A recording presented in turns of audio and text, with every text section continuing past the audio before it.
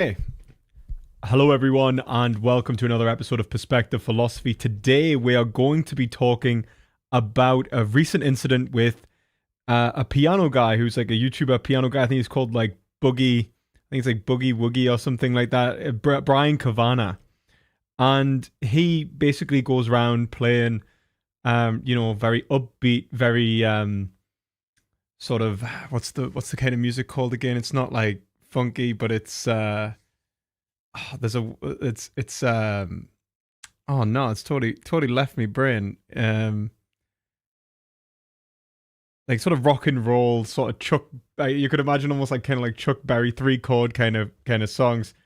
Very rock and roll sort of stuff. Really really fun swing kind of stuff, and it's Brendan Cavana. Okay, Brendan Cavana. So yeah, this guy called Brendan Cavana, he plays the piano in public, and people usually crowd around him because he's an amazing piano player. And yeah, he does sort of fun videos.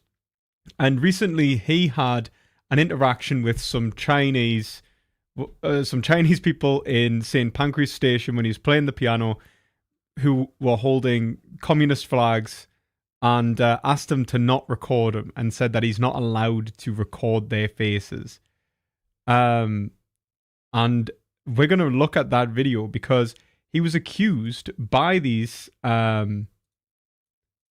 essentially by the, he was accused by the Chinese people there of being racist. Now, from my perspective, just to sort of give you the lowdown from what I've seen, I don't think he was racist whatsoever. He does bring nationality into it, but only to say, this isn't China, I'm allowed to film. And I think all in all, he's definitely in the right. But what we do see from this is their reaction is rather strange. He starts the interaction in many ways being a bit of a joker, trying to be funny, probably unsuccessfully and maybe even a bit cheeky. I can understand them being like, oh, that was a bit cheeky and maybe something that they don't get because there's maybe a kind of custom to the humor, which is absolutely fine. But he's tried to be funny. It didn't work. It's led to a bad altercation and then a major overreaction where the police are called. It goes absolutely downhill from there. And it's just absolutely ridiculous. And to be honest, you can't see it as a way to try and curtail someone's freedom. So we're gonna watch the video.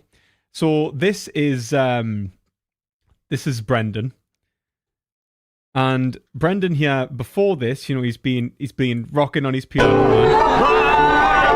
Well, so he's going to blast. Don't put it too clear because I've got one blast there. Pacify my mind. It's very much like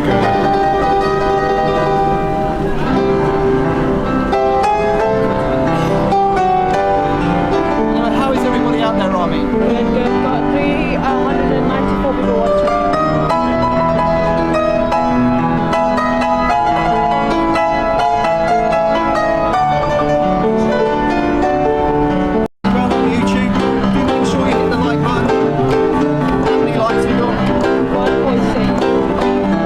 So you can see, very talented piano player, very ragtime. That's what I was looking for, Foresight. Thank you. Oh, yes, very like ragtime. Really, really fun. And obviously he plays a lot of different stuff and essentially has a good time doing it.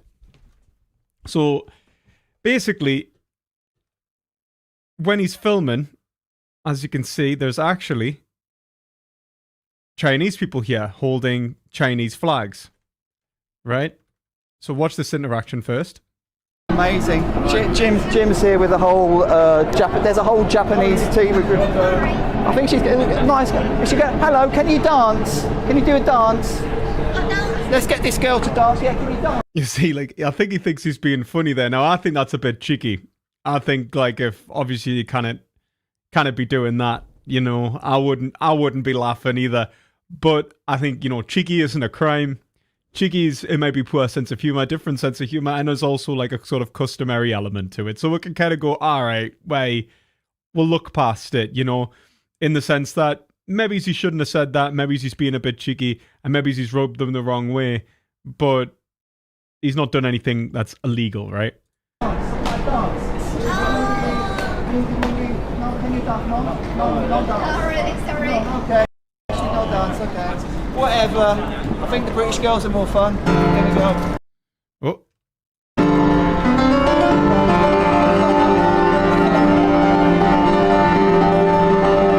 All sorts of Japanese people here today. Holds communist flags. Japanese people here. So that's a bit of a weird request. We can say that's a bit strange. You know, he did make a comparative put down in relation to the British girls. So that's a bit rude. I think that's not very nice. I wouldn't do it. I'd say that he was a bit of a dick for that. But also not a crime. So you just go, what? You know, like in Britain, you'd just be like, wanker, and then you leave. You know what I mean? How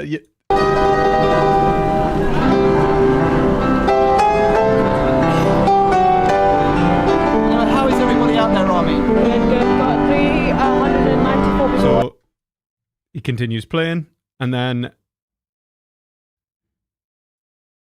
yeah, we'll go. Now it starts getting very fun, everyone. This is where things just go really downhill. Of course, we've got the Chinese here. Do you need to, I will see, because we're here film for Chinese TV as well. Oh, yeah. Yeah, did you film us, all of us, in your camera? So therefore, Chinese TV, did you film us, is what she's asking. I don't know. Are we allowed? No. We're not allowed. Yeah, so We're not allowed. Obviously, they're in a public place in the UK. I mean, I need to double check that. I think it's St. Pancras. It's St. Pancras, I'm pretty sure is public owned. But I'm not sure. But technically, if it's a public space, you're allowed to, it's owned by Network Rail, which I'm pretty sure is public owned. I want to say that Network Rail.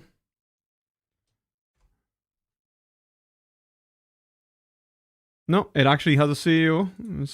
Is it who's the? Oh wait, no, wait. Owner, Her Majesty's government. There we go. It has a CEO, but it's an independent corporation of the government.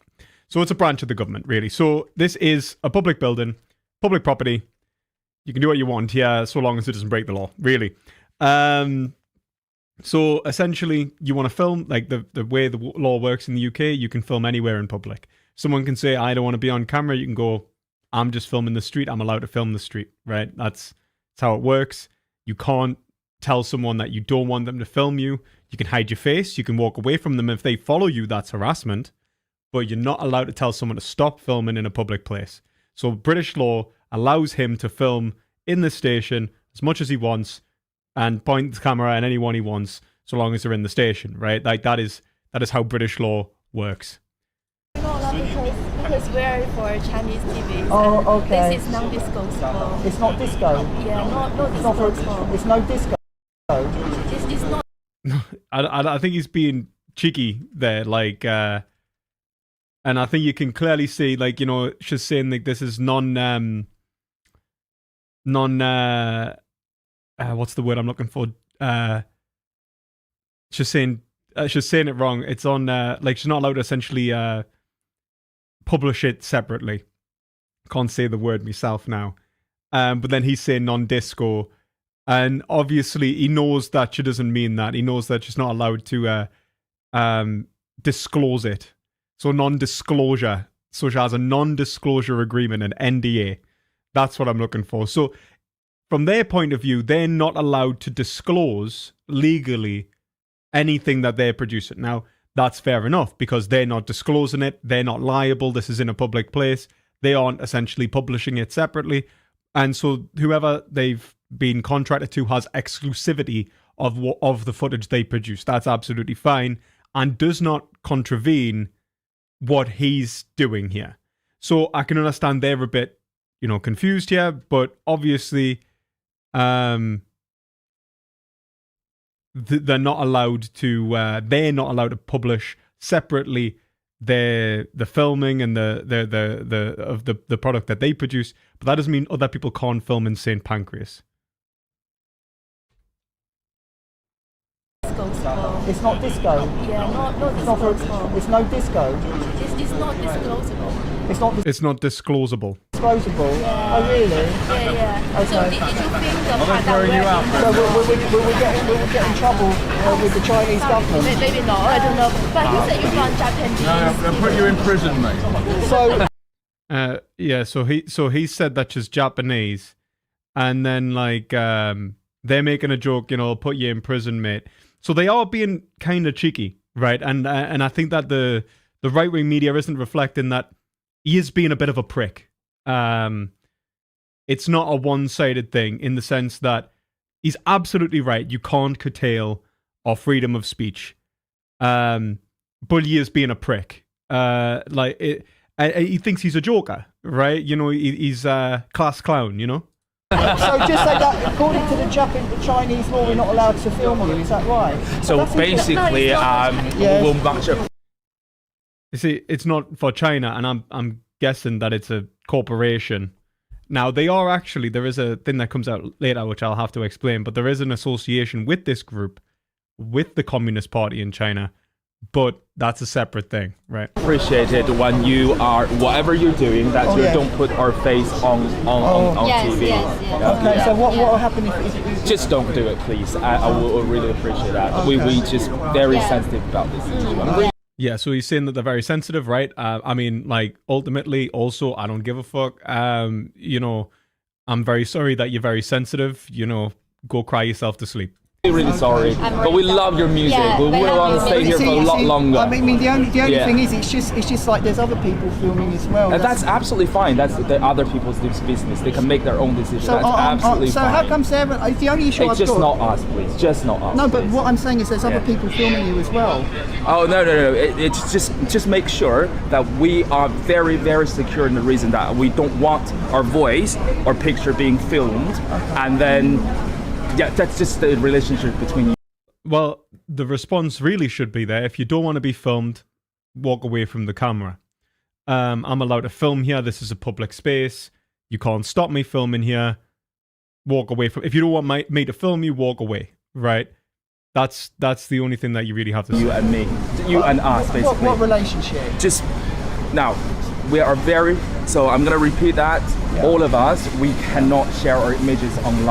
This guy who's talking is the guy who's gonna majorly overreact soon. It's gonna be great. You're gonna love this. Right. Yeah, there's no Because reason. why? That's our choice. That's our right. Oh, so it's not a legal It's not your right, but okay. thing. It is a legal thing because this is our right. We're protecting, and we don't want our voice or images. It's not a right. I mean, people do mistake that you think, and there's a kind of filthy irony that, you know, they come from a civilian state, really.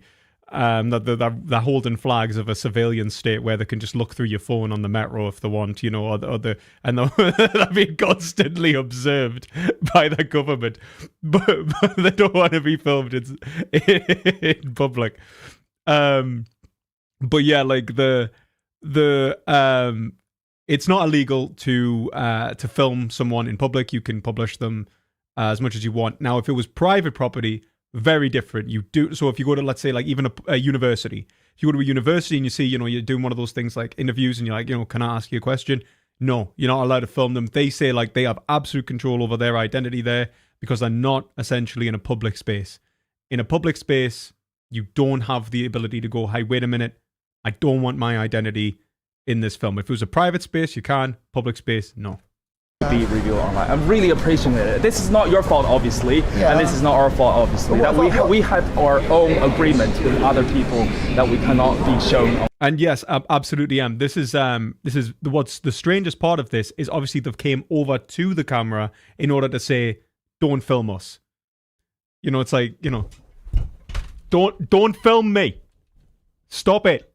Stop filming me. You know, it's like it's not exactly wise, is it? You know, but let's continue. Okay. Yeah, so sorry about this. So who's allowed to record you then? Just making sure you're not recording us, yeah? Because if you are recording us, that when we are saying this, you're still recording, and then we will put a legal action into it. Oh, okay. Yeah, we will Legal action. You've not like the standing put a legal action Really? into it. For what? We will. Legal I'm action- sorry, this is the end of the conversation. This is our right. You say, I'm sorry, this is the end of the conversation. We're protecting, and that's it. But what right? I don't understand. Image right. Image right? Yeah, we're not sharing this image Are you right. from China? That's not a question. The only thing we are arguing is that we are protecting our own image right. You're not sharing. But we're in public. Yeah, exactly. No sharing. So we're not allowed no to share. sharing. What do you- exactly. No sharing us. Share it yourself, that's fine. No sharing us. Okay. No and sharing. what- Please share me. Oh, share Yes. you, yeah. So And if one but day, you see, like, the thing is, we're in a I'm free, really sorry, we're on a schedule But, here. so That- me too, but we're in a free country, mate. That's true, We're you are not in in a free communist country. China now, you know. Yeah, I mean, to be fair, he's completely right. We're in a free country. We're not an authoritarian state. You can't tell me where I can and can't film. This is a democracy. It's a public space. I have a right to film. Oh, I'm sorry, this is racist now. We have No, we're not in This is racist now. Okay. communist China. We're in a free country. Just leave it out, Brendan. This is We're in a free country, mate. We can film where we want. You can call the police if you want. I'll be quite happy to call the police, you know. But listen, we're all free here, mate. This is free, but we don't want When to you're share in Rome, you images. do as the Romans do. Sorry. You're Roman? Yeah, it's a saying. Sorry, sorry. We don't want to it. Yeah, sorry. You don't want to do what? Yeah, To just share our image. To share our image Well, then you got to online. walk. You got to walk away then, That's it, man. because it's a public space. Yeah, definitely. So I tell you, I just tell my choice. Yeah, we don't want to show our image. Okay, well you got to walk away then. So yeah. Then, but we want to use this piano. This is a public one. Yes. It's a public It's public, one. but We use can use it as well. Yeah. Yes, you can. Yeah, definitely. Yes, Yes, you can, but you can't tell me not to use it also. Anyone can film because Commons. in the UK it's a free country That's and anyone but can we film. have image right. We have Not in image. public. In No, China, no, but we're not in China. No, I have my choice. I don't No, want but my. we are in Britain, Great Britain. We're not in I China. say I'm also British. This- I'm also British. Okay. thought I'm you also said you- British. you- I'm also British, but I don't want But to you've use got- my You've image. got a Chinese flag It there. doesn't matter. Show me the It doesn't Chinese matter. flag. Why you're touching her? Stop touching her! Don't touch her, I please. touched the Do flag. not touch her. Please, you are not the same age. Please do not touch her. Don't So he touched the flag. touch her. Please don't touch her. Please Don't shoot it. Yeah, don't touch. Wait a minute, let's just go back. We can use it as well. Yeah. Yes, you can. Yeah, Yes, and definitely. anyone can film because in the UK it's a free country That's and anyone but can we film. have image right. We have Not in image. public. In No, China, no, but we're not in China. No, I have my choice. I don't No, want but my. we are in Britain, Great Britain. We're not in I China. say I'm also British. This- I'm also British. Okay. thought I'm you also said you- British. you- I'm also British, but I don't want Well, to you've use got- my You've image. got a Chinese flag It there. doesn't matter. Show me the It doesn't Chinese matter. flag. Why you're touching her? Stop touching her! Don't touch her, I please. touched the Do flag. not touch her. Please, you are not the same age. Please do not touch her. Don't touch her. I'm Please don't touch. I don't know why being the same age would change anything. Like, it's okay to touch her if you are like the same age as her, but like because you're older, you're not allowed to touch her. Sure, You please. can only touch when the same age. Yeah, don't touch her. Don't touch I her. think it's What's the better. problem? What's the problem? No, Don't it's all right. shoot it. Don't shoot it. Please don't touch her. Please don't touch her. Let's just defuse Please the don't touch her. situation. Yeah, listen, No, mate, we listen. love your art, we love your No, you don't. music, You just but we are shouted at trying me. to have You because need you're to- touching my friend. I Are touched you the- allowing her to touch you? no. I touched the flag. No. I touched the flag. Doesn't mate. matter. You're And approaching also, her with you're her shouting- hand. You're getting a bit aggressive. You No, are. No.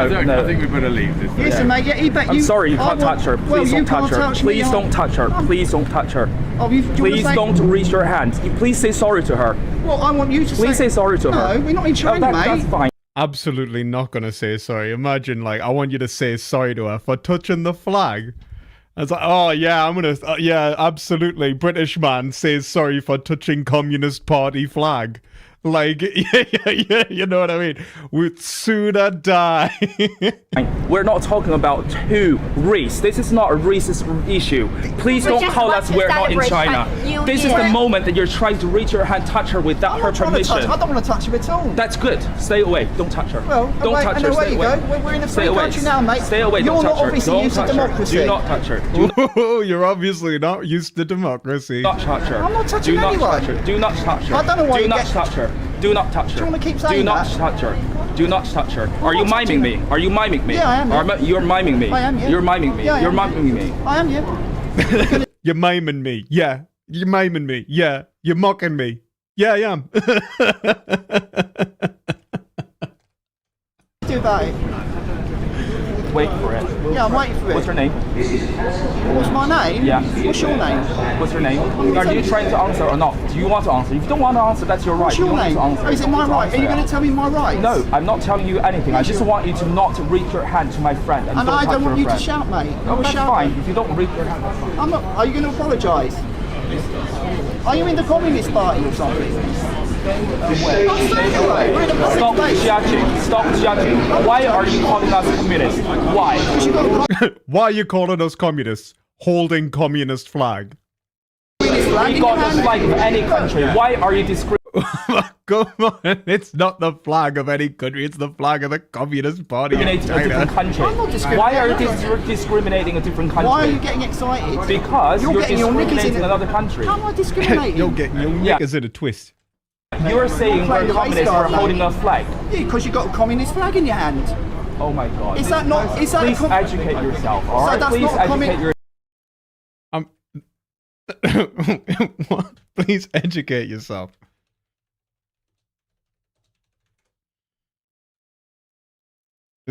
I mean, like, I'm just wondering, like, how you managed to... I'm just wondering how you managed to say that's not the Communist Party flag, if it's got the hammer and sickle, like, just right in the middle of the... right there. It's, like, the only thing on, like... So that's not a communist flag? country is different from the political agenda. That is not the same Is that matter. a communist flag, That's yes not or the no? same- that's So not it's the same not? thing.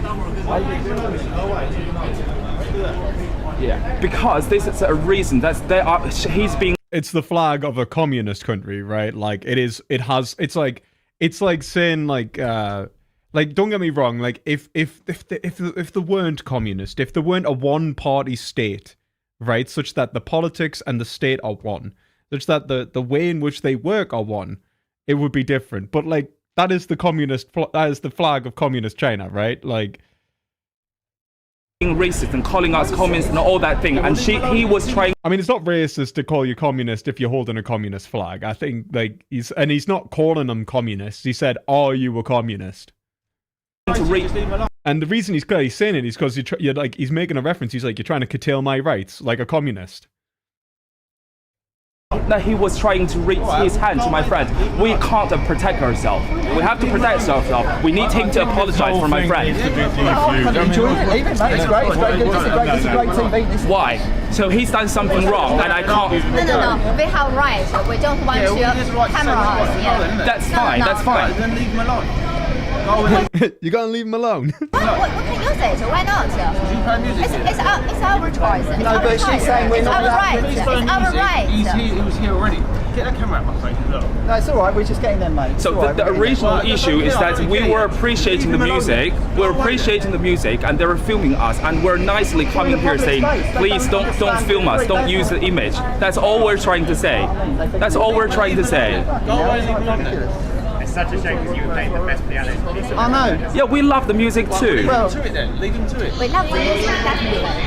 But we don't want to. anyway, look, all I said was you've got a communist flag. You're telling me what to do. We're in Britain now. We are not telling you to do. We Yes, say you we did. please don't use our images. You asked me to apologise. Yes, because she was trying to touch my friend. Yeah, we just want to celebrate the New Year. It's our choice. It's our right. If I'm reaching my hand to your friend, if I'm reaching my hand to your friend, I tell you my right. I'm trying to touch your friend. Will you allow it to happen?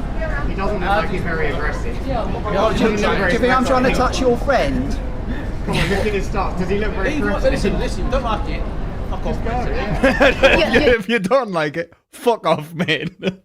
I do love Britain. You cannot Yes, we can. Oh. say like this way. You cannot say like this way. You cannot say like this way. Who are you? Who are you? Why you say like this way?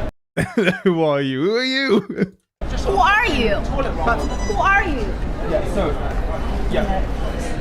So basically, they were filming, and we say we're nicely approaching them. So please don't use our image. Is that right? I know, but we were walking around with saying, If they're filming, excuse me, get that camera. Did you hear that? If they're filming, they have the right. You're in a public space. And there we are. That you know. if we're having a police can we matter, say you to need to them put that phone down. No, we're published because I'm going to record this for Yeah, evidence. that's the thing. I've got my video on. It's all right, darling. You're not live streaming this on your channel, though. Your face will be on that video. I think it's free speech, actually. Well, there we go. So we've got a few people from China telling us that we're not allowed to film. Listen. I'm so sorry.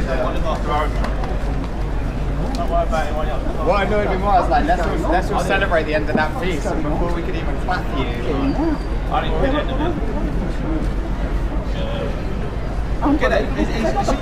Right. So like this actually goes on, but then the police, the woman police officer, the lady, she comes over and she wants to have a word with them.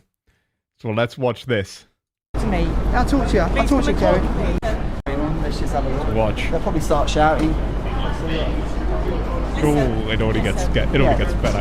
Come and talk to me. I'll talk to you. I'll talk to you, Kerry. I'll talk to you, Kerry, at the piano, man. Yeah, but can you just come and talk to me? I'll talk to you here. This is not to go on your channel, my love. Well- This is me talking to you. Well, listen, Kerry, we're in a public space. Listen, Kerry. Let me just have a conversation without with this doing in my face. Please. Kerry, if you're recording Listen. me, I like how she's got a camera on as well. It's like, Listen, this is going on your YouTube channel. Is- But I need to speak to you without this being on your YouTube channel. well, what about please. what? It's we're in a public space. Listen, can I just have a conversation with you, please? Without your friend video. No, okay? because the camera never lies. Listen, I've got my camera on Okay, and so we're I've just got my having a camera. conversation. Let's have a conversation then. This is going on your YouTube channel and I don't want it to go on your YouTube Well, channel. don't talk to me then, Kerry. Listen. I do love democracy. She's Kerry, we're in Britain. Right. God Public save the space. king. We've got a free country. That constitutional monarchy. How this is a free country, Kerry. You're not having any of this. The matter is that you're I'm not shouting making communist comments at them. No, I said you're waving a communist flag. That's all I said. And the hands were meant to be going towards her. Were you trying to touch her in that I was regard? not trying to touch it. That's why I have a camera. Right? Right, okay. That's why I have a camera. They've requested that the video where they've approached gets deleted and not used on your channel. No, they don't because have there's that money right. being made and they work for a company then their faces can't be shown on Well, they TV should on be. somebody's If channel. that's you're not their private security agent. I'm not their private security Okay? agent. And we're in a free country. We're in a free space. We're not causing you trouble. The problem is not from us, Kerry. The problem is they are coming over, telling us what to do. I'm playing the piano. Now, fair is fair, but you are not their private security guards. I never said I was, and I'm having a conversation with you. And we're in a free space, in a free country. I'm not causing any trouble. There's an allegation being made, and that's why I'm What's the talking to you. allegation? Now, you told me to stop filming, and now you say there's an allegation. The camera an never lies. that's the allegation. That's why I filmed. You told me to turn off my camera, and now you're saying I've got The an allegation. camera, What's the allegation? the reason why I'm asking you not to film it is because I know that you are putting this on your YouTube. Doesn't matter where it goes. We're in a free country. Sorry, we're in a democracy. We're not in China, and that's not racist. That's the truth. That's what. He's like, we're not in China. And then just like, she's trying to tell him, right? Exactly, but you can't say things like that either. You can't just say things Say like what? Say you can't say we're not in China to the people holding Chinese communist flags who are trying to curtail your right to expression. Absolutely. That we're in a free can't. country. No, that we're not in China. We've got Well, we're Chinese not. people exactly. Well, they came. Listen, Kerry. If I was over in China and I started Listen, Kerry. laying the law down to Chinese people at the piano, telling them what they cannot do, do you think that's appropriate? They came over here, the guy started shouting at me, and he said, you're not allowed to film, you're not allowed. And I said, sorry, we're in Britain, I'm allowed to play. And I said, you're waving a communist flag. And then he said, you're racist. So if I've done anything wrong, tell me. Right, okay. We're in a this is a free speech issue, I'm sorry. This is a free speech issue. I'm not causing any trouble. They are the ones making a fuss. And they shouldn't get the police as their private security. I think it's a disgrace. Nobody said that, have they? Who said that? And on Well, yeah, kind of. Oh, you're trying to get him to delete the video. top of that, Kerry, you told me to stop filming. And Telling him that he's being racist. I mean, to be fair, I think he was cheeky. I think he was a bit of a prick at the start. And I will 100% say, guy's a prick at the start. Right? The way that he engaged with them, the way that he was joking. He's clearly being a bit like, he's clearly being like thinking he's being funny with them and that when he's like, oh, disco, you know, rather than disclosure and stuff. Thinks he's being funny. But then they're trying to get him to stop filming and take ownership of the space so that they can film while he can't. That clearly is curtailing his rights and curtailing his expression in light of their economic interests, right? Which is not what you're allowed to do. I'll be real, if it was me, I would have brought up the Opium War. Oh, yeah, good one. That's solid, yeah. Then you said there's an allegation. Now, if I didn't have my camera, how would I prove my innocence? You know what? I know they are causing the fuss. I am not causing the fuss. I'm just standing up for myself, right? There's a fuss being caused and I've come up to deal with it. Oh, no, listen, Kerry. Who's causing the fuss? They're from China. Listen, you can't say that. What? They're from China? They're waving from China, for fuck's sake. Yeah, they've got a communist. Well, can I just say they're from China without the F? I saw it. They're from fucking China. I just think they're from fucking China. Exactly, but you know exactly what you listen, they are waving a communist flag, and I said, you're waving a communist flag. Is that racist to say they've got a communist flag? They're causing it. Look. Chinese New Year, isn't it? What Chinese New Year? I know. I've got nothing. Listen, I'm just playing at the piano. They stood by the piano. I was filming, and then they started laying down the law. I'm not doing anything. That's why the police get behaved. He did say they were from Japan, but to be fair, I think that was just him being an idiot. I think that wasn't. I think he was genuinely mistaken. I think he mistook them for Japanese, which is kind of like, that's not really it's not like a crime, right? And I don't even think that's necessarily racist. It's just sort of like if someone called me German or French, or I'd be very offended if someone called me French. So like, yeah, I mean, I can understand, right? Like if someone was like, oh, look, that French guy over there, I'd be like, excuse me? Like, you know, but at the same time, it's just like, it's just stupidity, right? Like it's not like if I'm holding like a Union Jack, right? And then they're like, he's French. It's not your job. You should listen. You should tell them. I'm not telling them anything that you're telling me to tell them. Okay, okay. Get on, play your piano. I'll have a discussion with them. Tell them we're in a free country. There we go. We're in a free country. I like he's about to swear that we're in a free country. Watching this, do you see? We've got the communists here telling me not to do. I'm just going to play some boogie woogie. Is Matty England there? Matty, we need you down at the station. Look at, show them the police over there. Look, go and film them before they can run over the whole lot. They're saying, I've just been speaking to the tuner guy who came to repair it, and he said one of the problems is, you know, I do look Russian. I don't think I do look Russian. I think if anything, like I actually don't know what I look like. If you were to racially profile me, what would you get, guys? Come on. Let's see in the comments. Where do I look like I'm from? People like you bash it so hard. I play very gentle, listen. Yeah, no, play. Oh, that's the stuff. Play like that, we got no problem. That's actually so good. You're such a good pianist, man. Stay there, everyone. Let's see what happens. We'll probably have the flying squad here next. We should have played the communist, so like the Chinese national anthem or something, man. I think I look British too.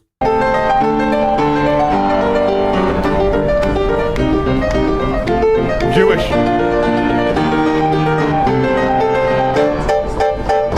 White Jamaican. Just Jesus as a nationality. African American, yes, clearly. All sorts of drama at the piano today. Okay, so I'm pretty sure that he makes a comment. And so basically this is a free speech issue, that in a public space you're allowed to perform, and if you don't like yourself being filmed and you're from a different kind of culture that's more authoritarian, then, you know, just walk away. That's basically what the issue is. Look, we've got like look at them all over there. There's like 100. Look, there's all sorts of drama going on with the police and the Chinese. So it just goes to call them communists just one last time. Yeah, how's everybody enjoying the show? What's going on? Hundreds of grand a month, yeah, they say. Who said I'm making hundreds? It doesn't matter. I think at the end of the video. Like free speech versus. Anyway, that's it for today. All sorts of drama in today's live stream. It was kind of like free speech versus different ideologies that don't want free speech. All right, mate. How you doing, man? How are you doing? I've been playing. Man walks up holding a bottle of wine, just says, "How do you do that?" Since I was about 3. God save the king. What's your name, man? Okay, Brendan. Yeah. Well, keep going, man. How you keeping? All right. Good one, yeah. You got your wine. You got your red wine in there. Yeah. Unfortunately, this is bloody Chinese, Scottish. Yeah, I probably look Scottish. I've got Scottish relatives. Okay. James there, player piano. Hope you've enjoyed the live stream. Hit the.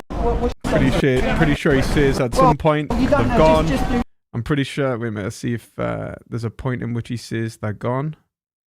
I just want to see if I can grab that point. In today's live. I want to see because I think. So now they've gone. The police have gone, and we're back to boogie woogie. So that was basically it. There we go. Free speech prevails. The police have gone. The Chinese have gone. Free speech prevails. Yes. Oh, that was a bit of a drama, wasn't it? Oh my goodness. I'm pretty sure he says. I definitely need a coffee after this. Dear, oh dear. What a drama. Okay, I'll do one more song, then I'm going to have a cup of coffee. Anyway, I hope you enjoyed the live stream today. Basically, today's live stream was all about free speech. And if you've just joined late, what happened was a load of Chinese people came over and started laying down the law that I wasn't allowed to film them by the piano, even though, and then one guy started to shout and started almost kind of getting very aggressive, and then they called the police. And that was basically all about free speech. So now they've gone, the police have gone, and we're back to boogie woogie. So that was basically it. Free speech prevails. Here we go. Last song, and then we're going to go for a coffee. One drama. How's everybody enjoying the show? Good, we got 970. It's basically a free speech issue. I mean, if I went over to China and started laying down the law to the sit and tell them they weren't allowed to film me and weren't allowed to do this, but that's basically what's happened here today. How are you? How are you, man? Nice to see you, pal. There's a point in which he says, "We won the war. Democracy won. The Chinese, the communists lost. We won the war." And he said, so yeah. And then he goes on Piers Morgan's show. Obviously, this is a great opportunity for the British right wing to say, you know, the Chinese are coming over here, curtailing our rights. You know, it's this big thing. And yeah, I mean, obviously, it's kind of funny. At the same time, do you guys think he was racist? What do you think? I think there was a point in which he was certainly borderline being racist. He was being a bit of a dickhead. When he was calling them Japanese, when he was asking them to dance, I think he was being a bit of a joker, thinking he's a bit funny, but I don't think necessarily racist, just a bit of an arse. But then it seems to me that they clearly overreacted and they've tried to curtail his rights of freedom of expression and the capacity to film. So, what do you guys think? Racist? Not racist?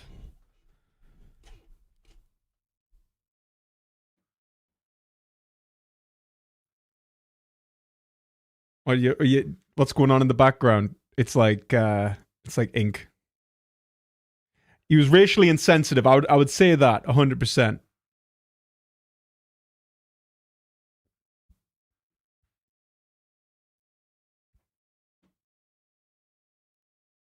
What can you hear the chair? Chair's absolute. I've to be honest, I know I need to replace it, but I'm never going to replace it. He's a bit racially insensitive, but yeah, I think that he wasn't really racist. The things that they were doing that the thing he was doing that were racist weren't racist. I would agree.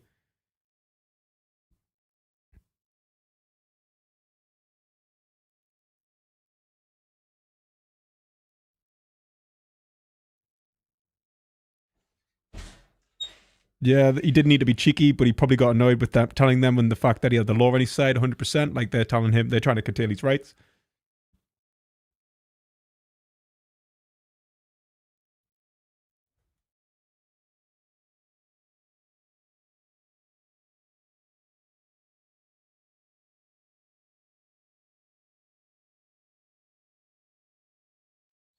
you don't like it, you'd know where the door is 100%. Like, it seems that obviously the law was definitely on his side. Reincarnation of Hitler, absolutely.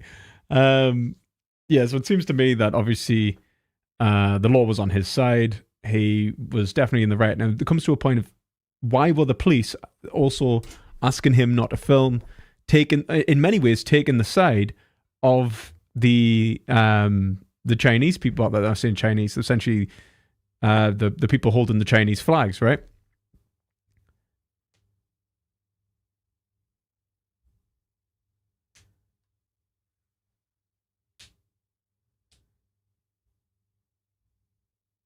I think ultimately what we're seeing is a guy who, he's a bit cheeky. He's, I don't know what he believes in his own space and stuff like that. But in that interaction, he didn't do anything too spicy. And ultimately, he had the absolute right to film. So he's racist, only plays the white keys. Okay, so that was essentially part of it. Now, there is there's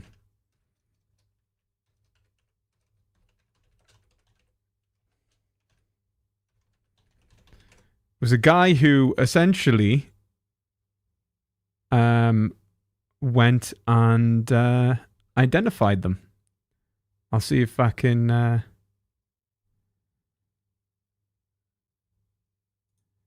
A few days. I think it was this guy.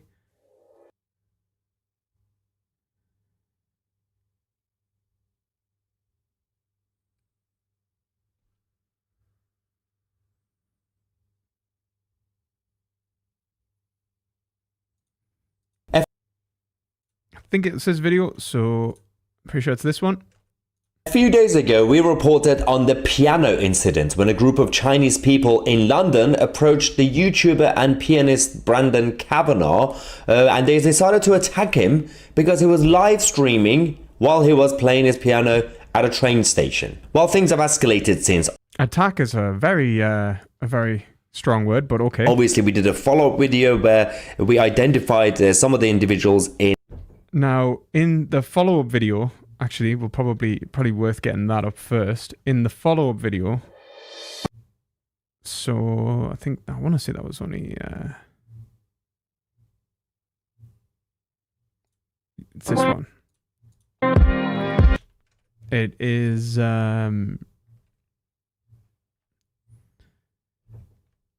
they were all has infrared in a suit. Absolutely, nah, man, they were far too tall. I'm pretty sure infrared will be short in China and like Asia. Like, I'm very confident. Like, even despite the lower average height difference, like, I'm pretty confident. Follow-up video after yesterday's report about Brandon Kavanagh, the YouTuber and pianist who usually plays the piano in public at train stations in London, King's Cross, for example, who was targeted by a number of Chinese people who were flying the Chinese Communist flag. Well, now after a bit of investigation, we have identified a number of people in that group. In case you... So, this is completely backfired. Do not film me has led to them being identified and essentially named and shamed. Missed that video, check out obviously the channel. We have the full version of that, and obviously I've got Kavanagh's YouTube link in the description as well for you guys to have a look at his channel. These guys approach and basically complain saying your camera's there, but we don't want to be filmed. He wasn't filming them obviously directly, the camera was just there. I don't know why they were standing in front of it, and they started complaining saying no, you can't film us in public. Obviously you can, this is Britain, not communist China. Then they started having a meltdown and said you can't say this is not China because that's way. I don't think he is taller than you, Allgate. Aren't you like, how tall are you again? Infrared is a good looking guy, is he not? I mean, not my type, Maximo. I can't say he's my type. I don't think he's a bad looking dude. I don't think he's like the worst looking. I think that like if we're gonna, I don't think he's 5'5". But like, I mean, I don't want to comment on the guy's appearance. I don't want to be that like catty man where I'm like, this is the things I don't like about his appearance. But suffice it to say, at least he works out, right? Like, he's a short man and he works out, and at least he keeps himself all right, right? Racist, apparently. Well, I think it's time to do some identification. Well, let's start with the guy on the far left. That one. That guy. Who is he? Well, this man, his name is Newton Leng. Newton. Interesting. So, this man obviously lives in London now, and he actually works as a consultant. So he's a financial consultant, right, for the Financial Times, right? He works for the UCL's Faculty of Education, right? And he, I think it's UCL, I think in the Faculty of Education. Consultant for Financial Times. He has a contract with Financial Times, but if you look at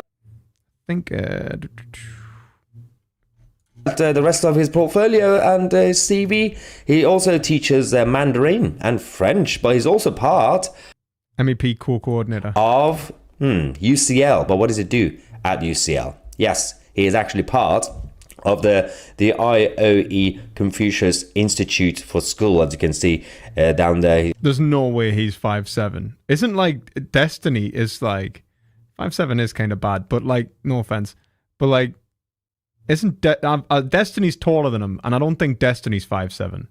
How tall's Destiny? So I was under the impression that Destiny was 5'7". Obviously, his name is also mentioned under general resources. The problem with this Confucius Institute for Schools is that they have in the past or presently been a racket for the Chinese. Destiny claims 5'8". All right, we'll give him 5'7". We'll give him the benefit of the doubt. I remember I'm 5'7". He's like 5'3". I don't know. My perception of this is totally skewed. Anyway, like, back to the actual topic and not Infrared's height, you fucking heightists. Okay. This guy teaches Mandarin. Communist. With presently, his name is also mentioned under general resources. The problem with this Confucius Institute for Schools is that they have in the past or presently been a racket for the Chinese Communist Party in Britannia. Yes, there was an investigation before actually of China's Confucius Institute in the UK So China's Confucius Institute by Sam Dunning and Anson Kwong, who exposed the problems that these people were causing in this country, infiltrating. So these were under investigation for essentially infiltration, for potential spy as a potential spy network for the Communist Party. The system up to a point where even the British government eventually decided to stop funding the Chinese state-linked Mandarin teaching. So it's wild that this guy actually might be a communist. The guy who's saying, "Do not film me. You're so uneducated. There's a difference between China and the Communist Party. This is a nation, not the political agenda." Very possibly associated with a communist spy network. Teaching schools. I love how the taxpayers was actually still funding these CCP-linked institutions in the United Kingdom. So yeah, that's our lovely Newton. You know, it's important for people to know who these people are. Yeah, it'd be a terrible spy if it's true. Imagine just intimidate the general public and pretend and claim that Britain is now like the Chinese Communist Party. So, next. This lady is Adelina Zhang on the left that you can see. This is the same person who, when Kavanaugh tried to basically talk about her flag, he touched the flag and then they had a meltdown saying, "Don't touch her, don't touch the Chinese Communist Party flag," or the China flag and all that. But who is she? Well, Adelina Zhang is actually very influential in the UK. She hosts Chinese state-linked events in the United Kingdom with very, very powerful individuals. This is Adelina with, oh yes. That is our Chancellor of the Exchequer. Our Chancellor, Jeremy Hunt. She's also obviously hosted a number of other events with a number of other politicians. That is Theresa May, our ex-Prime Minister. Including the former Prime Minister, Theresa May, and the former Home Secretary, Amber Rudd. Interesting, right? Now, nobody's actually directly accusing them of doing anything dodgy yet, but the whole point is that we have had so many examples. We have precedent of people who are linked with the Chinese Communist Party and doing things in the It's starting to turn into an episode of House of Cards, man. United Kingdom, especially the fact that they said they were doing some filming for Chinese TV, as they said. Well, it's because of the next person. Yes, this young lady who was initially actually approached Brandon Kavanaugh, saying that they're filming something, and they're not allowed to show their faces, even though they're filming something. Apparently it was secretive, but it was supposed to be published at some point later. She's actually an influencer as well as being a CEO. So what's going on here in many ways is really the interaction is just what it is. Everything else is really just an identification of them having a vested interest in China, which is kind of unsurprising because they even said that they are filming something in relation to Chinese TV. So they're associated with Chinese TV. Now, what's kind of being pointed out here is that that probably associates them with the Communist Party in some ways. So not a big surprise. And to be honest, not necessarily the biggest deal. Obviously, we do have relations with China, and we should continue to have relations with China. What can't be allowed is the curtailing of someone's freedom of speech. Now, I think it would be a bit of a stretch to say, aha, well, these Chinese Communist Party affiliates have came to the UK to stop people playing pianos in St. Pancras Station, right? But I will say this, after this event, after this all happened, the piano was cordoned off at St. Pancras Station. They actually cordoned off the piano at St. Pancras Station, which does actually show how easily intimidated our society can become by this kind of tensions, by these kind of tensions. CEO at Top Offer Academy. She actually obviously does recruitment and coaching, but she's also an influencer online. She has pronouns.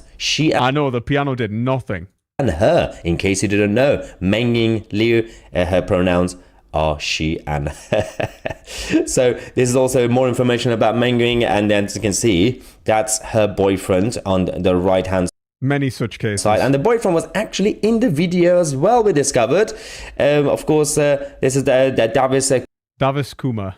Who actually works for Mengying's agency, actually. So she basically runs a recruitment agency, and he works for her agency.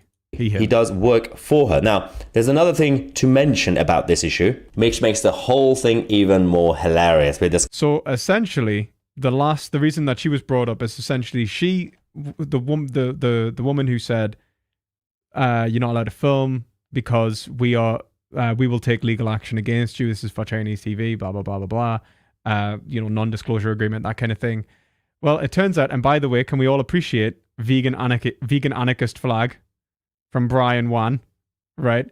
So talking about some image rights, she's being sued for violating someone else's image rights in China in stuff she posted on her WeChat account. So she's actually being sued herself for violating someone's image rights in China.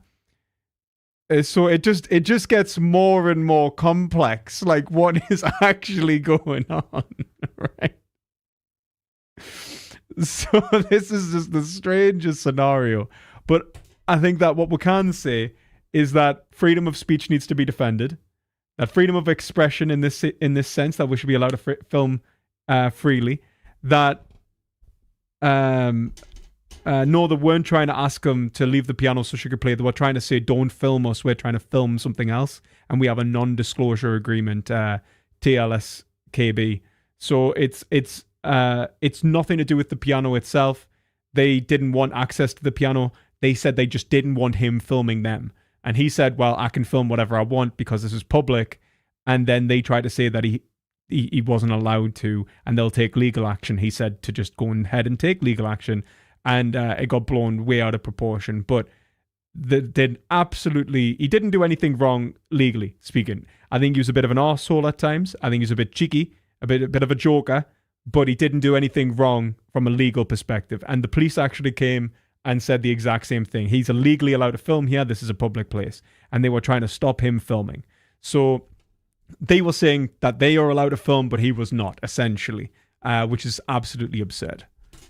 So, yes, I think that what we have to remember is the paradox of intolerance.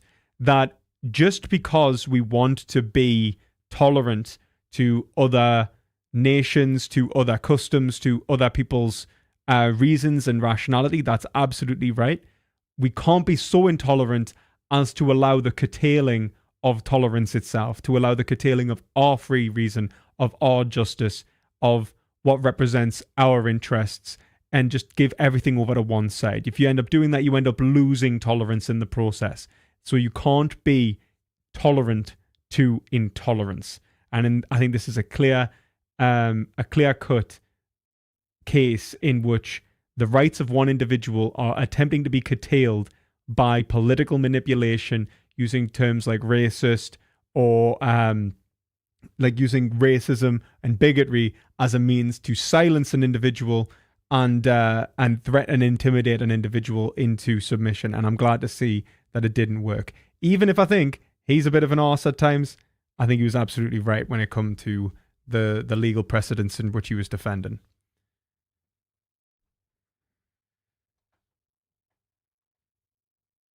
Okay, so what do you guys think?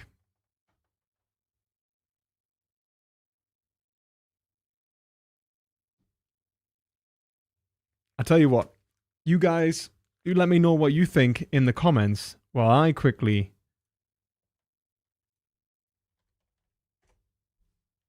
be right back.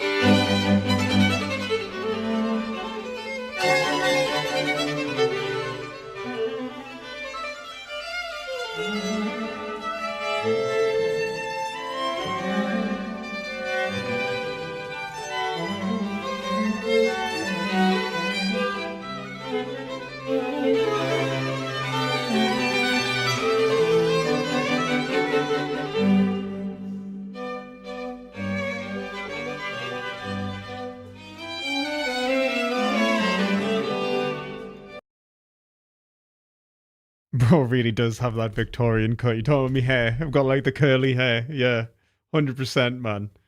I'm living the life of the true academic.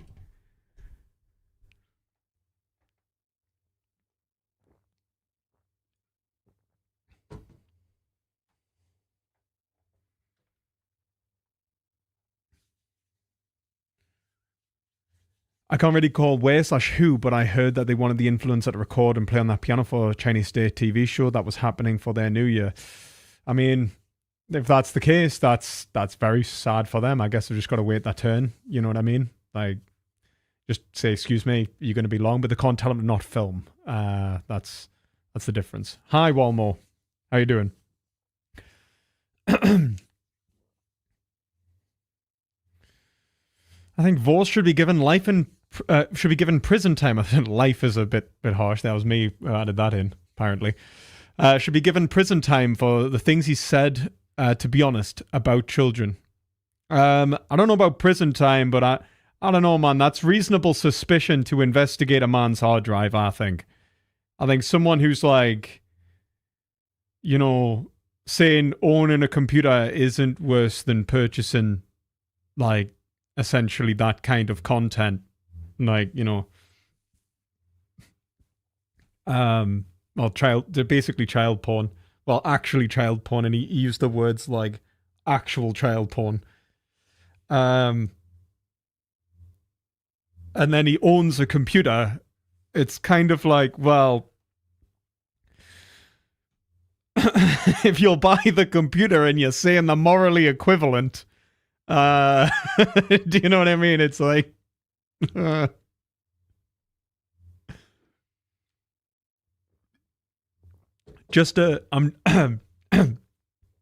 not saying convict the guy unless he's actually done something, but I don't know, man. Just someone needs to look. That's all I'm saying. I'm not saying like,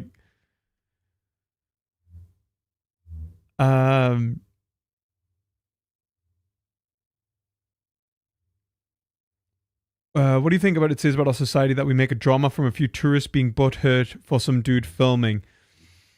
Well, I think that it says that right now we're having issues with communist China. I think in some respects. And that it's going to be taken advantage of. I think it says a lot about what British right wing, that they'll just try and stoke any sort of national or sort of racial tensions, because that's essentially what fuels their viewership, right? Like, unfortunately, there's a large group of people in Britain that will be mad simply for the sake of being mad, and that's sad. At the same time, you know, there is an issue not just with this, like these people who have done this one specific case can be kind of thrown away, and we can look at really the ways in which we're getting this kind of woke propaganda, right? And I hate to say that it's real, but unfortunately it actually is, where people's freedom of expression has been curtailed in times, where people have been arrested for posting lyrics. Like, there was a girl who was arrested for posting lyrics from a rap video that used the N-word on Twitter, and all she did was post the lyrics of the video. And it wasn't racially insensitive. She wasn't aiming it at anyone. It wasn't anything like that. So it comes to the point in which there's been a few instances where the police have been involved, that people have been essentially, have received, essentially cautions by the police and things like that because of what seems to be a censoring of free speech. So I think it's more about the broader political landscape of right versus left and the importation of the American culture war. Unfortunately, America has managed to make everything a fight about race and about sex and basically various identities, and you're having this sort of identity politics that's been imported and adopted by British politics, and I think it's a lot of nonsense for the most part. I mean, I think there's genuine stuff, like there's genuine issues that need to be tackled that involving many of involving race, involving economics especially. I think economic injustice in the UK is like most prevalent. racial injustice exists. Like there is points of racial injustice, but no institutional racism's actually been proven or identified in the UK. Yet we still have, people claiming that we're a institutionally racist state, and it seems that there's a lot of dogmatism and nonsense really being perpetuated on both sides, where one side's using it to react. I mean, I'm almost sick, to be entirely honest with you, of seeing the typical thing, right? Woke people do stupid shit. Right wing react to woke people doing stupid shit. Use it as a way to perpetuate their dumb ideology. Woke people react to that. It starts some sort of fight. Woke people do something stupid again. Or right people do something stupid again. And it's just this tit for tat react kind of bullshit. And it's just, that's what politics has become. Just reactionary identity politics for the most part.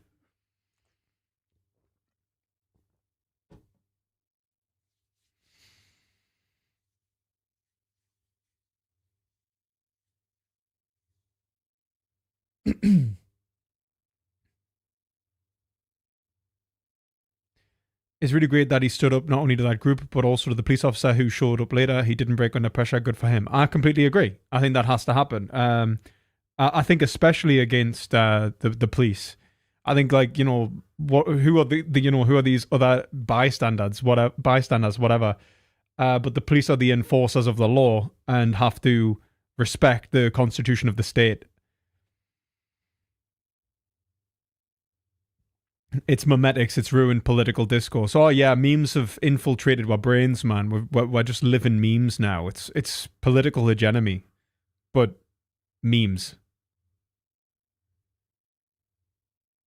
Is it fair to say that the Chinese express a lot of support for authoritarian measures, or is that a gross generalization? I mean, it's a generalization, but I wouldn't call it a gross generalization, so long as you take it depends on whether we trust like the reports of the Chinese condoning the actions of the Communist Party. Like, so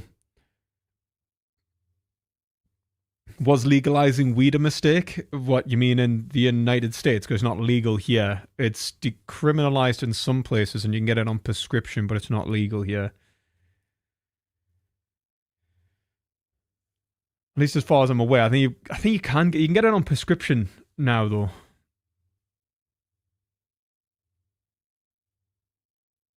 Sun Tzu advisor explaining dissent with the enemy's culture to sow further discord, weakening their unity, allows for strategic manipulation, amplifying internal strife without direct confrontation. Yeah, I mean, like, what is it? It's, what we're really talking about is, it's a very famous expression, man. It's just totally left, divide and conquer. I mean, 100%. And I mean, we've got,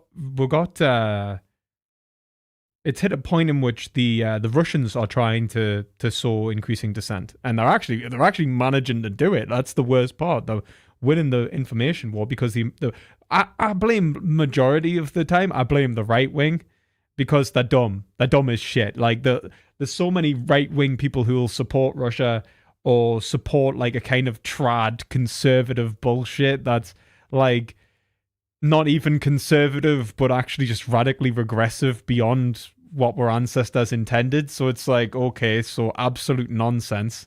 Return to monkey.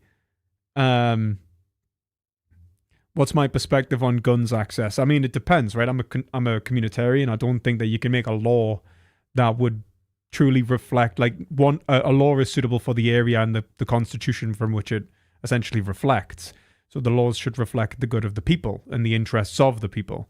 So for the United States, I think banning guns or something like that would be absolutely ludicrous, right? You can't just ban guns. Like the population, or it's such the right to bear arms is such integral to the Constitution of the United States that to do anything other than allow them to bear arms would seemingly be unconstitutional, right? But I think that there's a fair reason to say that licensing and regulated gun ownership, in the sense that, you make sure people are, let's say, not mentally unstable or something like that. I don't think that, you know, allowing certain individuals to have guns is a good idea. The issue is there's so many guns in the United States. Excuse me, it's not exactly hard to get a hold of one.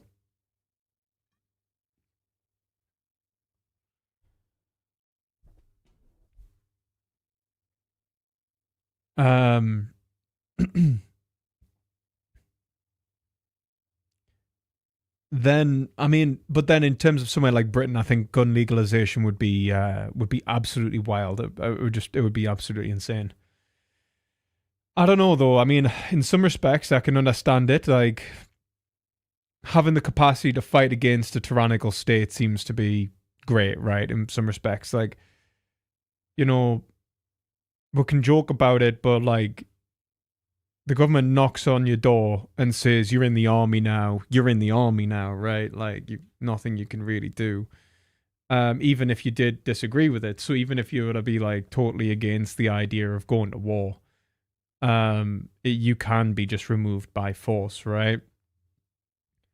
Just thrown onto the front line. Now that's basically what happens in like somewhere like Russia, where you kind of don't get a choice. You called forth, you called up, what are you going to do? You can run out of the country, you can run, but that's all you can really do, right? Where in the United States, if you were to try and, let's say, mobilize en masse for an unpopular war to the point in which 1 million people run away, I mean, I don't know, man. You could honestly do something, I guess. Like, so it's one of those things. It's also like you could never invade the United States.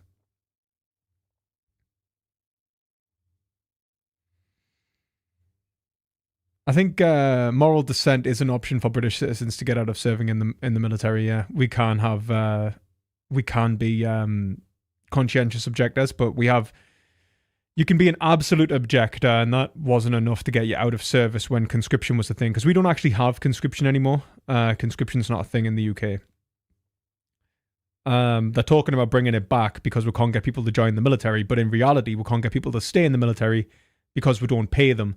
And I really dislike this bullshit.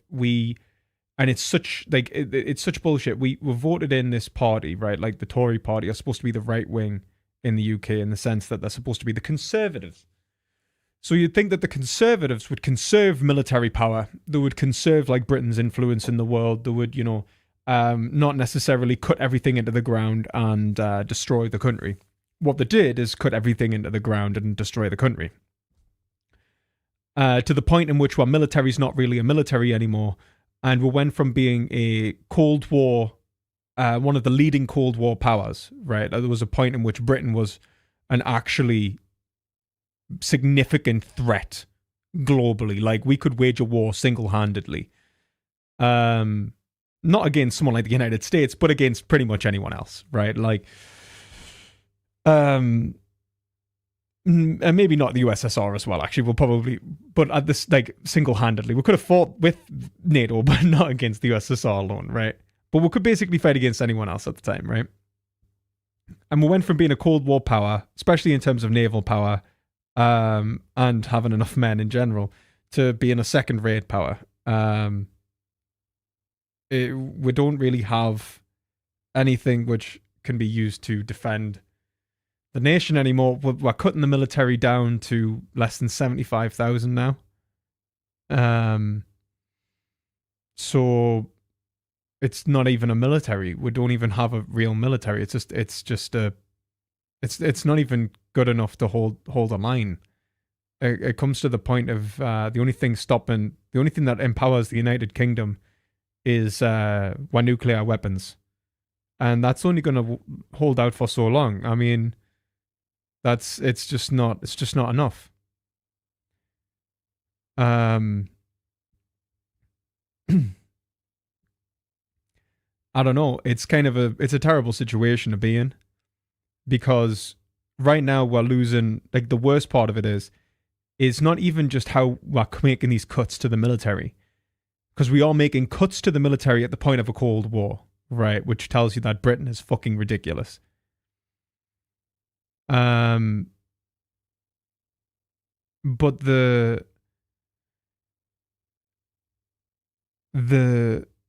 worst part is that because we've outsourced so many essential functions of the military to private corporations which have no interest in the actual running of the military, that things like the repair blokes and stuff that would come and fix the homes of military families are incapable of actually performing an adequate job. So people are leaving at a rate which is 3 times higher than recruitment. So we're losing men. We're hemorrhaging men from the military because the standards in the military are so low and the pay is so low. If you join the military and you get trained up and you, let's say you've been in the military for 10 years, right? Let's say you're a committed, hardworking British bloke who's been trained up and wants to serve his country. Now you've got expertise that necessarily we need, right? And we need it to help train the next generation, and we also need it to essentially, in case there is a war, right? Let's say you could do between 3 years, 2 to 3 years, whatever you're contracted for. The issue is that you have absolutely no reason to stay other than a sense of duty. If you leave and you join a private corporation, you will be paid 1.5 times more at least, right? So you'll be 150% extra pay, right? 150% of your pay. You will get better. You'll likely have better accommodation because the accommodation you're in is not being looked after. You'll be able to be at home with your family rather than being sent off with a couple weeks' notice to God knows where, like Estonia, right? Or Iraq, right? My cousin was in Iraq. So you can be sent like anywhere. And there's absolutely no reason for you to stay in the military because the pay, the quality of life, the stress, and you've got to then risk your life for a country which is not even willing to give you the same pay or the same level of, let's say job satisfaction, you could say, as someone who works for BT. So there's or any real private, or like British Airways or something. Like, so you're basically doing it purely out of the goodness of your heart because of duty. That just feels like to me that as well, like that's only going to last so long when people go, hey, wait a minute, am I being taken the piss out of? And that's the unfortunate truth about the British military. Yeah, we're cutting everything over here in the UK. Everything's getting cut. And it's just because we're funneling money more and more into fewer and fewer hands, right? We're actually still one of the richest countries in the world. I mean, we've made some massive economic mistakes, right? Our governments for the last 30 years have been severely incompetent. Honestly, if I wasn't a Christian, I'd be calling for them to be guillotined. Like, they're absolutely useless. Like, I mean, atrocious. The worst governments, both Labour and Conservative, right? The worst governments. Honestly, we would have been better off if, like without a government. That is how bad they've been with selling off the Gordon Brown with selling gold, or the way they sold off the post office, or the Afghan-Iraq wars, or the way they responded to the 2008 financial crash with austerity measures. Like, everything has been absolutely atrocious, awful, the worst. It actually begs belief that they could even be British patriots and do what they've done. It is that bad. They've made one right decision in like 30 years. And that's between the Tories and Labour. I'm not even talking about Liz Truss, who got beaten by a fucking cabbage or lettuce, right? So, like, the way in which we actually have to look at the British government is that they are a bunch of incompetent monkeys. Like, they cannot run a country. There is they're absolutely ridiculous. So that's been the state of Britain right now. And that's really where we're at. Both right and left wing are absolutely useless. And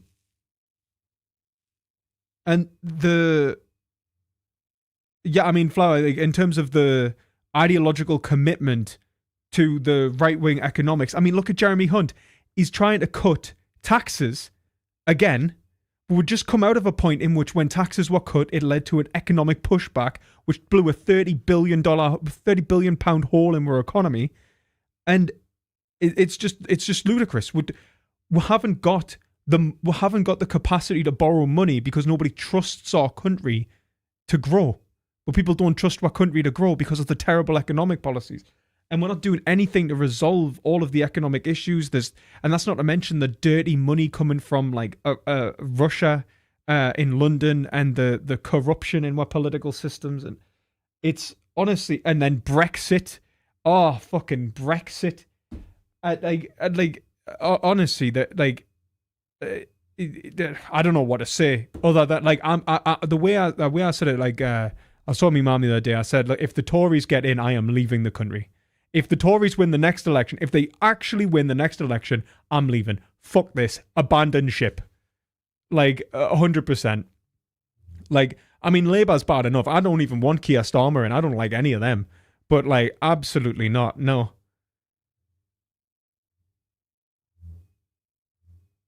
Lowering taxes. Look, I'm not saying that lowering taxes couldn't improve the economy in one respect. I mean, it depends what you mean by improve the economy. It could essentially increase the GDP, right? Which is not improving the economy, but it could increase the GDP.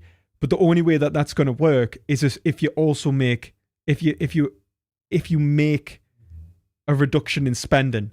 But if you have to borrow money, if the costs of the economy aren't going, like the costs of running the government aren't going down, so your spending's not going down, but you're making tax cuts, right? You're essentially making a massive hole in the budget. Where would I go? Probably Ireland. I'm thinking either Ireland, right? Which is probably part of the reason why this country's falling apart anyway. Thank you, the Irish. Just fucking colonial revenge. Or maybe it's New Zealand, Canada. I'd go to the United States, but like, I mean, I don't know, man.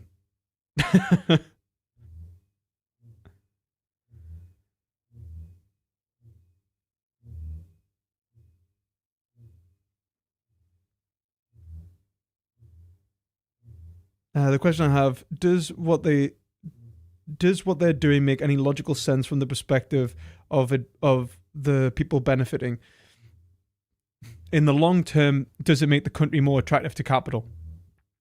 What you mean in terms of in what way? What policy do you mean specifically?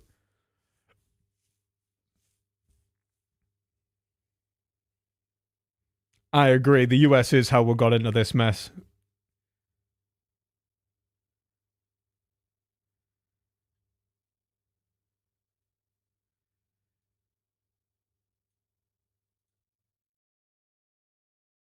Is that a dog? Wait,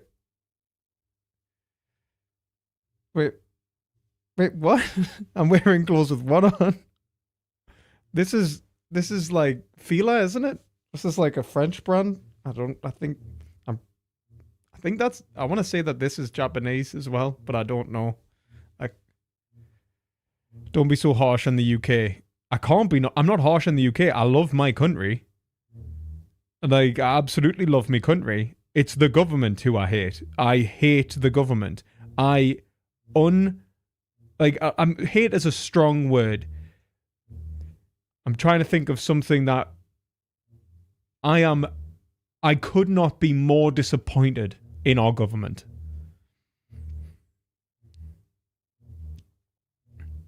In Norway, it's not much better. We have probably a political scandal every month for the last year. It does just seem to be like, you seem angry enough to come to the US. We'll take you here. No, but the US, man, like, your politics is fucking like, I'm just waiting for you guys to erupt into a civil war over transgender toilets or something. Like, it'll be something stupid. You'll fight over something dumb. It won't be meaningful. It'll be the most meaningless fight ever. You end up with, like, Joe Biden as your god king or something. I don't know. They'll probably find a way to make him immortal. It'll be like Children of Time.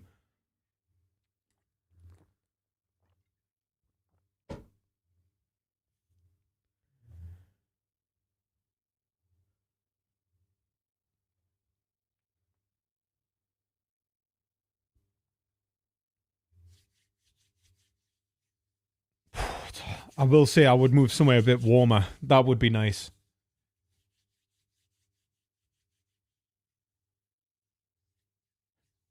Does anyone know what's going on with the Falklands as well? Isn't there like Argentinian Prime Minister trying to negotiate for the Falklands as if we'll ever give them back? I mean, even like the people in the Falklands, like over 90% voted to remain British when there was a referendum. I think they're going to get the bloody Falklands back. Question about British money. How are you guys affording for all of the housing for all the immigrants coming off the boats? It is actually a problem. Like I hate to say it, it's not just the immigrants coming off the boats.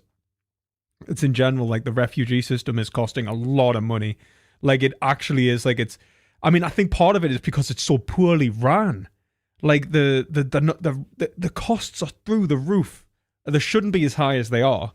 But in general, yeah, it's like it's essentially the entire living. It's like basically paying for people to live. And then you've got this whole Rwanda scheme, which is already been like they're getting thrown out by the House of Lords, and the government's ripping itself apart. Like, honestly, it's just, they're bloody useless. Like, actually bloody useless. Like, I mean, like, I don't know what to say other than I think they're all like absolutely, like, I don't know how you can be this bad at any of it, really. Like it's poorly ran because typical politics create a problem, then you have an excuse to spend money. Well, yeah, and I think there's so much kleptocracy, right? Like, there's so much corruption. There's so much, like, it's definitely like, it come to a point when it's like the only reason you become a politician is if like you're a failed thief, right? Like you wanted to rob a bank, so instead like you realized you could never rob a bank and get away with it. So what you'll do is essentially rob everyone else. That's like that's just how UK politics work, you know. It's it is actually there was Matt Hancock basically funneled like 10 million into the hands of his pub landlord, right? Like, how do you even do that? How do you just, you go to the pub one day and you want 10 mil, John? Like, you know, literally that. Like, that is the only way, like, what is going on? Not to mention, like, the dirty money coming from, like, Russia and how that's affected things like Brexit. It's just it's absolutely wild. Like it is absolutely wild. I've just realized I was on live chat, not top chat. Yeah, dude, come over here for the woke Marvel Civil War. It'll be a good time, I promise. No, because then I'll end up getting roped in with the liberals, right? And like, the liberals aren't gonna win. I don't know. Maybe they will. I don't know. But like, it's not gonna be fun. I could like. I don't know, man. I'm with Iron Man, and Captain America's gonna win, and I know Captain America's gonna win, but Iron Man was right. You know, it's like plot armor. You know, don't move to Ireland if you want warmth. True, but it can't be colder than here, really. You mean that? Yeah, I do, Miss K. That's exactly who I mean.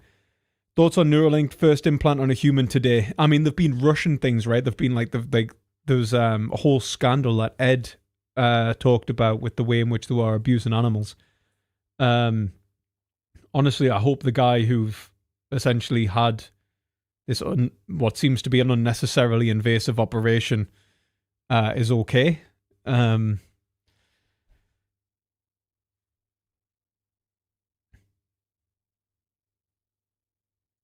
Genuine question: why does the West spend so much money for refugees, but barely a penny for their own citizens like vets? I mean, there's a point where, like, I understand, like, obviously we should care about others. Like, obviously we should care about refugees, and we do pay for vets. But I think it's just public pressure. Like, I actually don't know why. I mean, there's a lot of the refugee crisis have come from our sort of global interventionary politics. It's just a big mess. I don't know what to say. Like, in terms of global politics, how do you resolve it? I think that it's not something that we really can resolve overnight anyway. PP, have you heard the Pope recently? I think he's very aware of the things you're talking about. In what way?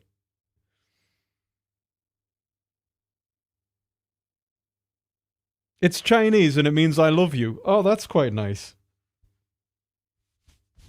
Well, there we go. We'll bring the Chinese Catholics into it.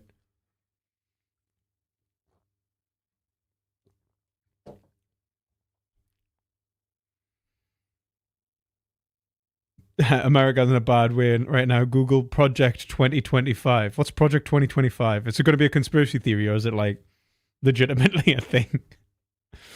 I'll Google it. I do love a good conspiracy theory anyway.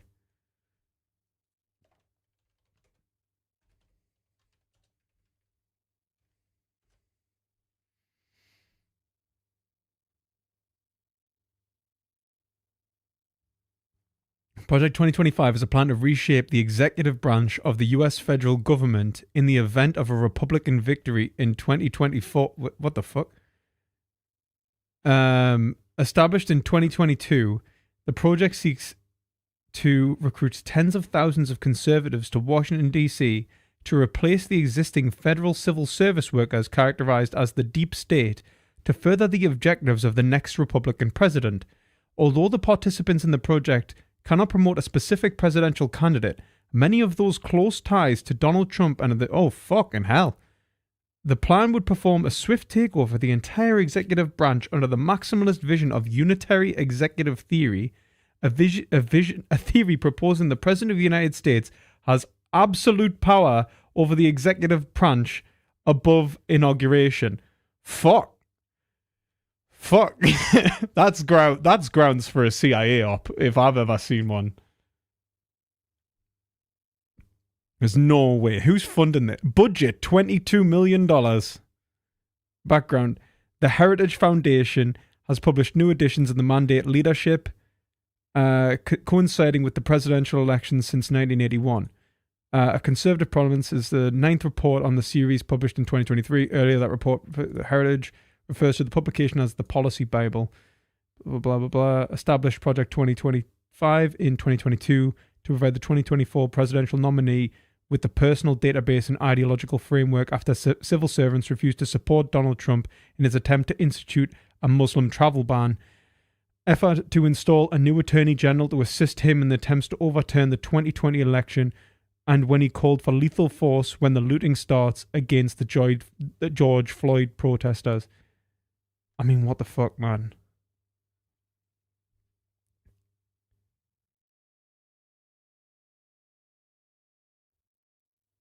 The project seeks to revive Trump administration effort to include a question on whether individual counted in the decennial U.S. Census is an American citizen. The census population count is used to blah, blah, blah, blah. Publicly argued that it wanted to question to prevent racial and language discrimination in the U.S. Supreme Court, found it to be contravened in rejecting question. So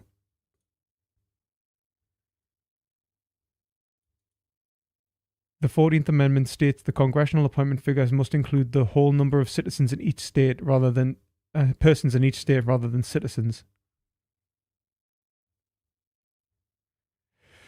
Oh wow, yeah, that is terrifying. I can see, yeah, that is a little bit terrifying. Wow, your country, like, the thing is, my country sucks, but all of ours are just like wet noodles, man. Like, I don't know, like, what to say. Like, our politicians are greedy wet noodles. Like your politicians are like fucking mad. I don't know, like, Trump is actually fucking insane. I just want you to know that. Like, Trump is actually fucking insane. Even Ben Shapiro called him insane. He just said that he'd vote for him anyway. Like I don't know what the I fucking hate the Dems, right? I just want to say this. I think the Dems are disgusting, right? I do dislike the Dems, but I hate the Republicans more. That's the only thing that I like. I'm too harsh on Trump, you think? I think the man's fucking lunatic. I do think the man's a fucking lunatic. The guy said he'd pull out of NATO. Fuck that guy. Like, there's no such thing as being too harsh on that guy. Pull out of fucking NATO.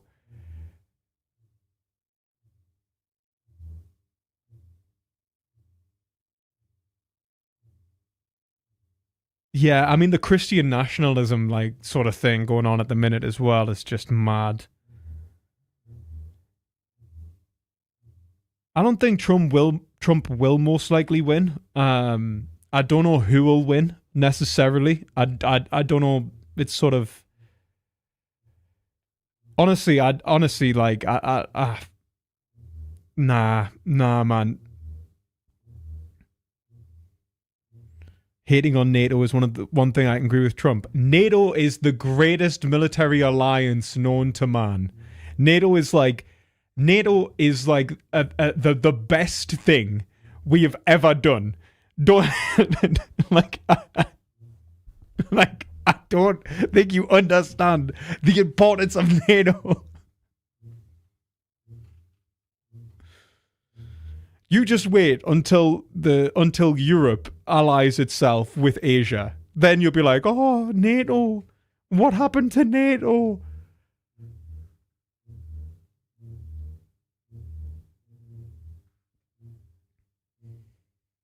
There's not been enough SJW cringe compilations for Trump to win.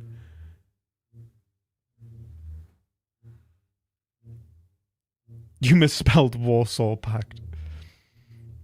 At what point of NATO the US carries it and everyone shits on the US?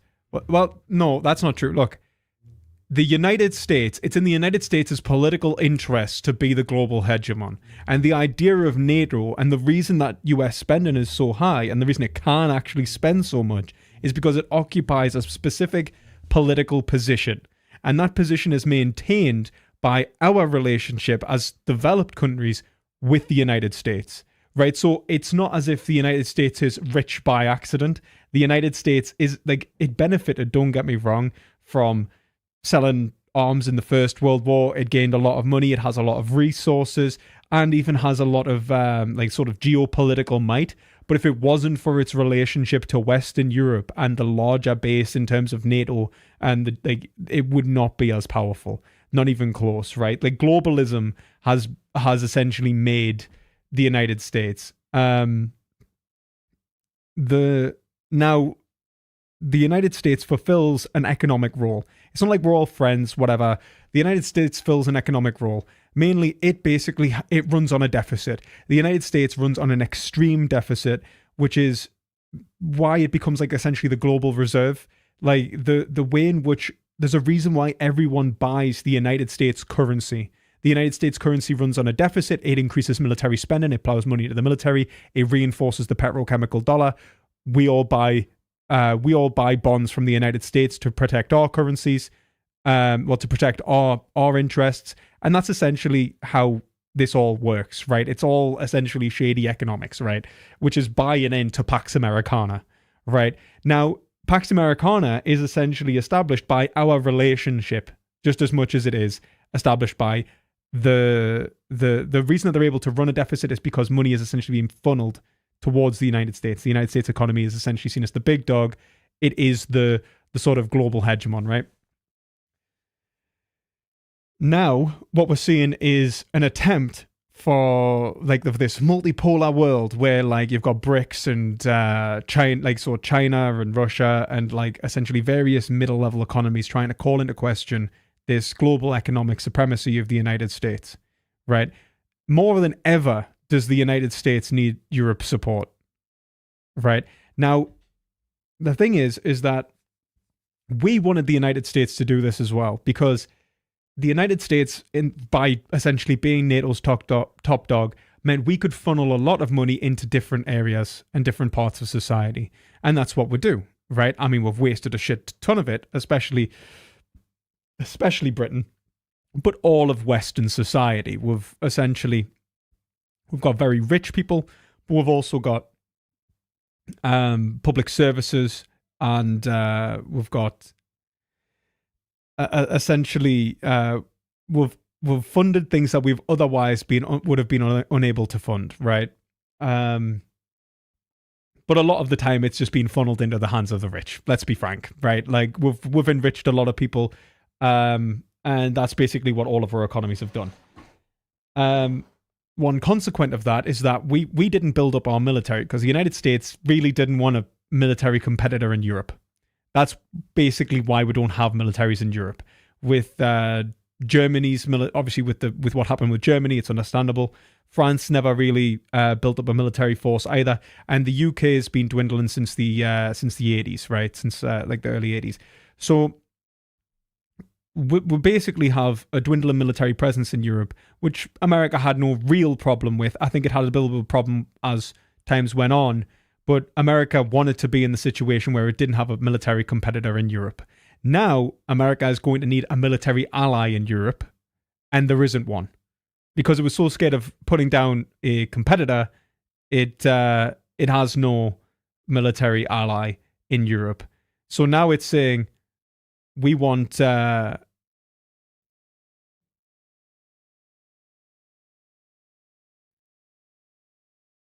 not sure what you're saying there in chat. I don't know if he's arguing with each other. Okay, but now essentially we don't have the capacity to essentially maintain a military presence, and the United States is having to essentially increase its funding to the military while we've decreased ours. It's just and part and parcel is the way in which we run our economies in relation to the United. It's just a big fucking mess. That's the only way to describe it. It's just a big, terrible, terrible, terrible mess. I still want to hear your elaboration on that Europe with Asia thing. Well, only in the sense that what we're going to have to do in, like, essentially now is we're going to have to see a rapid militarization in Europe, right? That, whether the United States stays or goes, we're going to see rapid militarization in Europe. If the United States leaves, we're going to have to see even faster militarization in Europe. Europe is essentially going to have to militarize overnight in order to protect its borders, right? And it probably won't be able to protect the Baltic states and NATO, so NATO will die. So then we'll see NATO essentially crumble, the NATO alliance gone. We'll see new defense pacts in relation to the various countries in Europe. England and France are most likely going to stay together. We'll share a nuclear deterrent. The Germans will most likely stay on board. Poland will probably most likely stay on board. They're plowing money into the military. We'll probably see the Baltic states get cut off because they're too risky. So we'll abandon the Baltics. It'll be tragic, but they're gone. Then we've got to think about how we're going to protect ourselves. So we're just going to end up massively militarizing. At that point, I think you'll see... I think the European Union has been the largest, essentially, market in the world, and the way that it's tied to the global markets will start seeing itself as a competitor to the United States rather than an ally to the United States. So we'll have the institution of a European army, and I don't know if anyone knows about European centrism and stuff, where like Europeans can very easily fall into a kind of not ethnocentrism, but like, well, kind of like a kind of self-supremacy. So I don't know. I see Europe becoming more and more fascist, more and more like sort of dogmatically right, militarizing, and I don't know. I think that eventually, like they'll see America as, and I think America and the EU will then start having fights over certain interests in the world. So yeah, I don't. Like what we'll see is essentially like a rollback to early colonialism.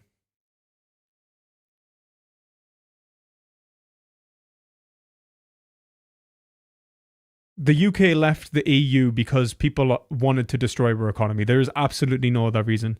Like, in terms of sovereignty, yeah, I guess, but not really, because we're left with the Tories who only made things worse.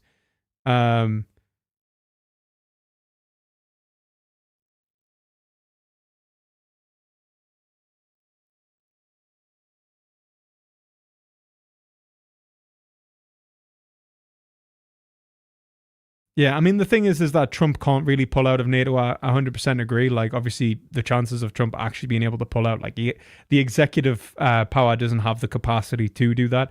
But I think what I expect from Trump is to corrode the institutional foundation of Congress, a House of Representatives, and eventually try to establish himself as a kind of. I think that, like, this idea that he's even talked about a third term. I wouldn't put it past him. I think the guy is. I think he would wield force to try and curtail democracy. I mean, I believe that. Like, I don't think he's trying to force countries into paying the minimum, which is the minimum's not 4%. The minimum's 3%. I'm pretty sure of GDP. But I agree. I mean, we should be doing that, and I think that we should be able to say, look, if you want protection, you've got to pay that. I mean, I have no problem with that, right? And I think that we should even bump it up. I mean, I think right now we should probably be looking to spend even up to 10% of our GDP upon military production, right? Essentially, it's just essentially catch up for lost time, and then drop it back down. But it's something that requires. And I mean, like, I'm not saying that we shouldn't be putting pressure on because I mean the UK actually does meet its actual costs. Like, we're one of the few countries that does actually give enough to NATO, especially countries like Germany and France need to fucking pull that finger out 100%. Yes, I'm absolutely Miss K. What I'm scared of is losing Western hegemony, 100%. I'm 100% worried about losing Western hegemony because the West is pretty much the only civilized place in the world. Yeah, so call me sort of disheartened in that, but when it 100%, like, I'm very much worried about losing Western hegemony, considering the West is the only place that essentially stands up for human rights. And also, we're going to see more and more conflicts around the world as the global hegemon, regardless of whether it being good or bad, essentially dies. So we're going to enter a point of massive amounts of like sort of local wars. What do I mean by civilized? I mean actually respecting human rights.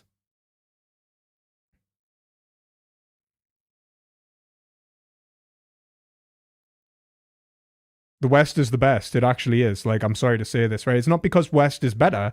I think that the rest of the world will catch up, right? But at the end of the day, we're the only place that actually is looking to secure human rights.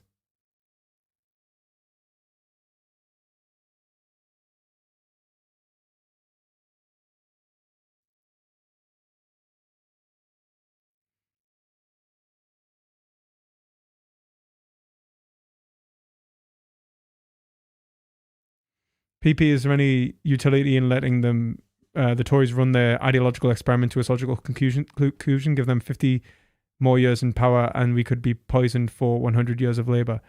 Like, I mean, like, the thing is that, like, I don't think we're going to get the Labour we want, and I think that the more in which we have an unbalanced opposing force in democracy, we're going to find that we'll get a dogmatic form of leadership which secures the interests of its base rather than the good of the people.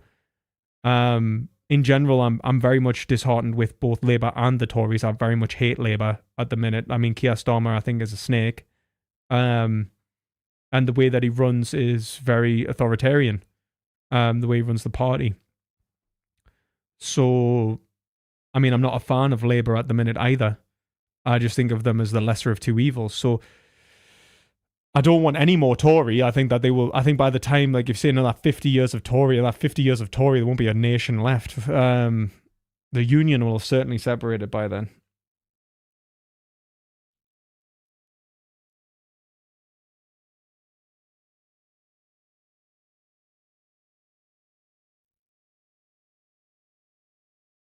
how is it close to being intolerant? I'm not being intolerant, right? Like, there are countries which I think do respect rights of other individuals that aren't like actually Western, but normally get like thrown in with the West.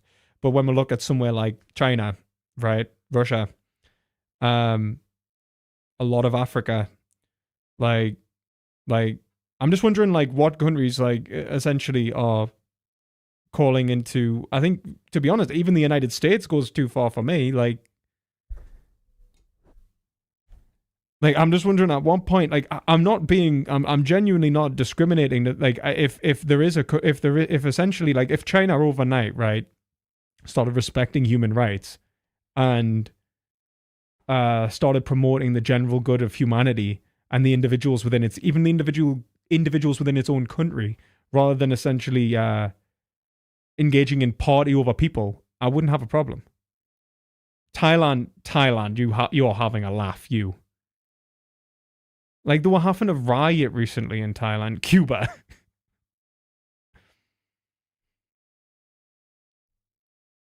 I mean, Cuba, in many ways, I'll actually say with Cuba, at least Cuba has a lot of resources for its, like, doctors and stuff for a Latin American country, considering the position it's been put in. Cuba's actually done remarkably well. So I've got less bad to say about Cuba than I have about somewhere like China.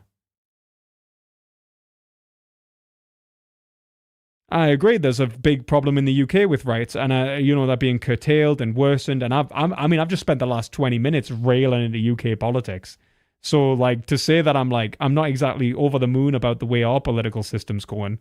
I'm not too happy with the way the EU's going. I'm not happy with the way the United States going. I just think of them as the lesser of evils when it comes to the global political system. They're all shit. Like, there isn't a country that I can think, oh, that's a good country in itself. No, they're not. They're all canny bad.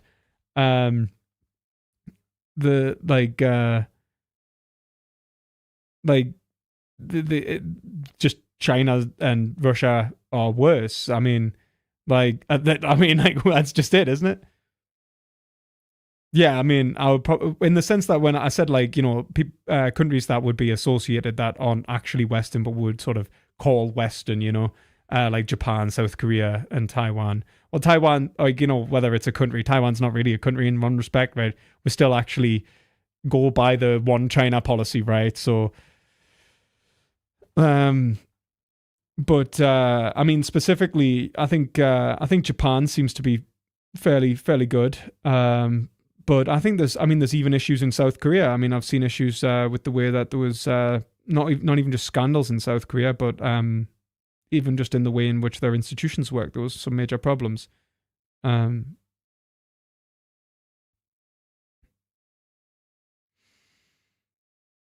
you mean Dugan, Flower, when you say Russia's leading philosopher? I don't know if he's Russia's leading philosopher, but he's the sort of the state philosopher, isn't he?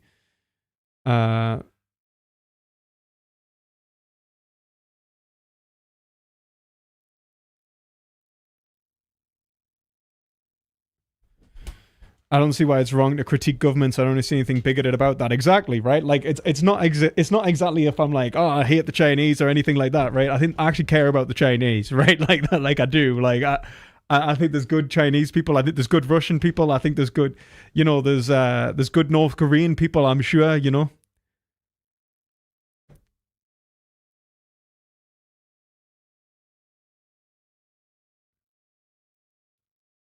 CCK Philosophy has a very interesting video on the concept of human rights and its likeness to the divine right of kings.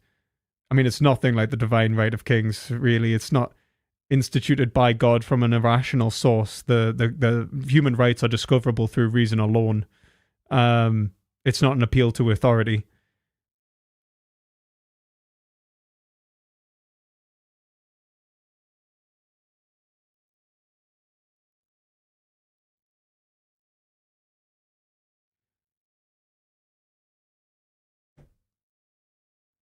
Yeah, I mean, China, I don't know what China's looking to do. I mean, China's economics is not looking good right now, from what I've seen. Like, they're having a bailout. I think they were announcing even up to, they might have to have a $2 trillion bailout, or 2 trillion yen bailout. Major difference.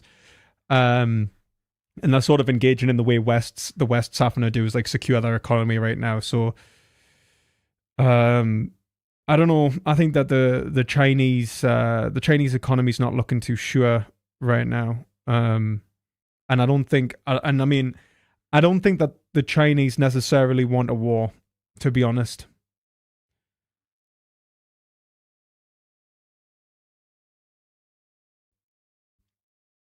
Like to see me debate Ben Norton on that West Best thing. Who's Ben Norton? Yeah, Evergrande is going to be liquidated for 300 billion, I think. Yeah, it's a lot of money that's been wasted on Evergrande, and there's the whole shadow banking system that's not looking too good. One of the shadow banks went down. You've seen there's a corporation which sells US stocks and stuff in China, and the value in the stocks at over 150% their actual value because the demand went up so high of people trying to protect their assets by essentially buying into the United States.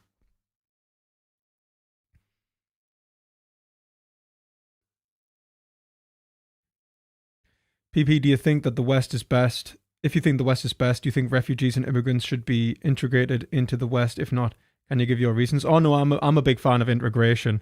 I mean, I don't think that means that you can't have essentially cultural influence. I just think that there's a point in which I don't agree with multiculturalism. I don't think it makes sense. I believe in allowing them to be represented and represent and use their reasons within society. I think that's absolutely fine. But there are certain cultural artifacts that are essentially contrary to society. You can't just sort of... It's like I can't rock up to China and demand that they become a democracy and expect democracy. It probably wouldn't even work for China to just sort of become democratic overnight. I don't expect this sort of like, constitutional change. But I think that if you import a large amount of people, and I mean, we've seen, I think it was 800,000 immigrants or something in the last year. Not like refugees, but like immigrants. 800,000 immigrants in the last year. The cultural differences could cause a massive problem. And I'm not saying that essentially the cultural differences can't be progressive. In some respects, they could be, but from what I've seen, they're not. So there's just a point in which we'll have to remember to protect our institutions.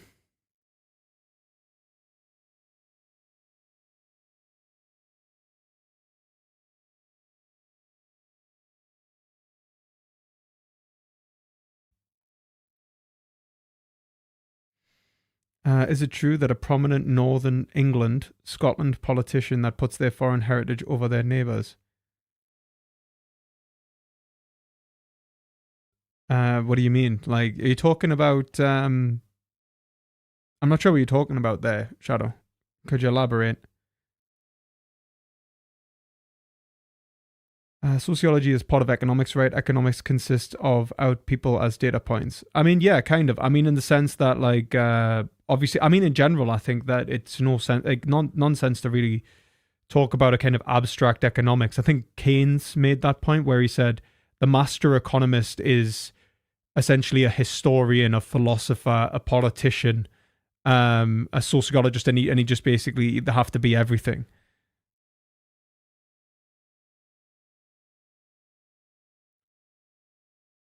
I don't think China managed to force Iran and the Saudis into sorting out their differences. I think that China, I don't know about managing to sort out their differences. I think that they managed to hold a meeting. But I don't think they managed to force them into actually resolving the differences. I think the idea is like, it is an attempt to overwhelm Western sort of hegemony in this respect, though, which is why the CIA got involved like almost instantly. I would say that progress is guaranteed, but not in the sense of, I think it's going to be an easy process that you can regress to a higher. I think that ultimately, like, the only thing that is truly guaranteed is the kingdom of God. How we get there, man, you could be in for a bumpy ride. It's gonna be a bumpy ride. Do you think Israel's situation will be solved with a 50-state solution similar to the US? I don't think 1 or 2 state are enough solutions. I don't see how a 50-state solution would resolve it either. I don't know how to resolve that. It's just a big mess. It's just a really, really big mess.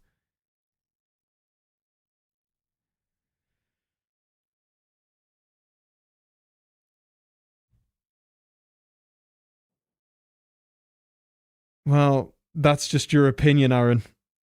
And you're welcome to be wrong.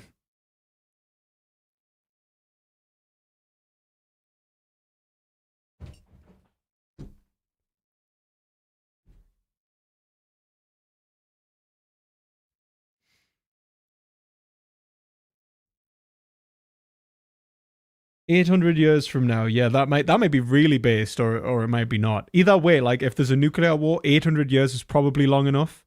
Like that's got to be long enough that everything's going to have like mellowed out.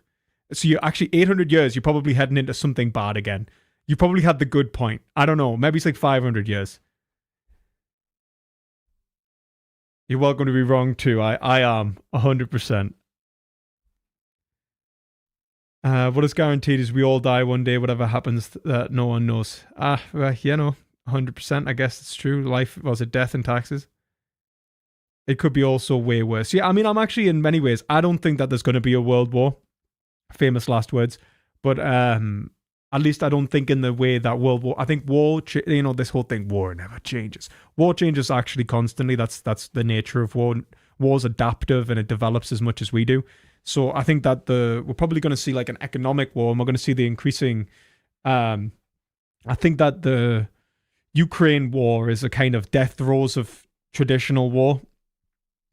So what we'll have to do is see how it plays out with Russia.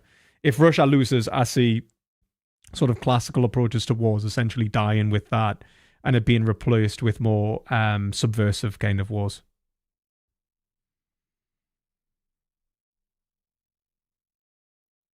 I wouldn't say a world war going on for 10 years. I'd say a world war going on for like 3-4 years, maybe.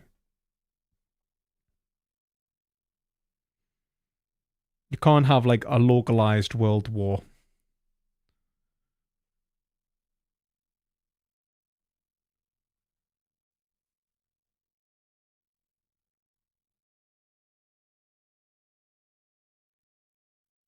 Yeah, I'll probably allow Callins, man. Why not? Why not have Callins?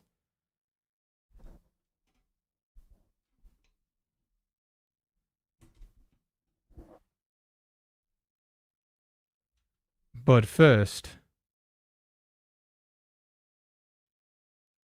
I'm gonna grab myself a drink because I need one. So, be right back, everyone.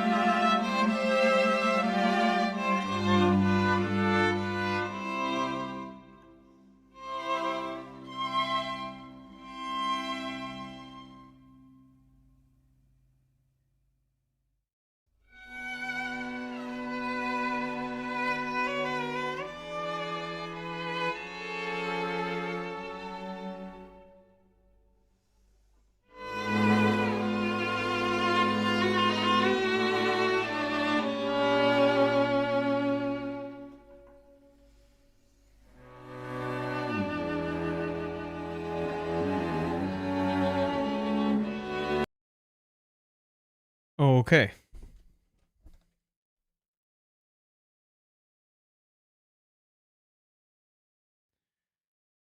One second, I'm just gonna change the title.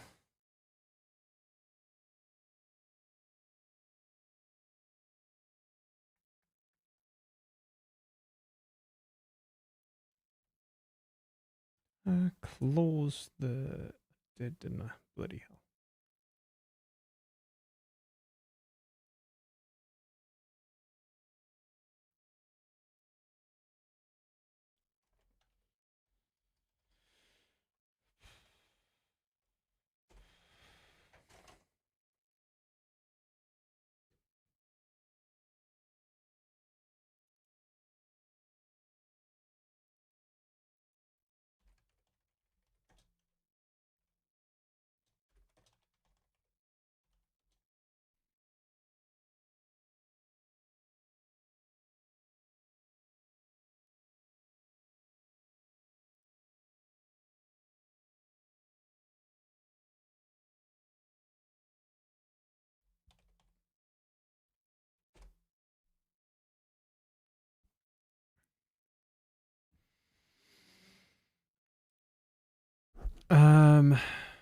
We are not far from Russia needing to be told military to sit its ass down.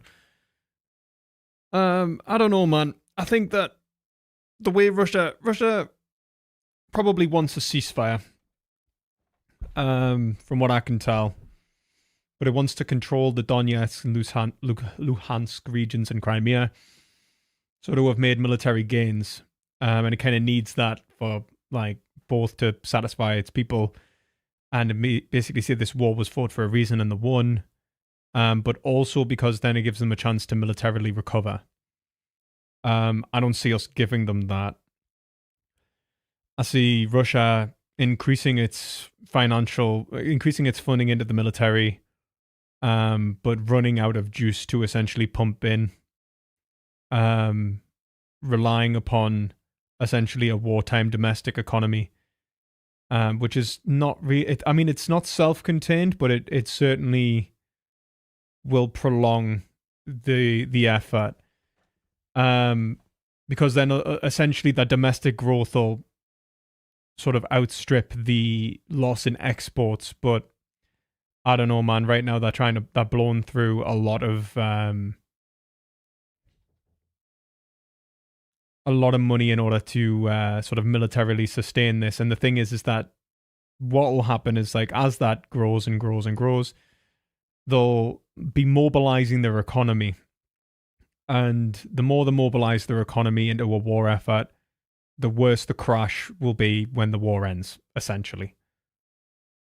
So I think that what we want to see is them to continue to mobilize their economy such that all of that growth is coming from domestic growth. Their exports are declining. The more their exports decline, the more that they run out of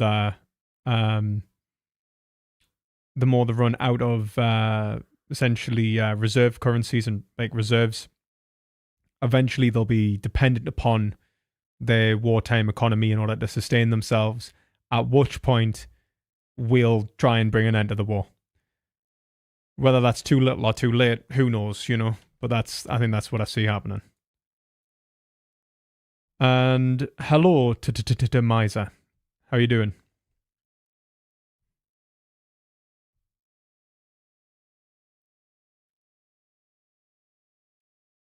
Hello? Hey, I thought I was watching you live, but obviously I'm behind. Oh no, it's all right. It's okay. I'm just you are live. It's just I've even got it on low ping, but there'll be a difference in ping. Like, obviously, just like in general, like this is a direct call where obviously it has to go through YouTube and all that, and for the streaming service. So, but yeah, how you doing, man? Thank you. I'm doing fine. Really interesting stream. You have lots of interesting. A real echo coming from your side. I turned off. It should be better now. No, it's like really, really echoey. Like sounds like it's almost as if like you're in a tunnel or something. Like, I don't know why. oh wait, that's a bit better. It was fine the last time. There we go. That's a bit better. Okay. I mean, That's interesting. No, it's still there, but I think it's tolerable now. Maybe I should speak from farther away. Is it better now? It is better, I think. I can't hear myself, so I don't know where the echo is coming from. I think it's not too bad. It's tolerable. I think we can kind of get through this, so it's okay. So how are you doing anyway? Thanks, I'm doing great. Yeah, I'm sorry about the audio quality. It should be fine. I didn't change any of the settings, so I don't know why it's acting up. These things happen. You have to debug it. Yeah. These things happen. I have technical difficulties all the time. Like it's just the name of the game. For whatever reason, things that should work always sort of flounder when you need them the most. So anyway, yeah. So yeah, you're saying you're enjoying the stream, talking about lots of things that are sort of well, I mean, politics is really hard, right? I always say this, like it's very nuanced, it's very complex. And so there's a lot in it. So I guess there's a lot of intrigue. But is there anything specifically that you'd like to chat about? Yeah, you remember in the other stream we mentioned the principle of self-sufficient reason? In the other stream, sorry, I caught the other stream, we mentioned something about, and then... Yeah, I was telling you that I believe that we have evidence that it's like just can't be true. And then you try to argue that, no, I was misunderstanding. And then I try to argue that, no, you are misunderstanding.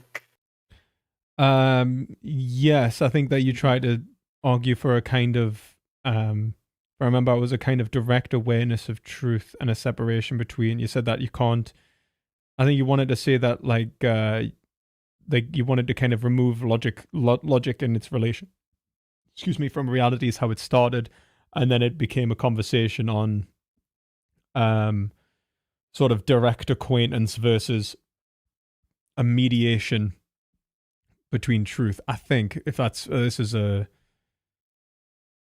where I think that was where it was. Yeah, that was our discussions, but this was early, like just 2 days ago. You're just gonna have to remind us. I'm sorry, I'm terrible with this. It's fine. It's fine. So let's just start over with the principle of sufficient reason. Like that's the principle of sufficient reason. Oh, yes, yeah. Well, I said that, yeah, we require the principle of sufficient reason.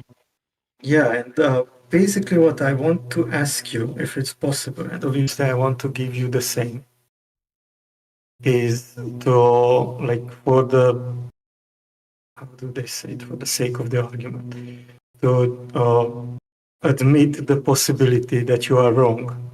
And I'm also willing to do the same. So it's basically, you don't have to believe me, obviously, but it's just as long as we are talking about it, let's not assume, like, let's not start from the assumption that I'm right or you're right. Let's just... Well, I mean, like, yeah, of course. I mean, you've got to have some sort of epistemic humility. Like, everyone has to be able to accept that they're fallible in order to gain truth, right? Like, otherwise, it's just empty dogmatism, isn't it? Kind of. I mean, yeah, that's definitely is there. So if that's the case, then I personally have to be open for the possibility that the PSR is correct and even that God exists, even though I don't believe in the same way that you believe. And I think you would have to accept the possibility that the PSR is invalid. 100% agree, and I do. Yeah.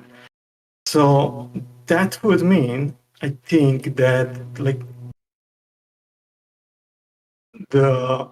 we have to build it up to some way.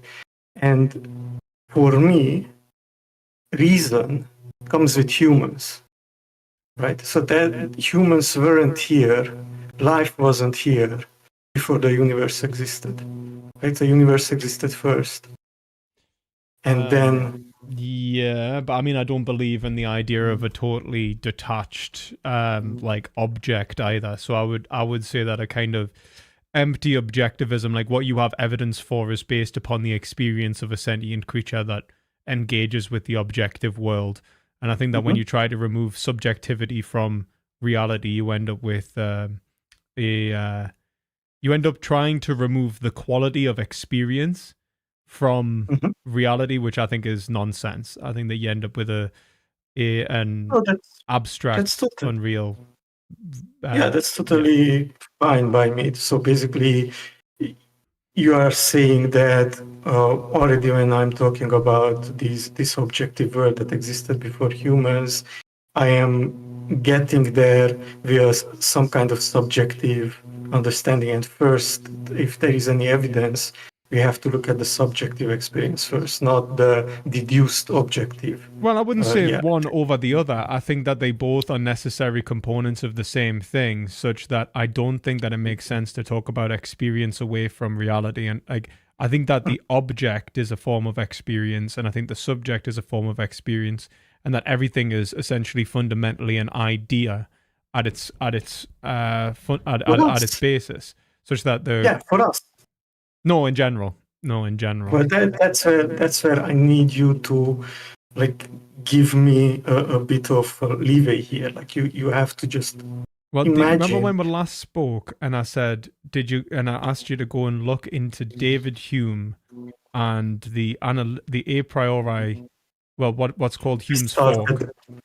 I started reading it, but it's like 30 something hours and. No, but I mean, even just that, it's the Inquiries is about 5 hours. I said go and read the Inquiries, not the treatise on human understanding. I have to read everything to understand, right? The Inquiries. No, the 100%. You can read the Inquiries, over the treatise. It's just better written, and explicates his philosophy better, in my opinion. I don't think that you would need to read his prior works in order to understand them, because it's not as if it's like a linear progression. He's actually saying the same thing, just better. And he even said himself, this is my better work. So it's not like you'd have to do that. But in general, even just conceptually, for you to grasp why I'm going to, in order for me to be able to argue, because I did this last time, I remember I was having this conversation where I basically reject this idea of direct acquaintance with reality, such that you can talk about an objectivity that's sort of separable in and of itself, and say that's what actually exists. And the reason I do that is because I reject Hume's fork, and I say that there is no divide between a priori, the sort of logical tenets of reality, and reality. And the reason I do that is because it leads to an epistemological and a metaphysical impossibility. So the only way that I could really have this conversation is to go through Hume and Kant again, and it would just save a lot of time if you were to just go and read on Hume's fork, and you see why essentially this is going to, you're going to be arguing for a kind of nominalism, such that our words and our concepts are different to the objects, and in which case we're going to form metaphysical conclusions which are going to fall apart as soon as we get to Immanuel Kant. I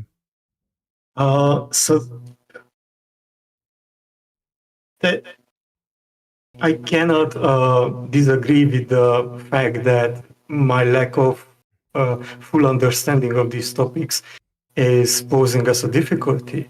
But I can disagree with you on that my argument, just because I haven't read all those things, my argument cannot be disproven. I mean, I can. It's just one of those things where, I'm not really saying that we couldn't have the conversation and know that your argument's not any good, because that's not what I'm saying. What I'm saying is that we're going to end up in the same conversation as last time, where I essentially say that you're arguing the same thing as someone as some of the nominalists and empiricists, and that you're coming from an empiricist epistemological foundation.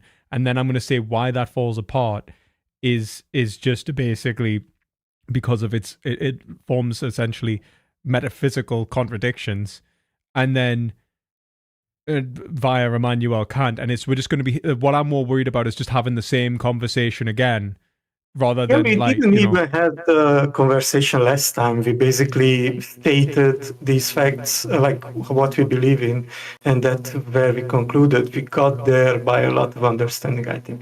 But again, it's I think we can get through this very quickly. I don't want to waste anyone's time here.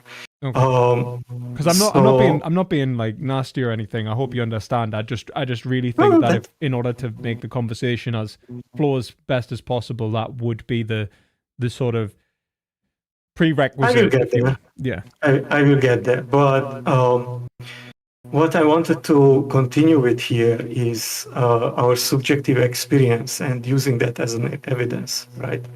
So I kind of believe that even though we are different individuals with different experiences and probably different kinds of experiences, it's still the case that there is some kind of alignment there. So it's not like there is an objective world. Yeah, there is. Not that. I don't want to get into the objective word here. I'm talking about just the subjective experience. And that even if there is no, like, we don't experience the same things, the way we experience what we experience, I believe to be similar. Like how you sleep, or how you dream, or how do you feel pain or pleasure, or how do you have sensations and all these things that, like, again, obviously this touches on what Hume's talking about, but I don't want to get into what he's saying, but I don't really like what I was saying, but obviously I didn't get to the inquiry, as you said. So I don't really know how he maybe improves on what he brought in his earlier work. Well, so, I agree that I think that there is a fundamental foundation, which means that we can talk about things like various aspects of our experience in such a way that they can say that they're universal, right? I would say that. So there is what it's like to be a human, right? In order for me to say that there's what it is to be anything, when I talk about these sort of these generalizations, I'm either saying that like, the way I would say it is that there is a universal principle which governs the way in which I experience the world, the way in which the world can be, and that experience is what we mean by an idea, or that, like, sort of principality is what we mean by an idea, a sort of logical reason in the world, like an actual reason in the world. I know this. So, like, this is why I started the discussion with let's suspend the disbelief in the other side's position, because this is the end of all these. Like you can't tell me that this is where you started, right? You get to this conclusion. It's not like you started with these conclusions and then you proved it. It's like you had a path which ended up in you believing in these positions, right? And I want just for a little bit, like it shouldn't take like even 10 minutes or 5 minutes, to let's just ignore that a bit. Like, obviously that's very influential and very important, and I don't want to ignore it completely. But before we even get there, before even we conclude all these things, I want to, like, just have, like, to be on the same point between us where we can agree. And one of the things that I realized in my subjective experience is that personally, like, again, this will conflict with your beliefs, I know, but this is why I'm asking you to maybe suspend it a bit, is that a lot of what I experience, like when I sit down and meditate, or like when I am just after waking, or like late at night if I wake up for just a little bit but then go back to sleep, my experiences are so basic that reason is not really there. What do you mean by reason? We mean different things. Because I'm not going to say that reason is the point of reflection where I'm like thinking about my experience. I'm going to say it's the underlying structure of experiencing in the first place.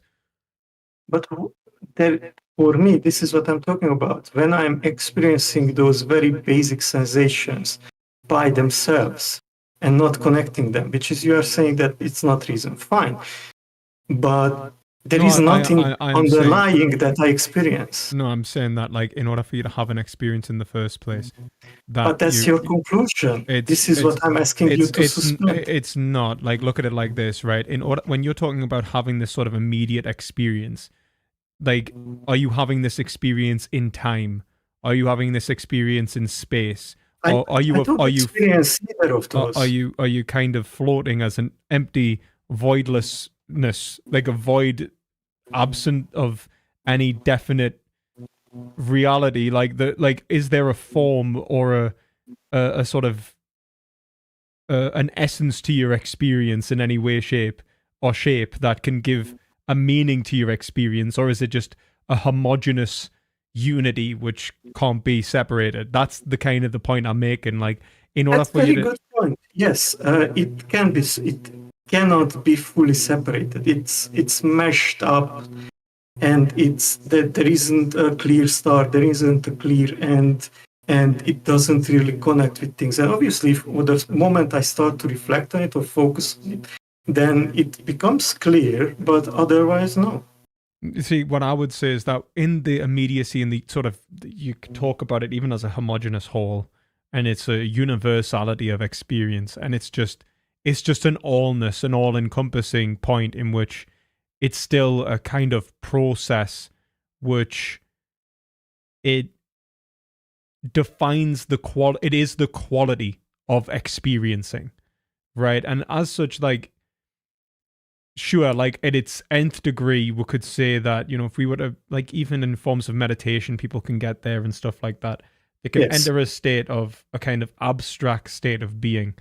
I have no problem with that. I just think that it leads to a kind of, because it's so abstract, it's meaningless. Yes. Yes. Now, I think that it instantly falls into its opposite, which is to become abstract as well, which is particularity, where if you try and become more and more particular, you'll find that it falls into the same sort of thing, where it's like the here and now, which is an ever-changing, it's like, if you think about this temporally, so in the universality of temporality, you gain the ever-present. In the particularity of temporality, you only have the past and the future. So... Okay, so this is where we immediately disagree, right? From my perspective, what you're talking about is, like, it's two things. It's one is that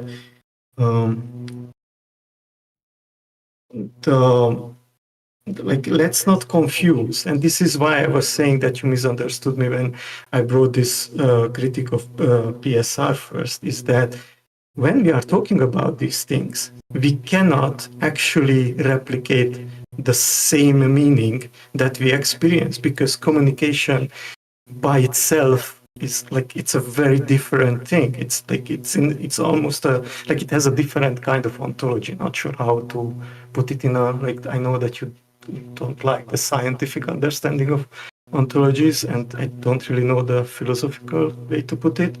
But it's like communication is a different kind of existence. Like Harry Potter exists, but exists differently than how I exist. I think language has an almost destructive relationship to ontology. And I think the great philosopher for this is someone like Blanchot, and I think Hegel says something similar.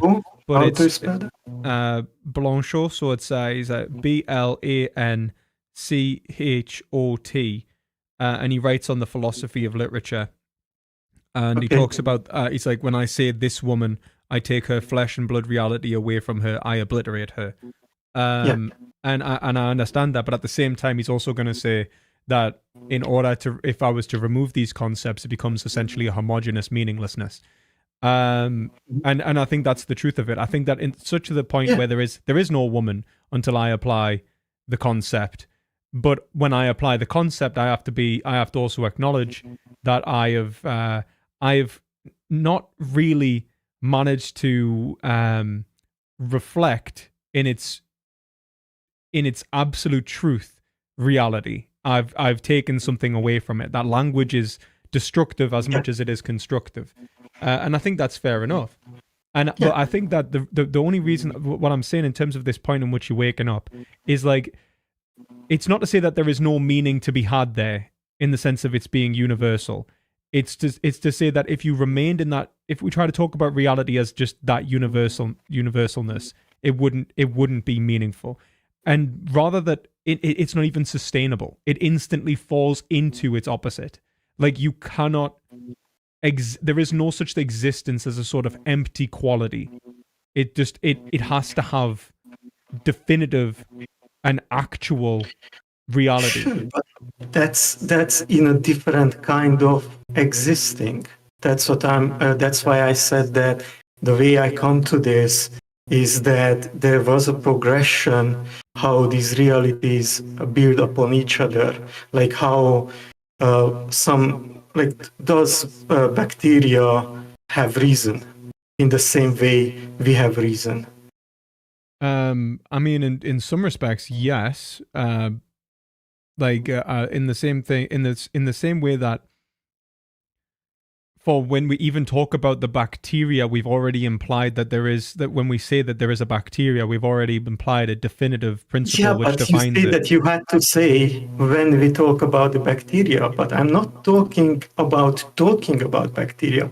Imagine bacteria without any talk about bacteria. You can't. That's the point. There's no such thing. Well, that's what I'm saying, that when you say that, and this goes back to like the time stuff to some degree, is that the A series and the B series, right? That a lot of the time when you express philosophical truths, you want to talk about everything all at once. So it's like as if what is in the truth in the present had to be truth in the past and will be truth in the future. And this is what I think that even in our subjective experience, it's not what we experience. Time is not like, yes, the brain creates this kind of present feeling, but if you actually start to look at it, if you actually start doing experiments, you realize that it's a shifting window. In order for you to but it's look at it like this. When we talk about the brain or any of these, like you use words like I understand that you want this idea there's to be this objective point in which you say, like, if we were to imagine bacteria, or if we were to look at the way that the brain functions, and we talk about it in a scientific way and are trying to remove the subject from the object, the more you talk about it, the more you've imparted subjectivity into it, right? Misunderstood. I'm sorry to interrupt you again, but you misunderstand. Obviously, I'm talking about these things because I'm used to talking about these things, and I understand your criticism that when I bring this up, it sounds like if I'm going into that objective stuff. But this is kind of the point I'm making, in the sense that when you look at it like in the sense that you want to think of reality as being unconditioned by reason, right? Such that there is this unconditioned reality which we are only trying to describe.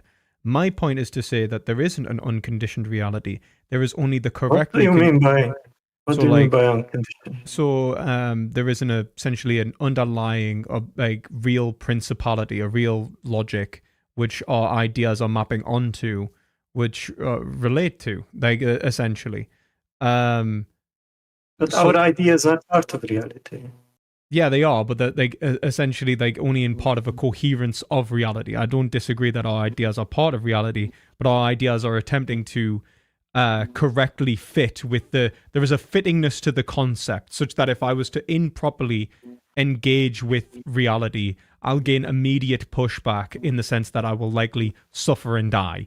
There is a self-correcting mechanism. How do you mean that? Because that's not what, so for example, if I try to convince myself that this bleach is in fact water, it's not going to become water. There is a fittingness, there is a truth besides my categorization process. That example works, but if you go around talking to people, you quickly realize that most of their people lie to themselves constantly. People do lie to themselves, but I mean, even the capacity to lie to yourself is a suppression of a truth which you already know.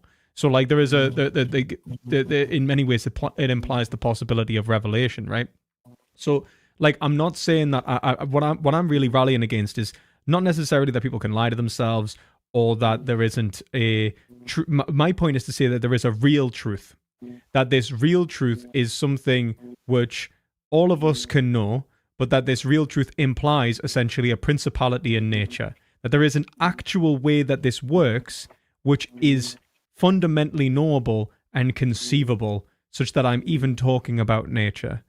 Now, I think what you want to do, I want to say that the truth in this respect is that which is properly categorized, that is properly understood. Where I think what you want to say is that the truth is that which is unconditioned, such that if I was to imagine bacteria that is unconditioned, I start talking about objects and relations of reality. As soon as you start doing that, you've already imparted an aspect of the principality which governs your thoughts into reality. As soon as you start talking about experience, any aspect of your experience, anything, any object at all, you've already implied that there is a reason in reality. That's the thing. That's why you can't reject the principle of sufficient reason by saying, like, what about something that we don't talk about in language? Even if we don't know what it is entirely, which I will 100% agree with, I see truth as a progressive, that over time we become more and more, that our conceptions of reality progress towards truth. The difference is, I would see that as progressing in relation to an actual real principle, such that we can relate our minds to our reality, so that we can know ourselves, if you will. Whereas yours would be like a kind of, the truth is almost noumenal in the Kantian sense. It's infinite without defined limits, and I don't think that can exist. I think it's incoherent. Like, a lot of the things that you say matches, but when you start talking about what you think I believe, I disagree kind of fully. So, and that's not because I don't understand. It's like I really think that you are misunderstanding my point here. Because, yeah, I can see why would you call it nominal to some degree, but that's I think that comes from a perspective that I reject. So if I am not coming from there, I cannot get to there. if you see what I mean, like let's talk about truth for a second, because I think that's important here. You mentioned it. For me, truth is just facts. Right. I mean, right? I agree, but what's a fact? No. Just to, again, language. So when you take facts and you analyze it and you expand on it, you deduce something from it, that's also more facts. Mm-hmm. And when you divert from facts, then that becomes untruth.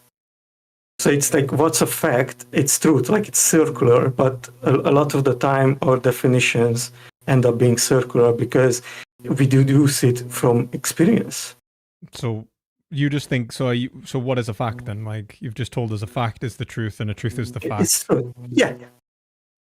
So what is it? It's what actually is, like a fact. And what, yeah, okay. So I agree. Like, a fact is what actually is. I mean, sure. What is that? But that's what I say, that I don't think I need to go beyond this. I don't feel this urge to build up some kind of universal to here. To this. So what do you connect everything under a single umbrella? No, I mean, like, look, if I was to say to you, how do you know something's a fact? And you say, because it's true. And then I say, how do you know that it's true? And then you say it's a fact. Like, I'm wondering how do you get facts? Like, well, this is what like a few times I mentioned in Discord, that I and this is where we ended our last discussion, is that I don't really know. I don't think that, like, I think that we believe, and I think that when our beliefs match with facts, then that's knowledge. But I think we only can have the belief. We cannot have absolute certainty about anything. I don't know about anything, even to the point in which we say, like, that is a fact. That might, like, how do I know the difference between a fact and a not fact, such that I know that my belief is relating to this fact? Like, You don't. You like the So like it's obviously. nonsense. Like, I'm sorry, but it's nonsense. Like, I like it's just circular. It's like, how do we know it? It is. How do we know that? It's just it's deflationary.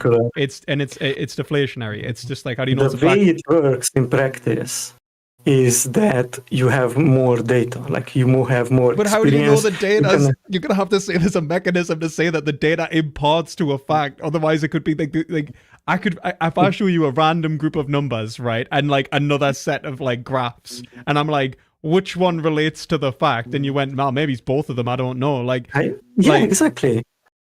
But that's a kind of a skeptical approach to these things. Like, give me a good example, not a fictional example.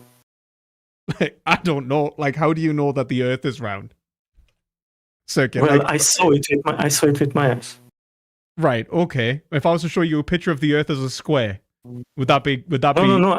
I'm not talking about. I saw a picture. I went into places where I saw the curvature of the Earth with my own eyes.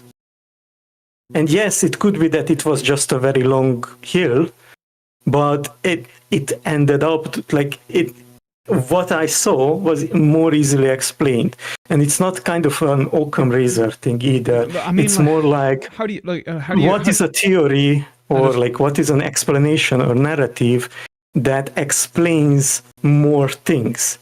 Look, we know that all of look, even in terms of like science, we know that our senses sometimes deceive us. That we can whether it's an optical illusion or whether it's an auditory illusion or whatever it may be, we know that we're capable of essentially being deceived by I'm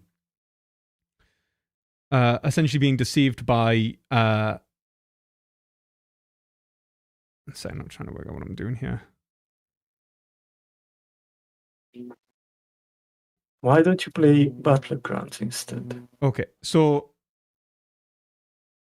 essentially just we have to be able to say that there is a point in which my senses are telling me the truth or not, such that I can then gain that information. How would you essentially mediate that scenario? Like, so for example, just because you see something or essentially attach a belief even to what you see, right? Just like, who knows whether this is actually even evidence for your proposition?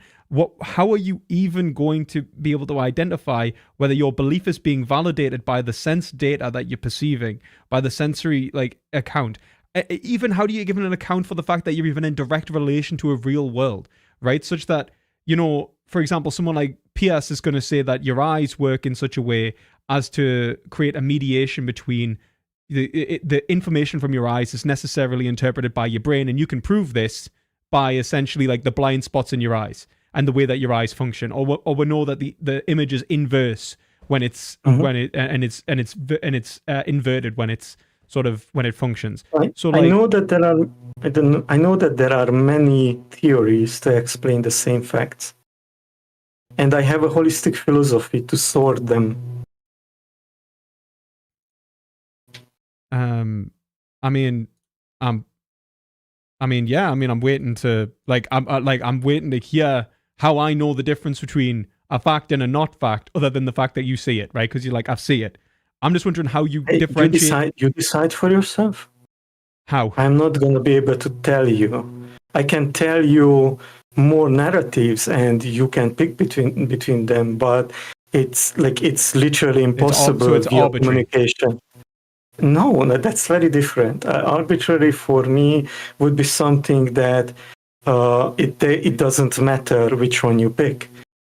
But it does matter. It does have consequences, right? So, yeah, it has consequences in relation to a reality in which there's an actual principle which governs whether we're right or wrong. Like, I'm just wondering, that tells me that there is a right and wrong, and then I can be right and wrong about how I understand reality. Like, yes, but that's another belief. That's another narrative. But it's not another belief. It is, but it's one that is verified and in accordance with reason. I don't know what you're giving us if you're not giving us in accordance with reason.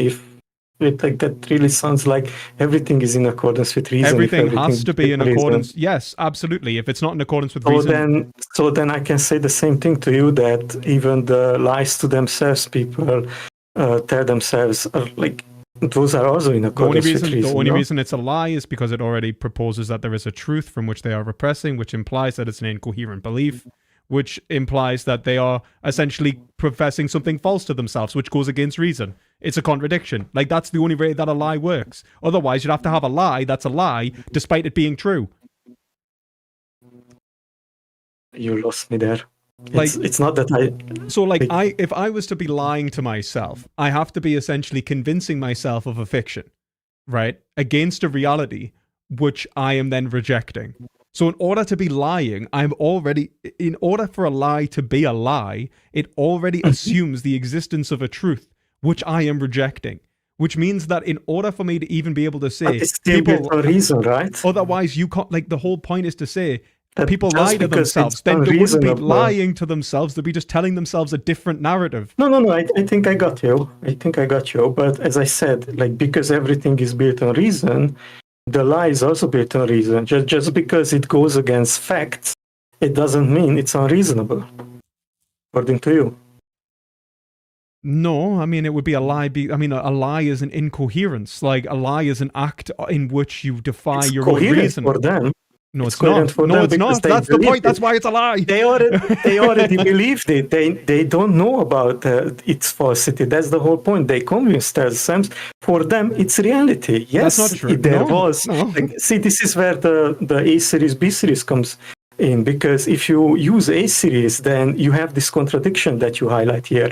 But if I use B series, I suggest that before that there was a point when they believed in one thing, and now there is another time. No, that's different. That's to say that your beliefs can change over time.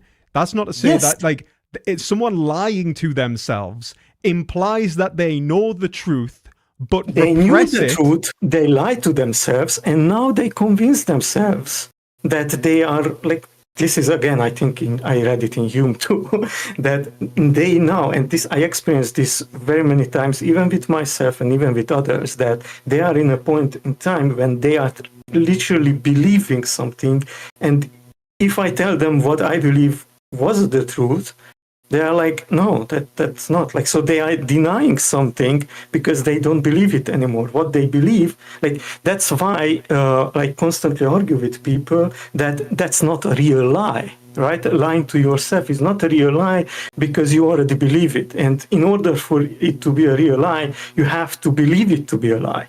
It has to be something that you know that it's a falsehood. But once you believe it, it's not a falsehood anymore. All I think it shows is that no, it's a lie isn't the same as the falsehood which is being perpetuated. A lie is the act of trying to deceive. So a lie is defined by the act of lying. The object that is being professed is the contents that is essentially of the act. So it is the content. If I understand you correctly, then the person who experiences something and then lies to themselves, and then after lying to themselves, so they are not lying anymore, they believe it, they are not lying anymore. Even though they are telling something that is from someone else's perspective is a falsehood, they are not lying to themselves anymore because they believe it. I think someone could lie to themselves and to the point in which they essentially gaslight themselves into believing that it's true. But I don't think that, I think at that point, all they've done is successfully deceived themselves. But that, there's two things to say there. One, I don't believe you can successfully deceive yourself in the sense that there is an active repression of truth, right? Such that they have to accept it blindly for it to remain a lie. And two, the lie itself, the contents of the lie itself is still always incoherent. So it's if I tell myself, as hard as possible, this is not bleach, it's water. I am still going to die. You pick something where the consequence is so harsh, but most often because it's most apparent. It's very apparent. It's but working from an example that is so harsh is, I think, it's useful to some degree, and I agree with you that in that situation, this doesn't work. but most of the communication in human. Yeah, okay, I agree. In this case, it doesn't work, and I think that in most situations. No, I said it works. I said it works. Yeah, no, in that I mean, situation with the pitch.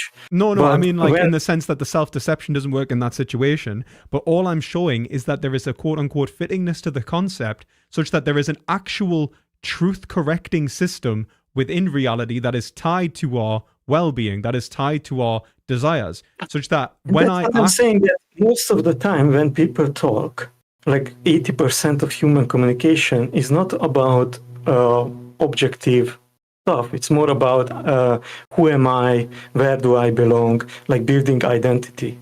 And that's where people lie the most, right?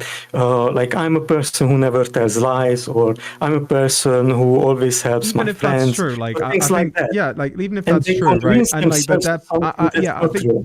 I think I agree, right? And I very much And am there is interested. no self-correcting I mean, because you there is. see I that think they there are is. going around. There is self-correcting because I think it leads to things. Where that, is the self-correcting? They are not Well, I getting think that- corrected. They are well, in government. They are everywhere. Yeah, but I think that ultimately a lot of this leads to breaks from reality and various existential crises, and that's basically your pushback where your psychology is untenable, it's incoherent, and it leads to forms of mental illness, which then you go to a therapist. You have to invoke some kind of.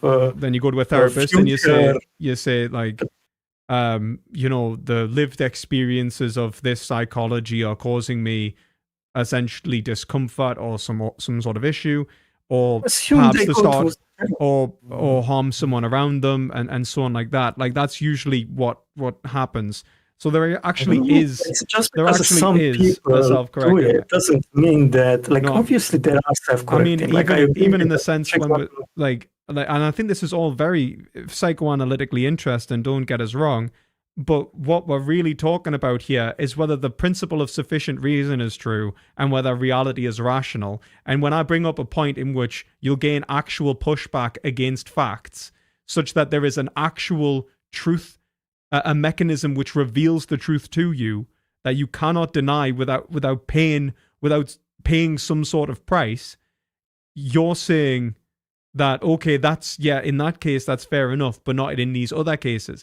That just tells me that what you're saying is that, okay, there is an actual rational reality from which it is structured and principled, which, you know, and that I can know facts against, and that there is this corrective mechanism in relation to the sort of fittingness of certain concepts, which might be tied, but that doesn't. So that means that, like, from my perspective in this discussion, you've accepted that there is an actual principle of truth that we can find, that there are correct and incorrect methods in approaching that truth, and that this idea of it all being fundamentally a choice is actually kind of bullshit because there is an objective. I didn't say it was a choice. You did. You said that. You choice. said like how you choose to approach truth is essentially up to you, and I can't tell you how to do it. I mean, don't get me wrong. You can't tell someone how to think for themselves. Yeah, Like, I said that I can't tell you, and it is a choice because I believe that it's possible for a human being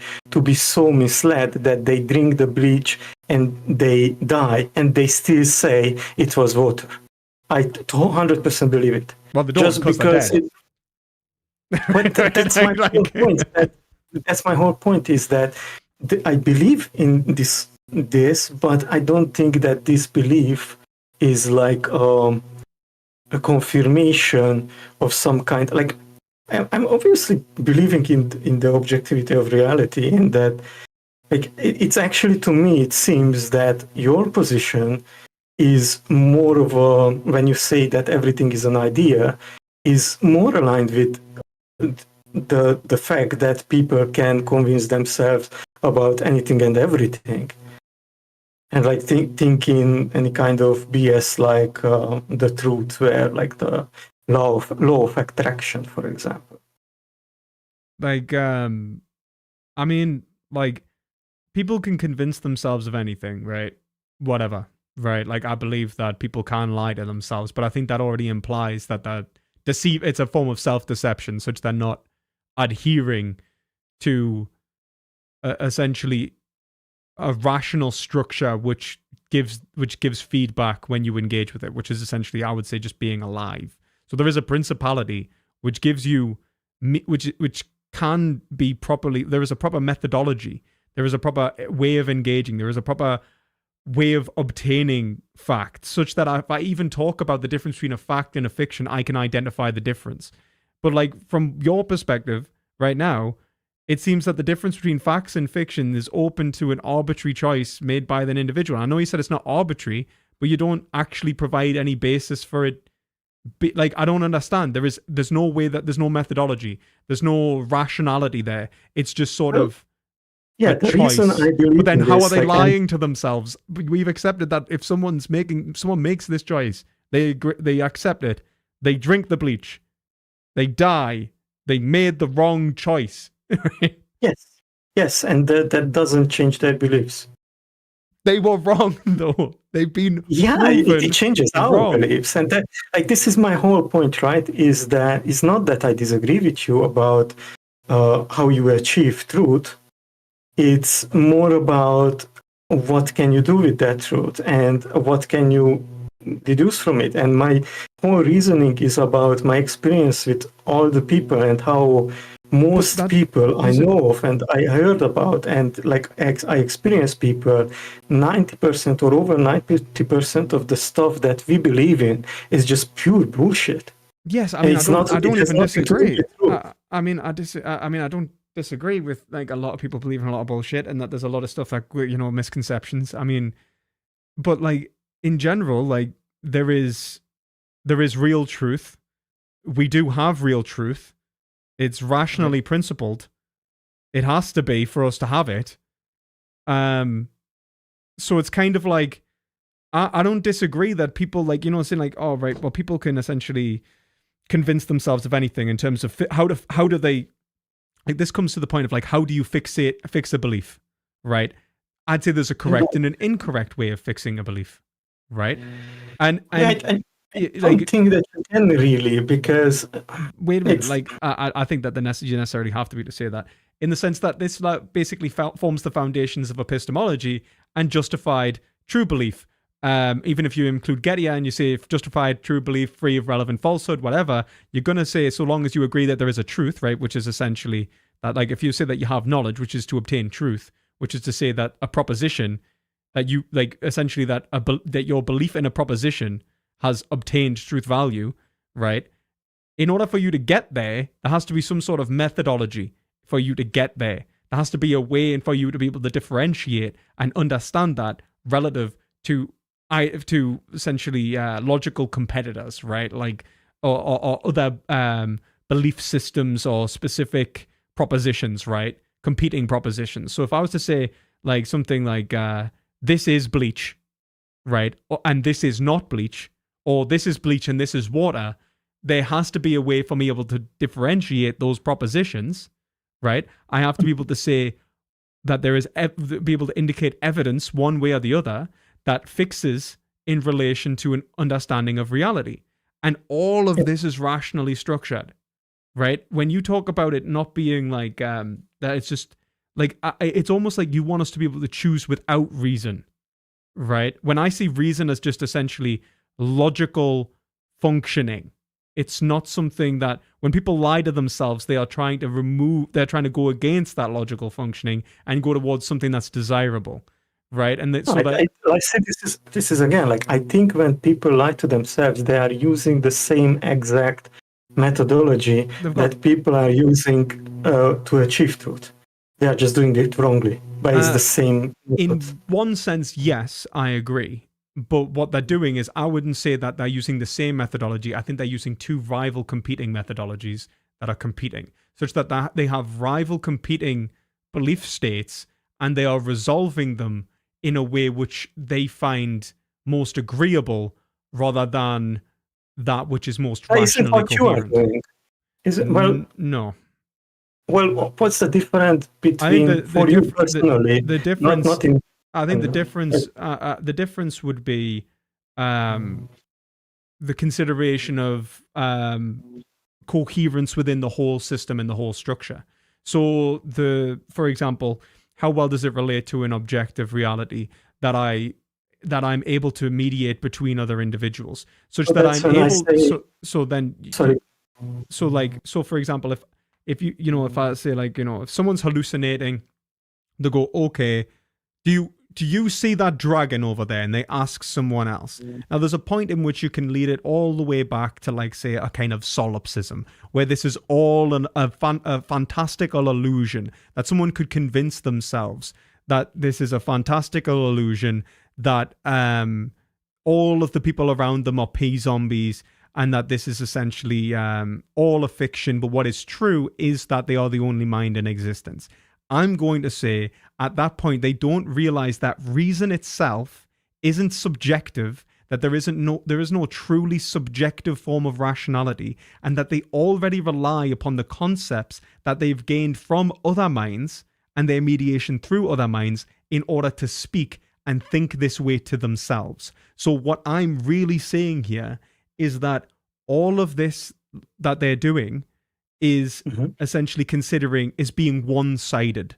Like, yes, they're engaging in a rational structure, but they are being one-sided. They are being biased, psychologically judging one way rather than another. But we can see that that's bias. Is one of the basic examples of these mental traps that you can fall into. I mean, I never see anyone actually personally who believed in solipsism, but it, like as you said, solipsism is basically a conclusion of this process of lying to yourself, and like these mental traps where you get into conflicts and you resolve it, I think if you said coherently with other experiences, or at least, like, I don't know, I don't want to put words into your mouth, but for me, this is why I said I have a holistic philosophy, because for me it's very important that even though a lot of the decisions and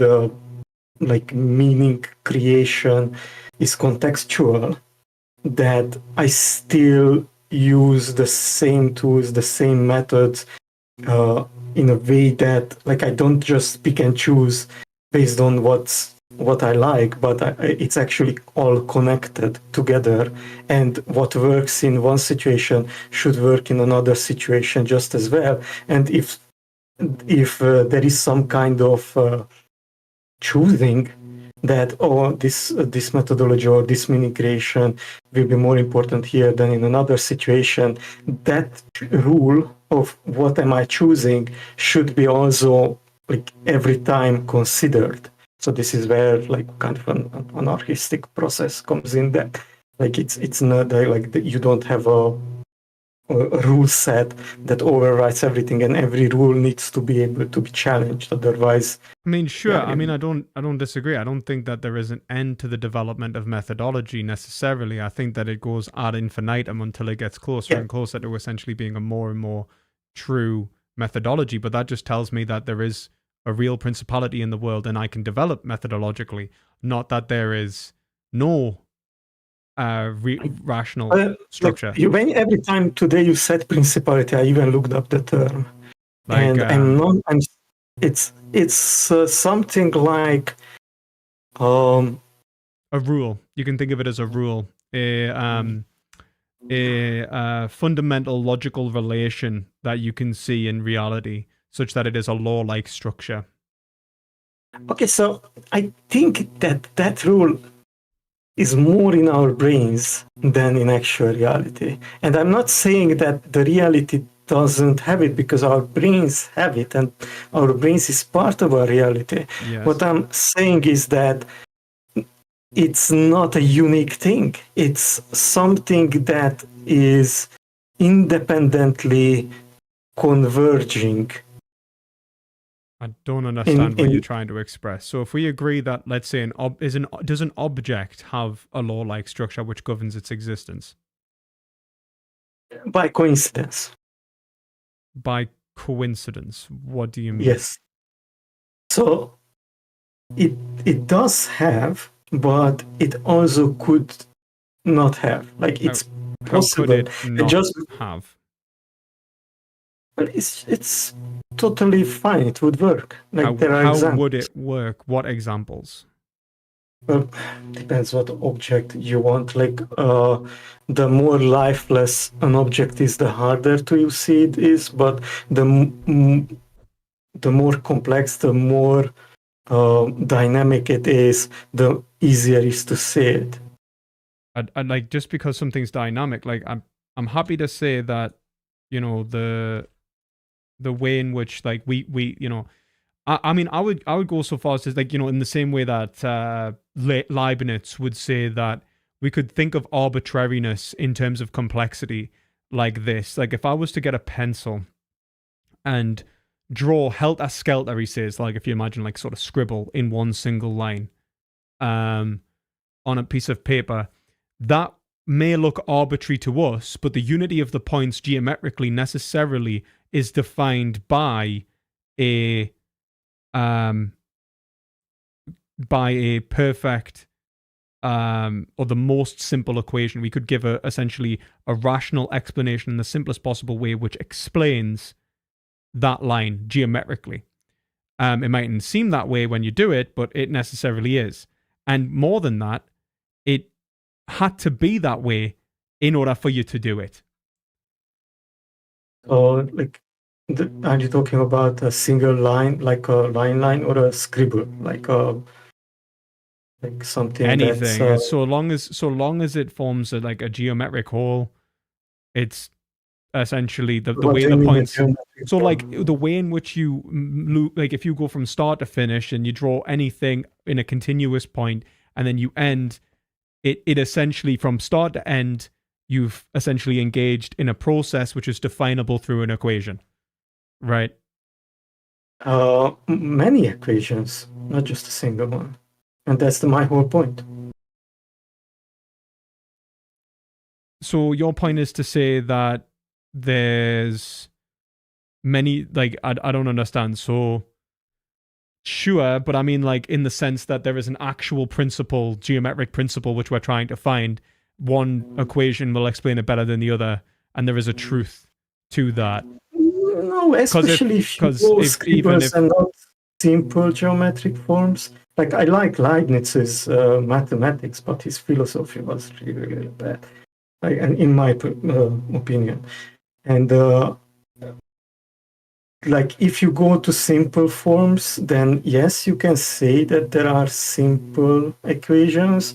But if you go to complex curves, overlapping and like a concave and all those things, then actually there are many different. I mean, it doesn't really matter what you do, because they're either going to be, if they're talking about the same thing, then they're essentially translatable into each other's. And that's a good point, because like in mathematics, mathematicians will tell you that, oh, it's the same thing, but when you really look at what they are doing, right, the purpose of the system is what it does, they are using approximation. So talking in pure mathematics sense, none of them will be exactly that same curve, especially if it's a very high degree curve. None of them will be very, like, I give you a very good example. If you take a circle and you draw an arbitrary line through it, so it's not across the center, and it's not a tangent line. You're going to be able to perfectly replicate the line with any formula. No, that's not what I want to say. What I want to say that for us, it's evident that the line will meet the circle in 2 points. Yes. But if you go to the mathematicians and they will say that, oh, the circle and the line both have zero width, then actually they will not meet. And you can only make it work with like fudging the numbers using very complicated and highly abstract notions that really fill up these gaps. Yeah, because it's saying like two things can't occupy the same space, essentially. No, it's just simply because you are using a coordinate system and these two-dimensional the two coordinates can never, it can't move from one space to the other. Yeah, it's like you are stepping in, like as you are going around the circle, that uses one kind of stepping, and when you step by the points, and it's really just the it assumes things that like space is infinitely divisible. Yeah. Yeah, like, but fair enough. Like, I don't think that, like, I don't see the problem really. Like I don't get, like, and I not know like not to be like kind of sort of thinking about this, but I don't see how that makes a difference, right? Do you know what I mean? So, like, all it of makes them... a difference because you talk about the principality, and what I'm saying is that you assume that there is a single one. I think when there are many. I think all of them are essentially like in terms of having they are not different the ways of explaining the same principality. It's just essentially converting one, like what we're doing is trying to relate to a truth that actually exists. That's all that like there is a real truth which we are trying to find. And the way that the reason that we even engage in these different forms of analysis is to reflect the interests of the individuals, which the real interests of the individuals, which we have to know in order to use these different forms of analysis, right? Like, so if I was to look at this from the perspective of an artist versus a mathematician, like it's going to essentially be, it's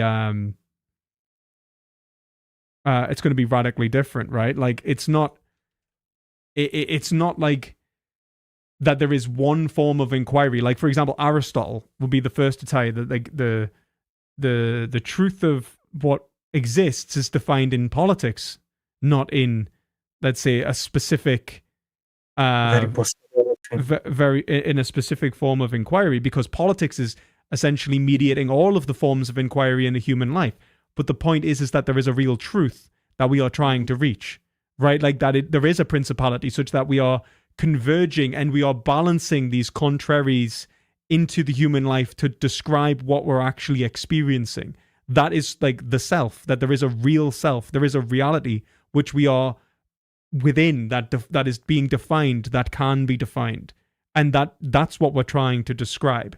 We're not trying to like when we look at the object is always mediated through the subject, such that when I engage in it in various different ways, it's not exactly the same thing depending on the point of inquiry, but it is the same thing simultaneously because it's a reflection of me. But there is a real principality which governs both of us. Now the point is to say like it isn't the same even if there is no subject who describes it. What, the truth is the same even if there's no subject that describes it? Okay, but this is where, like, take a bottle, like, because no, I'm repeating it back because I'm trying to. Is that what you said? I don't think so. What did you say? No, just the words. What did you say? The words were that the object isn't the same, not just because there is the subject experiences it or defines it differently, but also because it just isn't the same. It just isn't. Like the existence as it is a constantly dynamic and changing something, and it's not the same. It's like because we identify things as unique, they are still changing. Like, okay, like this is what I don't understand. Like even if that was true, there would still be a principality which governs the change, which explains that something's changing from one thing to the next, such that I can know that it was one and then it is another.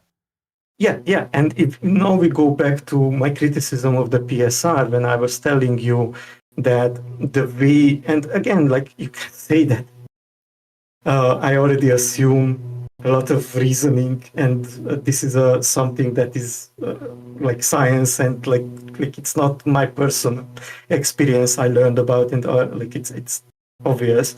So I don't personally experience quantum fields. Yeah, it's a model how we describe the world, and it's definitely not 100% accurate or truth, and I hope we can develop it. But we know that the information content of the past is simply smaller than the possibilities into which it develops.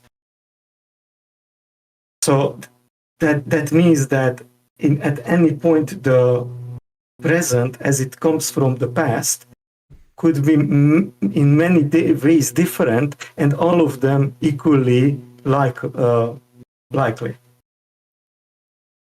So yes, there is, as you say, some kind of But that implies that there is a law-like structure governing the reality from which we perceive that we are trying to understand.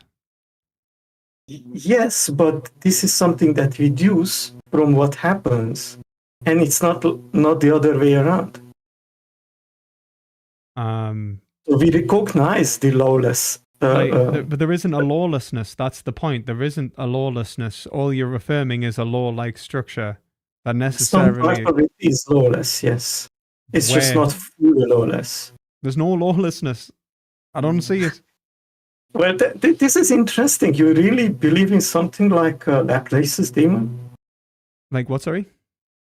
This idea from old science that everything is literally predetermined, and there is, like, if you knew all information, literally, if you knew everything to the highest accuracy that it exists, not what we can describe, but how everything exists, the momentum of every virtual particle, everything that's existing to the 100% degree, then you could predict the future. Do you believe in that?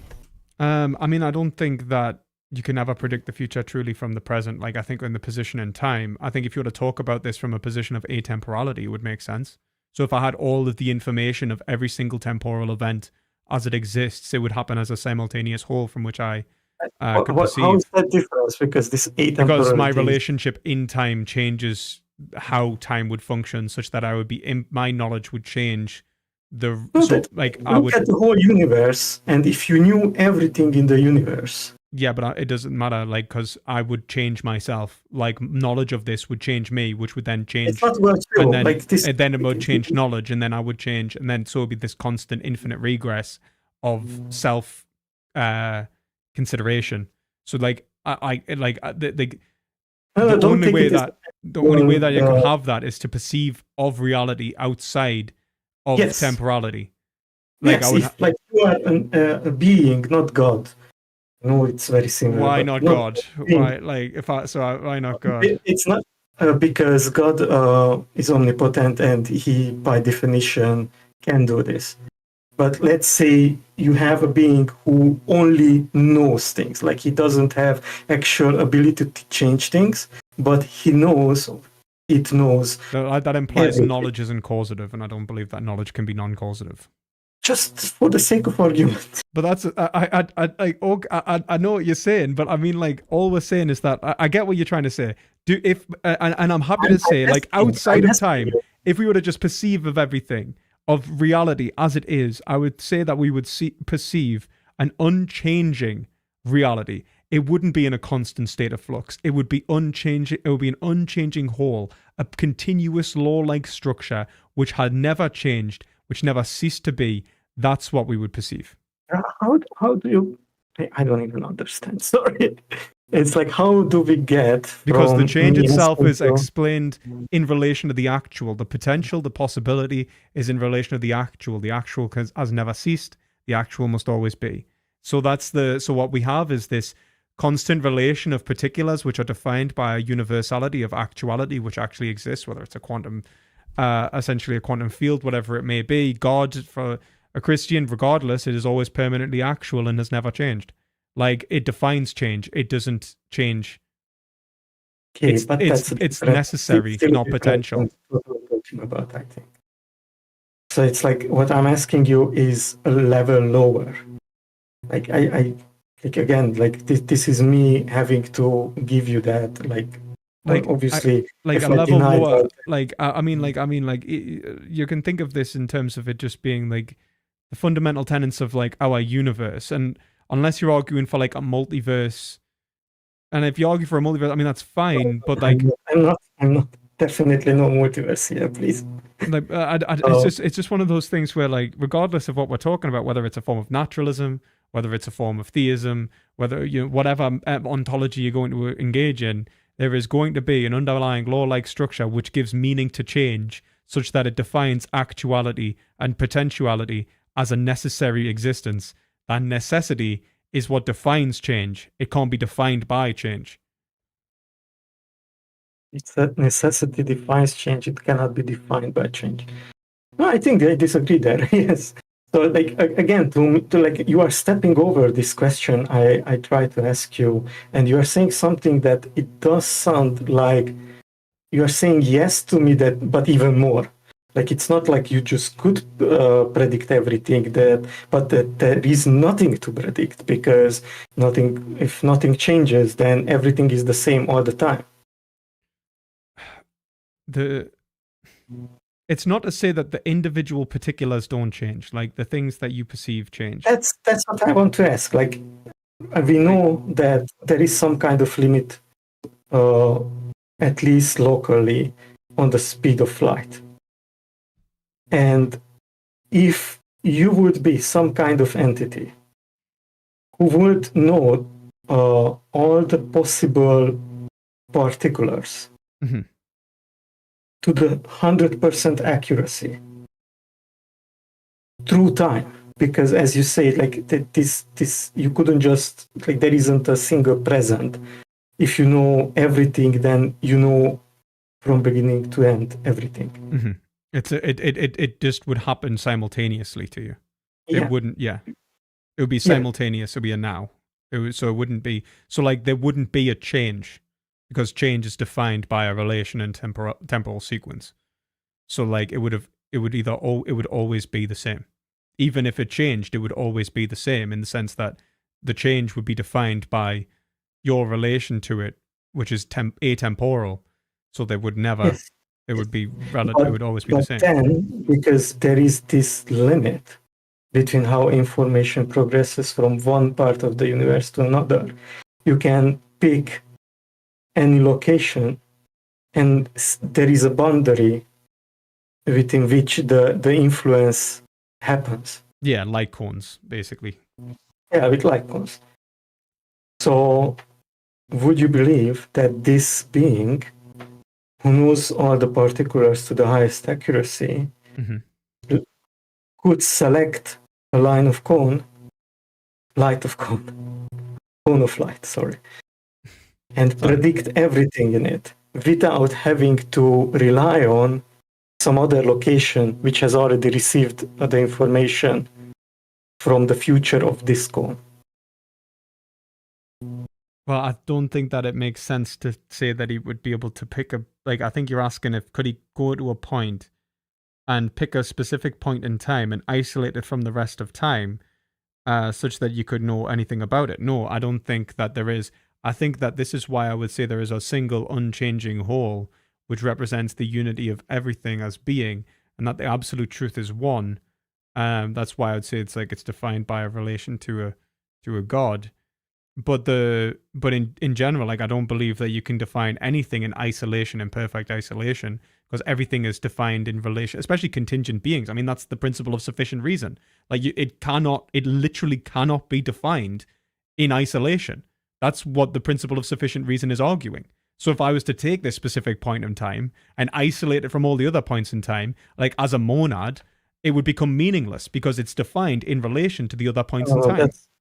I think we diverge from my question a little bit, and I agree with you on that. Again, like this is not what I believe in, but I agree that if we go there, then that makes sense.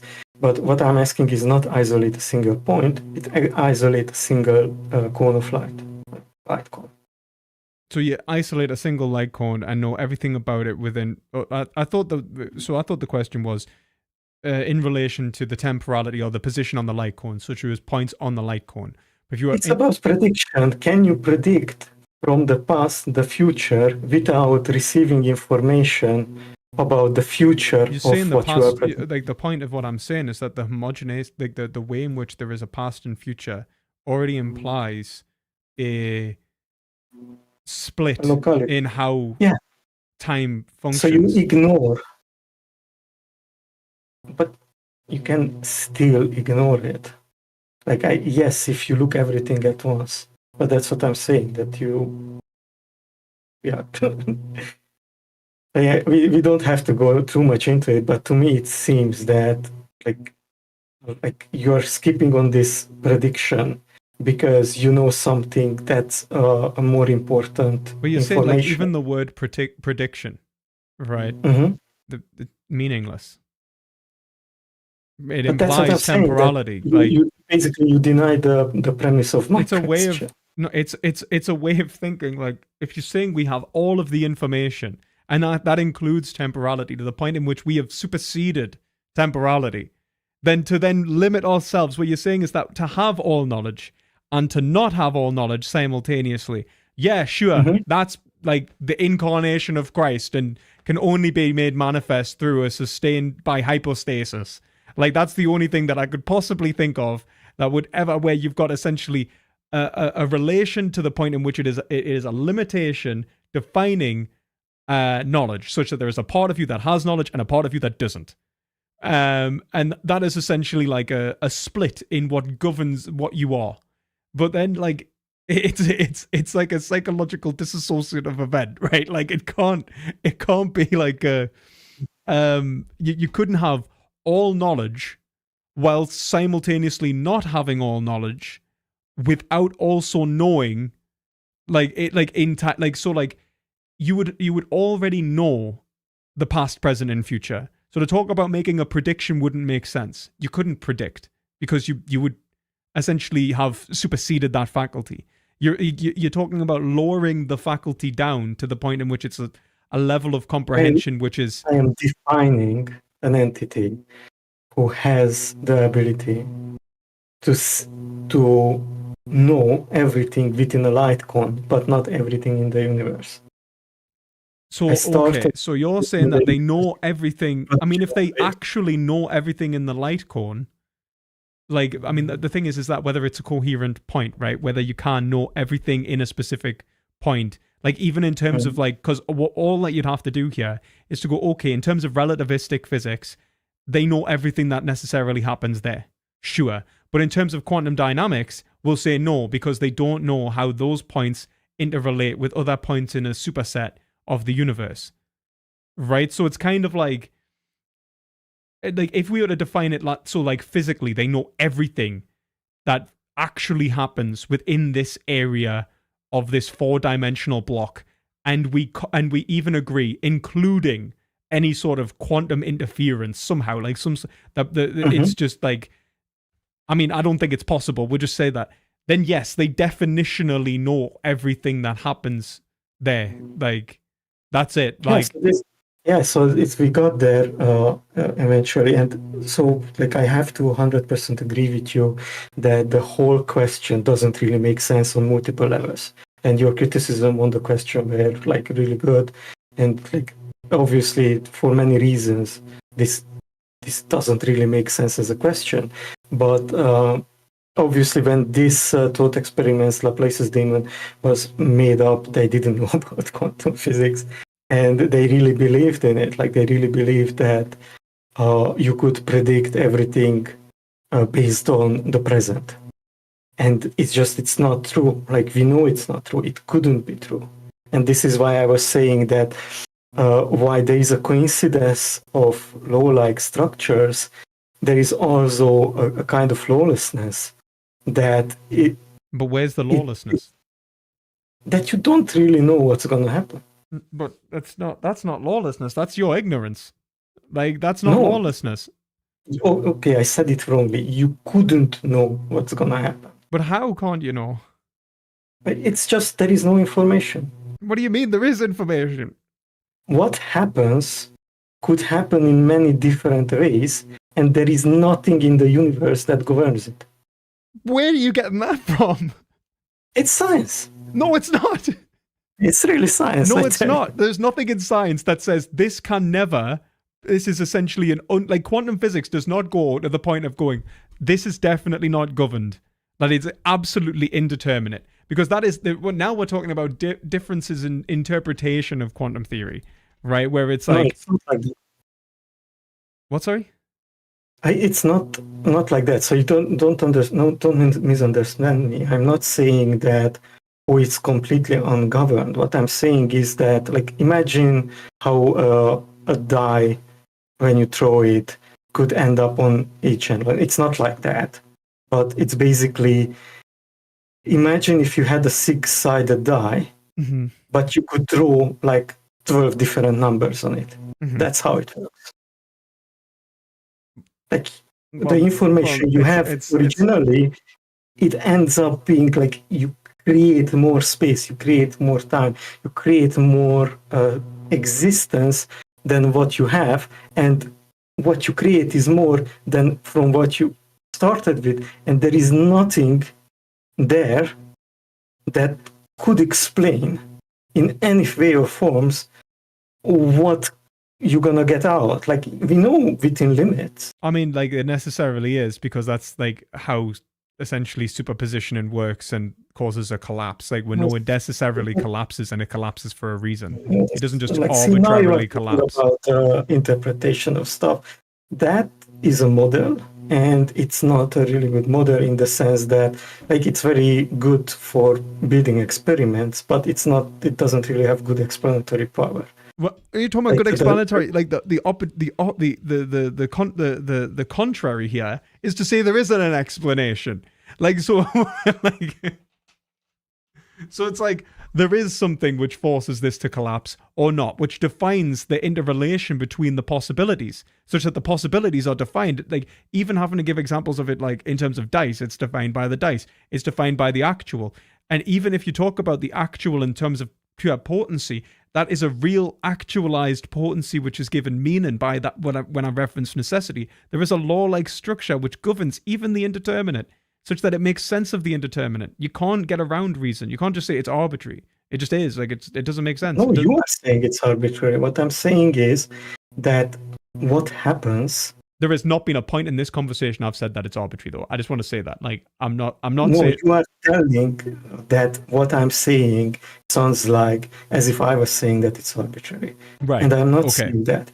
What I'm saying is that there are more possibilities in which things happen than what you could deduce in any shape or form from the information that exists. Not what you know, but what you could know. You're talking about the information that exists from the point in which we reason it as humans. Sure, No, I agree. no.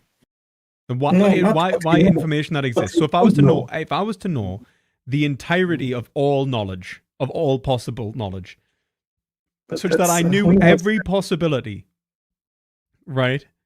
Such that I knew every possibility in every interrelation. Like, so, like, look at it like this. If I was to look at it, like, if I was to see the universe from this point, from the perspective of it being a quantum field or whatever, right? Such that I knew all of the possible ways in which it can interact with itself, right? Okay. That from this perspective, I have essentially all potentiality, right? Everything that's potential, right? From this sort of... Yeah, I don't like the million, like, you know, I hate Aristotle, but yeah, okay. So if I have knowledge from everything that is potential, then I know the actual, right? No, there is more actual than potential. That's like the existence of actualities is literally larger always than all the potentialities. In some respects, I agree with you in the sense that it defines what is potential, but like from the perspective of, like, I think you, like, because we're looking at this temporally, like, if you were to go completely atemporal, I would be perceiving the actual, like, it's like. But then you are looking at a completed universe, like, yes, it's completed, whole, unified, one with itself. And if you agree that defines the potential, then I know everything.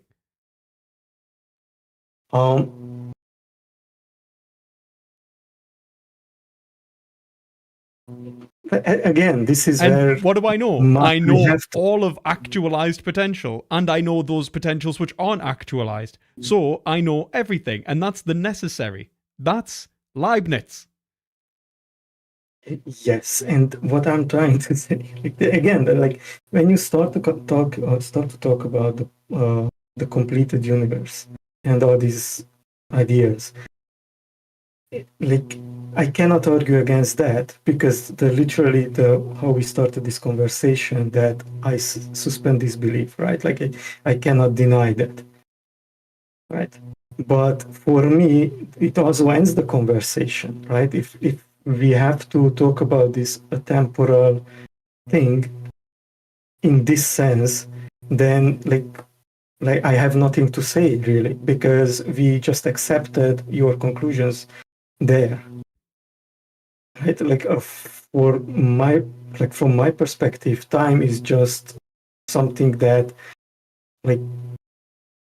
But I don't understand. Like, the reason that we're following my conclusions is just to say that, like, you give an example, I rebuked it, and and then if you're accepting the conclusions, like, and you're saying because I'm suspending my belief, I'm accepting these conclusions and the conversation will end. I mean, all all that's really saying is that, like, because I'm choosing not to discredit the possibility of your metaphysic, that in this conversation, we've reached a point which is impassable, which implies your metaphysic. It ends the conversation, and I'm going to go and continue believing mine. Well, I don't want to convince you, because I think that would be a really difficult job for anyone. I mean, that's true. I mean, like, likewise. Like, I mean, obviously, I'm not saying that, like, everyone goes out of every conversation like, wow, I'm, no, like, but you know. What was the review called? Like in the sense that, like, you just said that I agree with the conclusions there, and that'll end the conversation. Because but I agreed already. Like, again, you said that I gave an example and you rebuked it. What was that? Because I didn't. Well, from the perspective of, we talked about, like, you give the specific example of there being more actuality than potentiality, such that the actual defines the potential. And I said, so if I had knowledge of all of the actual and all of the potential, then I have absolute knowledge.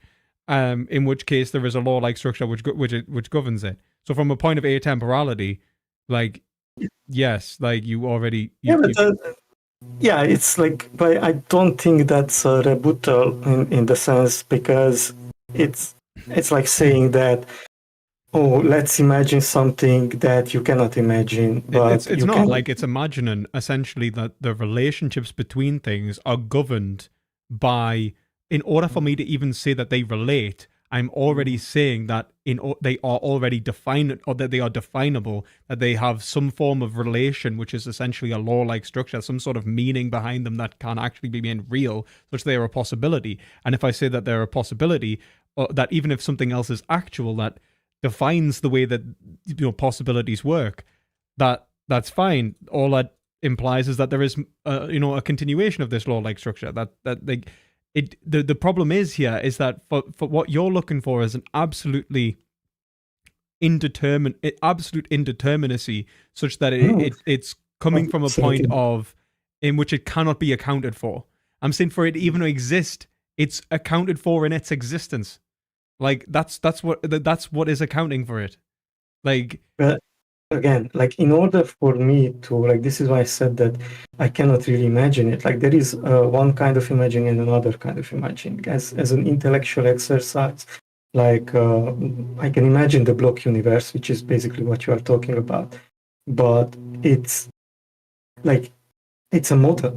It's like, I'm very good. It's my job to imagine all kind of abstractions, and like what are the relationships between the parts of abstractions, and what are the boundaries and the interfaces and all those things. So in those terms, I can think about it and I can argue about it. But in a sense, I cannot really imagine what it would like to see the universe from each point in the universe, which is what you are asking for. Like, this atemporality means that I imagine the whole universe from not just from different perspectives, but literally from every possible perspective all at once. Yeah, everything, everywhere, all at once. I agree. Like, yeah, I'm asking. I can think about this abstraction, but I don't have any kind of sensation. I agree. I agree. And but I the whole think point is even makes sense. Yes, I mean, like, I agree that this is something that's hard to sort of cognize, but the point is, when we're talking about things existing, it's not to say that we're saying that it actually has a rational structure. I'm not talking about your specific capacity to understand it. I'm talking about it in principle. not something I don't think that in principle this makes sense. If you're saying that in principle it doesn't make sense, then you need to say one it's that, an abstraction. It's that, like something that you can describe with language, but and like, you can argue about it with language. I mean, the only but reason like, we even got there in the first place is because you asked me to imagine the abstraction. Yes. I started Like, it. I admit, but because of this Laplace Damon example, and we had to go through the how it would have been easier if you were familiar with it. But look at it like this, right? Like from my perspective, like, and I think Maximo just said it in chat, like you want to derive a separation from being and thinking, such that the way that thinking works is separate to being, such that there is a fact. That fact is not essentially a principled structure, or at the bedrock, there's not necessarily a principality that governs reality that conforms with logic, so that we have logic, which is how we conceive of reality, and then... Does it make, because when you throw at me all these things, like I only understand them partially. Okay, so I'm speaking too fast. So it's like, does this mean that these are unique things? Like in the sense of being and thinking? So the principality of these, does it mean that it's a unique thing? Because like a lot of the time, like I believe that there is a logical structure. I just don't think that it's unique. I'm not sure what you mean anymore. Like, because it seems that like you are like in the last conversation and in general, it seems that when we've been talking, you've been rejecting the idea of a real logical structure. And then you bring up the idea of indeterminacy to say that there isn't an actual law-like principality in reality, and that exists in our minds. And you specifically said that's what we impart on reality, not reality itself. Right? We recognize it, yes. But that doesn't mean that what we recognize is not real. What I'm saying is that what we recognize, it's not unique. It's not the singular thing, not something that couldn't be recognized otherwise, or that there are not other structures that are not like this, but we don't recognize them. Right. So you are saying that there could be a so you are saying that there could be essentially a non-law-like structure that we don't recognize, a kind of like going beyond the confines of thought and thinking, that kind of thing in reality. Like you could imagine in a way that's kind of like Lovecraftian, right? Breaks all the possibility. So like Lovecraft is like he writes cosmic horror, where it's like things. I know that, but I don't know what it means to be Lovecraftian. Like in the sense of well, you know how he writes cosmic horror, and it's something that can't be described, and they never really manage to cognize it, and it sends people mad when they try to. In the sense like it breaks it goes beyond logic. Like you're wanting to say that the structures of reality go beyond logic. That's about right? Yeah. Let me think about that, because I never thought I have to think about Lovecraftian stuff when it comes to this. I'm not sure, right? It's like I don't think that we are really prepared to disprove it. Like because the tools we have are actually going against us. Like most of what cognition is, most of what consciousness is, like the way I like to say it is that what's useful, what like meaning and use are very related and go in the same direction. Could have won then. I just. But sorry, I just realized I could have won, and I'm an idiot. Sorry, it was just a point in which sorry, I was just getting frustrated with myself. It's all right. So meaning and use are going in the same direction. So what's useful is what's meaningful, and our internal cognitive processes are such that often this doesn't really align with truth. So absolute truth is often absolute meaningless. I mean, I would disagree. I mean, I would say that meaning and truth are the same not meaning and truth. Like, let me give an desire. example. I think in order for you to say that there is a desire, it has to be meaningful. So take a notepad and you write something on it. The absolute truth of what's on the paper is every speck of dust, every little rich and like minuscule, and all the atoms and everything. But if you know all that, it's really difficult for you to really know. I wouldn't say that's the absolute truth. I'd say the absolute truth is I wouldn't define the absolute truth. I mean, the absolute truth might include that. That absolute truth includes everything. It includes everything, but it's not that exclusively, right? Such that it would include the words on the page and the meaning interpretable by a lot of things to. You don't have to ignore anything.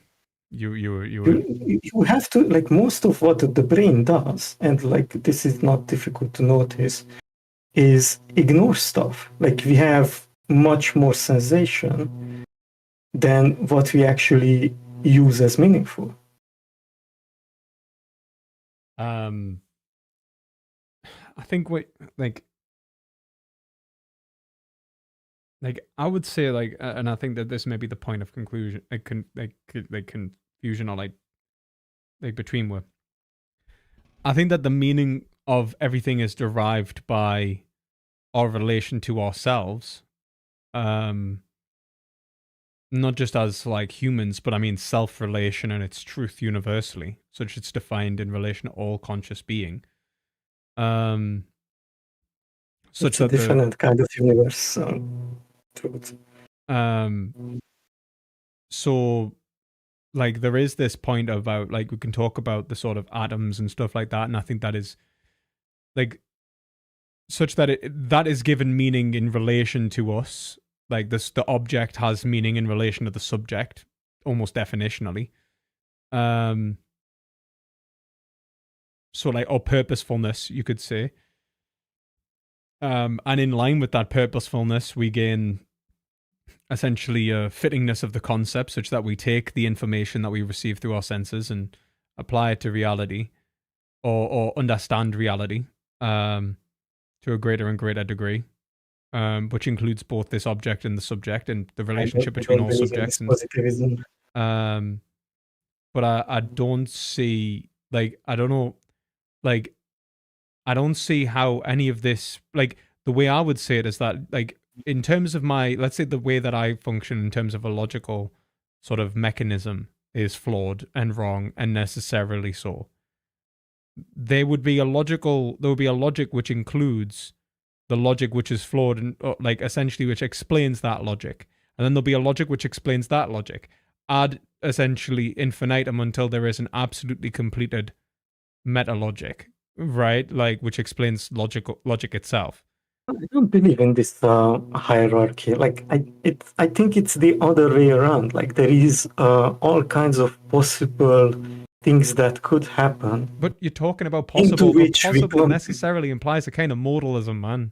Like, do you know what I mean? Like, you can't get around logic. You can't do it. It just, you're saying that there's something. This is something. It doesn't make sense. Like, I think that you are choosing between two possibilities, and I'm trying to give to a third one. And yeah, it's like I don't mind if you disagree with me. I just really want you to disagree with my actual position. No, that's fine. If I'm misinterpreting, like that's fine. Like I just don't see how it's.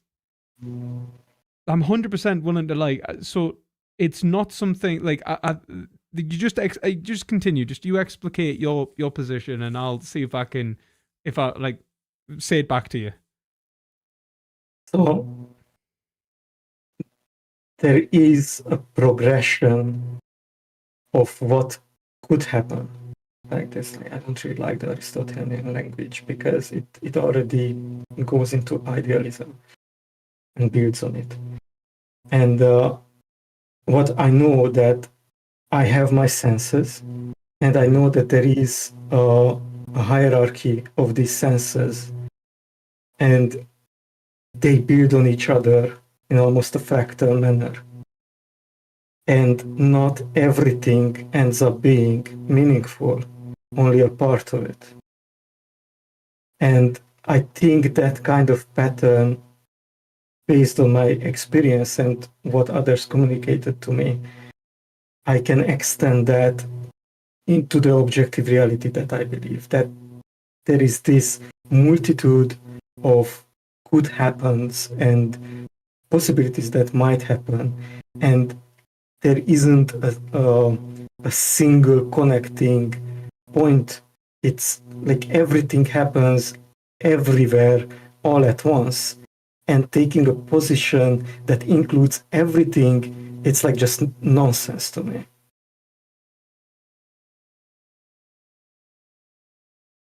Right. I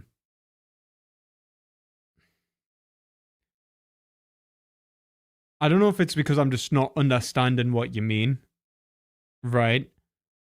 But it seems to Maybe me I'm not making sense. like no, I'm not gonna be like I can't say that, right? Because it could be either one of us. Do you know what I mean? It could be my interpretation or it could be your exposition. Like that, it wouldn't be fair for for me to go that that wouldn't, because it could equally be my interpretation, right? So I'll try and explicate back, or I'll say back what I think you've said, and you tell me if I'm right. So what you want to say is that there is that from the perspective of a holistic perspective, you can't derive a kind of meaningfulness from a whole, from a universal perspective, because the meaning is derived from our particular motivations and our relations to reality in specific perspectives. That those perspectives are geared towards getting something in, let's say, our relation to other future perspectives, or future moments or whatever, such that I characterize the information that I gain through my senses towards that goal. And if I was to remove that goal, I would essentially make reality meaningless, because from this universal perspective, this smaller perspective, which gives meaning to that perspective, that purposefulness of that person, that individual, would be lost. And so all there ever can be is a multiplicity of these perspectives trying to interpret reality.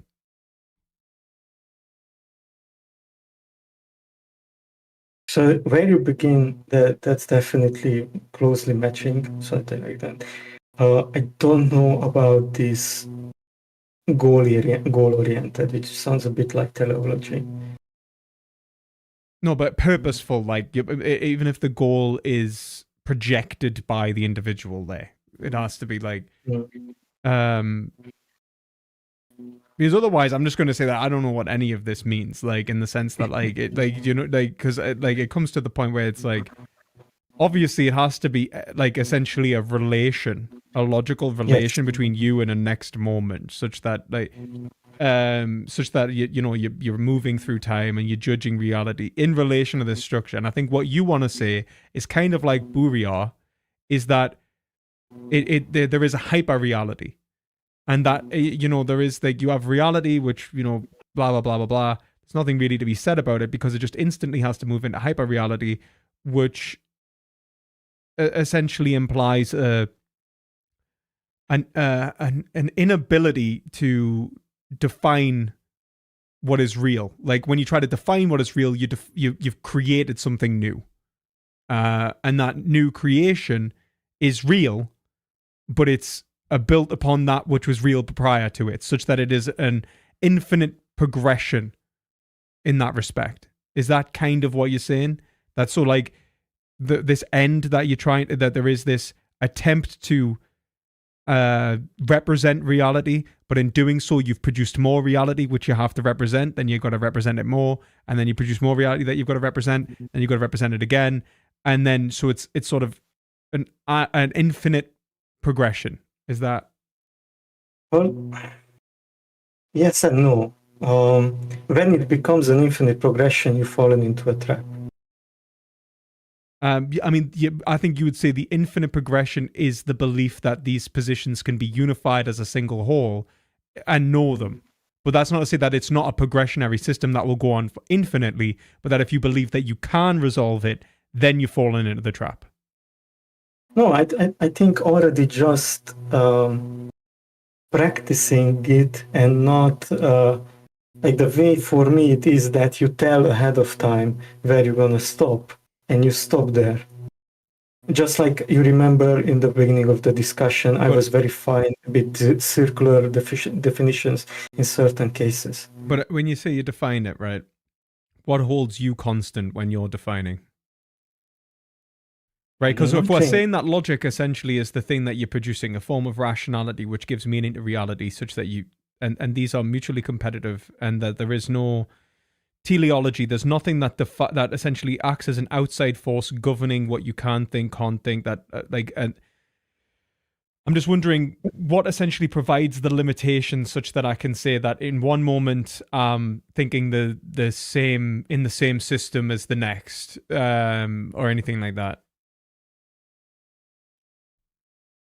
I don't think there is. I think the way it works is... This is madness. This is madness. I'm sorry. This is absolute madness. Well, I'm sorry. No, don't apologize. Like, it's just like, obviously, like, I'm not even like, I'm not, again, I'm not saying that look at it like this, right? I'm not sure I'm interpreting you correctly, but from my interpretation of you, what you're saying is that there is an interpretation which is essentially separable from reality, but it is, well, not really, but kind of, in the sense that it essentially forms reality, and that reality is formed by this sort of attempt to get something, that you are essentially formulating and understanding your senses and the data you receive into a meaningful structure in order to obtain some sort of goal. But that meaningful structure is also defining that goal. So in the next moment, the goal, how do you know that the goal is the same or changed?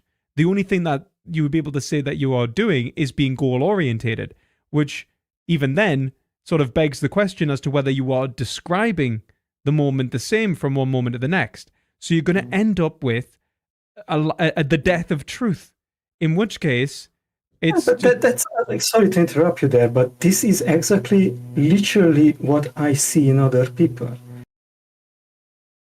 I mean, people lie to themselves. I think people lie to themselves. I don't think that we're literally... Like, for you to even be able to say that you see it, you have to be able to say that there is a continuation there, which is interpretable, yes, but which makes sense. That's what I didn't want to interrupt you earlier, but basically the way, and like this, I tried to say this like 3 times already, but every time we get here, there is this conflict.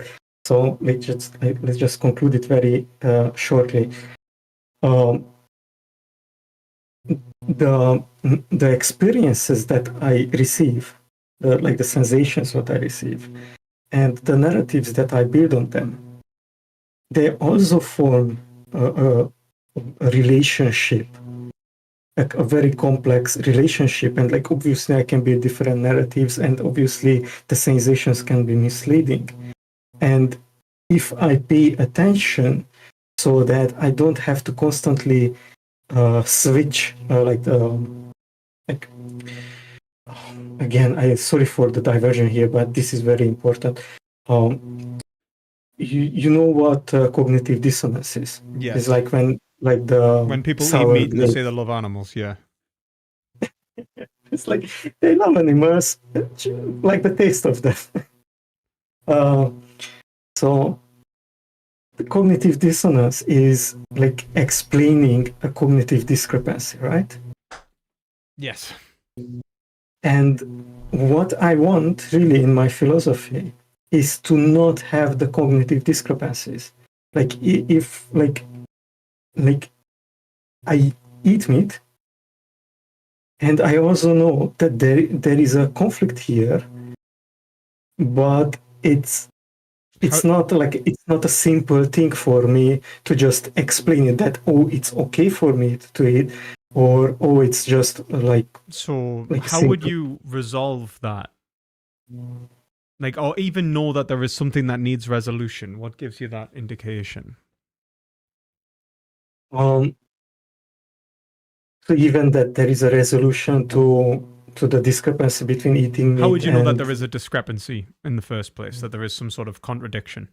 you have to switch context. So you recognize that you are switching your whole narrative around the experience in one city. And I like definitely this is very difficult to do it alone. Like you receive feedback from other people that if you do that properly, or you like do a journal thing, or like make it like basically you predict things, as this is what I was saying the last time, that for me it's very important to predict things and then say if you were wrong or right about them. I mean, like I agree. I agree. There's a but so that's yes, how so that's like mostly look at it like this. Like, so if I was to say like there is a discrepancy, so like the discrepancy in terms of this predictive exercise would be that I thought it was, X was going to be the conclusion, but Y was actually the conclusion, right? Or not X specifically. It would be just, I thought X was going to be the conclusion, but not X is the conclusion. And therefore there is this discrepancy. However, like what we're saying there is that there is essentially the right form of categorization, which gives us essentially the difference between X and not X. So when we're talking about essentially the logical structure within an individual observing themselves, and I'm going to try and say, like, this is, by the way, there is a real, I'm just going to say this just to make sure that people don't get tripped out by this and end up in some sort of existential crisis where they don't know whether the thoughts they're thinking are true. Don't worry. This is actually just a logical exercise. It's truly incoherent. But look, in the sense that coherence itself is the fundamental structure of thinking, such that you can say that there is a discrepancy or not, such that when you are able necessarily to be able to identify something being itself or not itself, or essentially the fundamental laws of logic. If you didn't have that, that was in all narrative structures that govern all of the possible ways in which you can engage in how you perceive reality, then you could be able to say that there wasn't a discrepancy. There would be no discrepancy, because a discrepancy is derived by its relation between itself and its negation. So I'm happy to say, like, yes, I agree that we should be looking for what is now coherence. So the most coherent stance. And so internally coherent and externally coherent either as well. So logical coherence, but in which case we're implying that there is a real logic which is being governing things there. Yes, so basically your example there, I would say there is a false dichotomy there. Like because I remember maybe that I mentioned that for me identity is statistical. Yes, it has a coincidence of working it very well in a lot of cases. But it can't just be but like, look at it. In many cases, it breaks down, and then you have this problem that you just highlighted. So we have both. It's not just one or the other. I mean, yeah. I mean, I'm happy to say that, but then that implies that there is a proper or an improper way of identifying and understanding the world, right? That's like the point. Like, in which case, then there is a rational coherence. Not proper or not proper. Like, it's more like the boundaries between the objects are not always well defined. It's not about preparedness. It's about how the world is.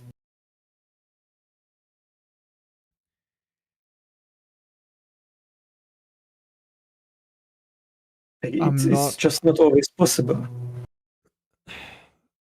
I think that I'm not even sure. Like, I think we're hitting a point where I'm not sure what necessary. Like, so I mean, I agree that coherency is good, but specifically for the fact that I'm going to affirm that there is essentially, so like from the perspective that I'm this guy, like the way that you described it, trying to understand sense data and lead it towards a purposeful existence. In order for me to say that there was one purpose that's defined in this system, and then another purpose that's defined not in this system, and then identify the differences between the two systems, implies that there is a system which I could operate on, which is a meta system which operates between the two and is defined by its relation to the two systems. right? Such that my approach and narrative from narrative A versus narrative B can be identified through narrative C, which supersedes the two of them, right?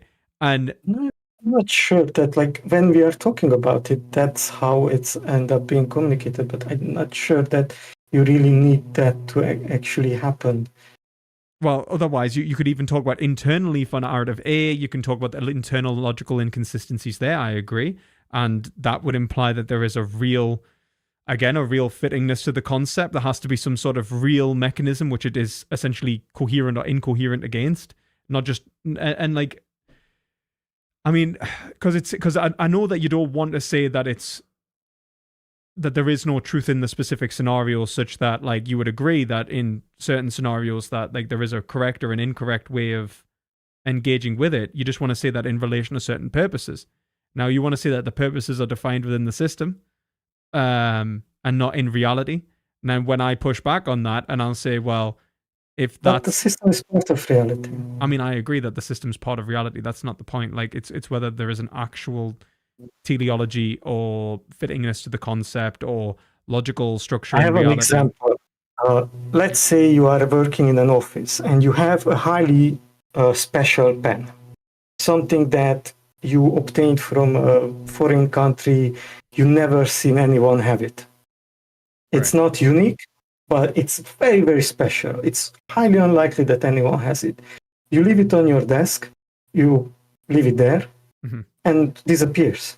And then in a couple of days later, you saw exactly the same kind of pen on someone else's table. Is it your pen or not? I mean, like... Can you just take it? Can you just go there and, oh, this is my pen, I took it?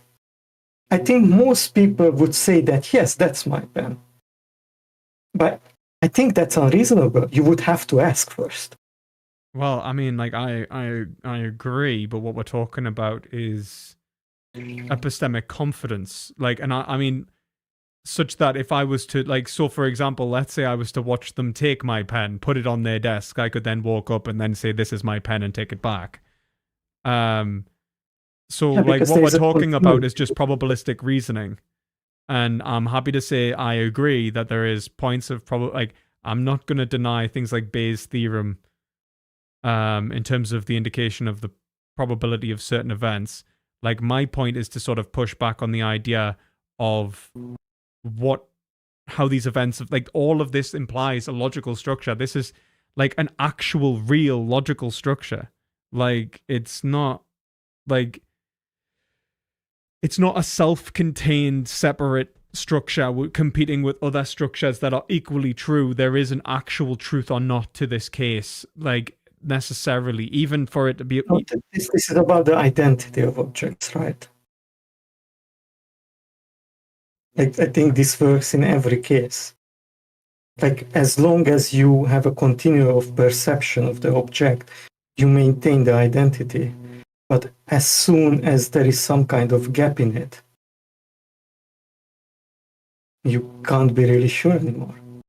You recognize it as the same, but it could be not the same. Endo super chatted £2.93. PP Top G Daddy Skibbity Toilet Level 5 Guy at Riz Ohio Phantom Tag Special Travis Scott Sigma What the Dog Doing Baby Gronk Ice Spice Rizzler Sauce. What the fuck was that? Thank you for the donation, Endo, you fucking crazy. But thank you very much. Bloody hell, that was just every meme just thrown into one. Sorry about that. So you're saying that in order for something to be itself and not in order to be itself and continue essentially in this process of identity, that you'd have to be able to... But I mean, what we're talking about is just a separation and categorization such that there is a point of, like, epistemic... that you're talking about an epistemological gap. I mean, sure, like, I'm not saying, like, but that we overcome that gap with evidence, right? Like, and, like, points of... But we're not talking about metaphysics there, we're just talking about epistemology. Like, it either is your pen or it's not, right? Like, it's not your pen and not your pen simultaneously, right? Well, in the beginning it is epistemologically speaking, but ontologically not. So that's why I'm saying there is an ontological gap too.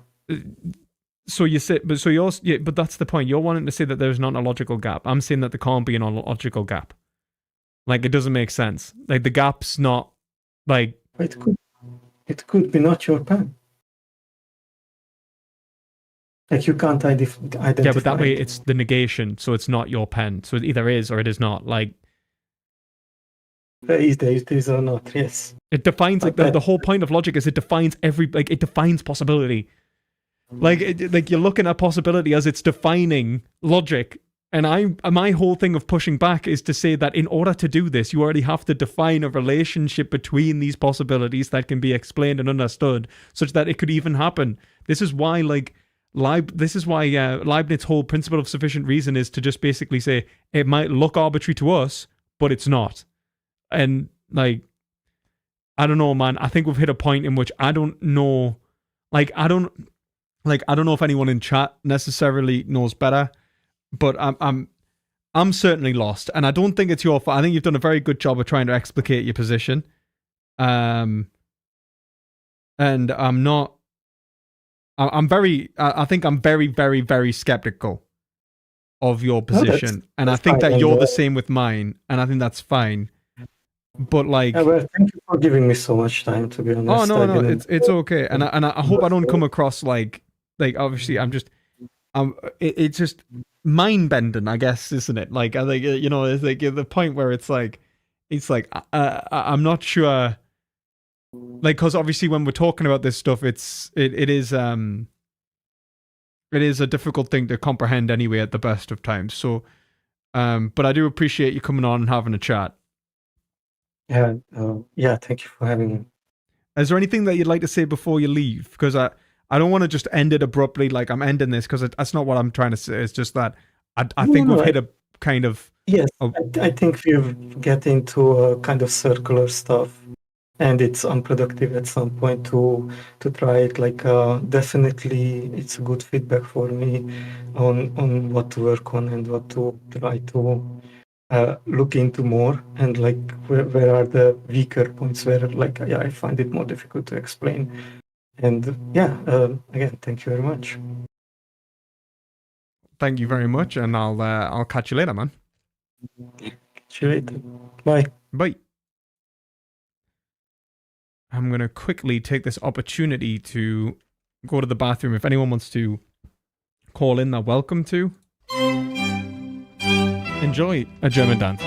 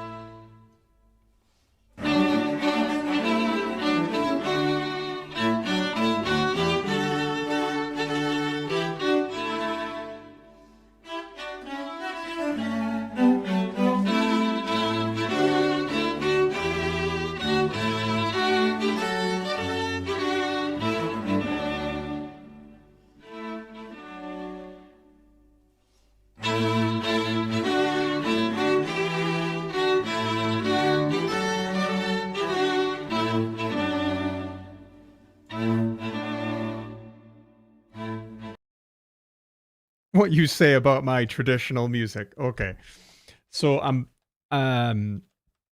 will say I think if I understand, I think Aaron's perspective there, or to Misa's perspective there, was essentially to say that the reality is that, so like in terms of the ontology, that there's a gap in epistemology, that those epistemologies are defining part of reality, but not all of reality. The gap between those structures and those meanings and those identities is what gives meaning to the identities itself.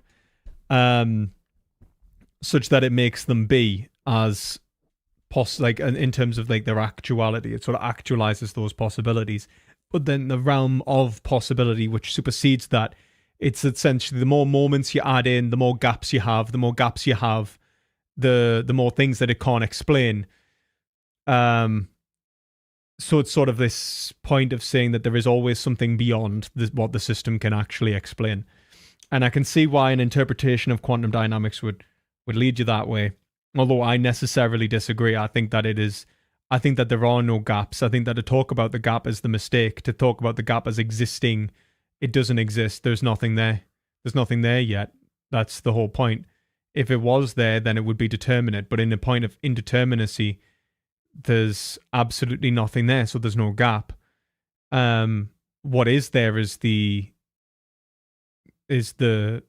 which is the exhausted possibilities. So what we end up with is, rather than the idea of an unmediated, and this is why I think this is why it relates to a Kantian noumena, almost like the unconditioned brings the conditioned into being, or the unmediated brings the mediated into being, or the unstructured brings the structured into being. The unstructured and the structured.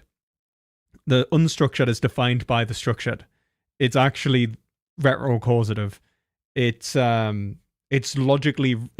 logical relations are defined by the possibilities, such that the possibility is the essence of the actual. When taken to its nth degree, it's truth itself. It's the necessary. So there would be, what we're looking for is not the relationship between certain patterns, but rather than what makes patterns possible. An absolute unity with the sort of thinking in itself, you might say, or possibility and actuality, absolutely. And I think that's where the difference is. I just reject the idea of a kind of unconditioned reality. I don't think it's coherent. I think that's what led us to different perspectives, where he wants to talk about a conditioned reality, and that's fine. And again, like, when you're interested, like, check out the Humean perspective and then the Kantian perspective on the noumena, and then look at Hegel's rejection of Kant, like from the Fichtean and the Schellian position. And it sort of touches on what we talked about today, that there has to be a kind of real teleology in order for any of these structures of meaning to make sense. So that's where I suggest, like, before next time we talk. So yeah, that was Play Battlegrounds. I think what I'm going to do is I'm going to go off and eat. So I think we're going to call it there, because it is 4 a.m. here. I'm trying to untangle this. I managed to tangle the bloody... I hate it when I do this. There we go. Right. Sorry. So, you know, the stupid things, you know, when they get like twisted the wrong way. Anyway, so yeah, that's just ADHD, like, sort of coming out right there. But yeah, I really enjoyed the conversation, Aaron, and I look forward to talking next time. And thank you to Endo for donating. It's very much appreciated. Helps support the channel and make all of this possible. So thank you very much. And if you're interested, you can check out my free webinar, which will tell you how to begin your philosophical journey. And if you would like essentially a course to guide you along that philosophical journey, I also have a paid course which explicates philosophy, or explores philosophy from the classics to the contemporaries in metaphysics, epistemology, politics, and ethics. So if you're interested in that, do check it out. So thank you for watching, and as always, try to gain some perspective. Good night, everyone.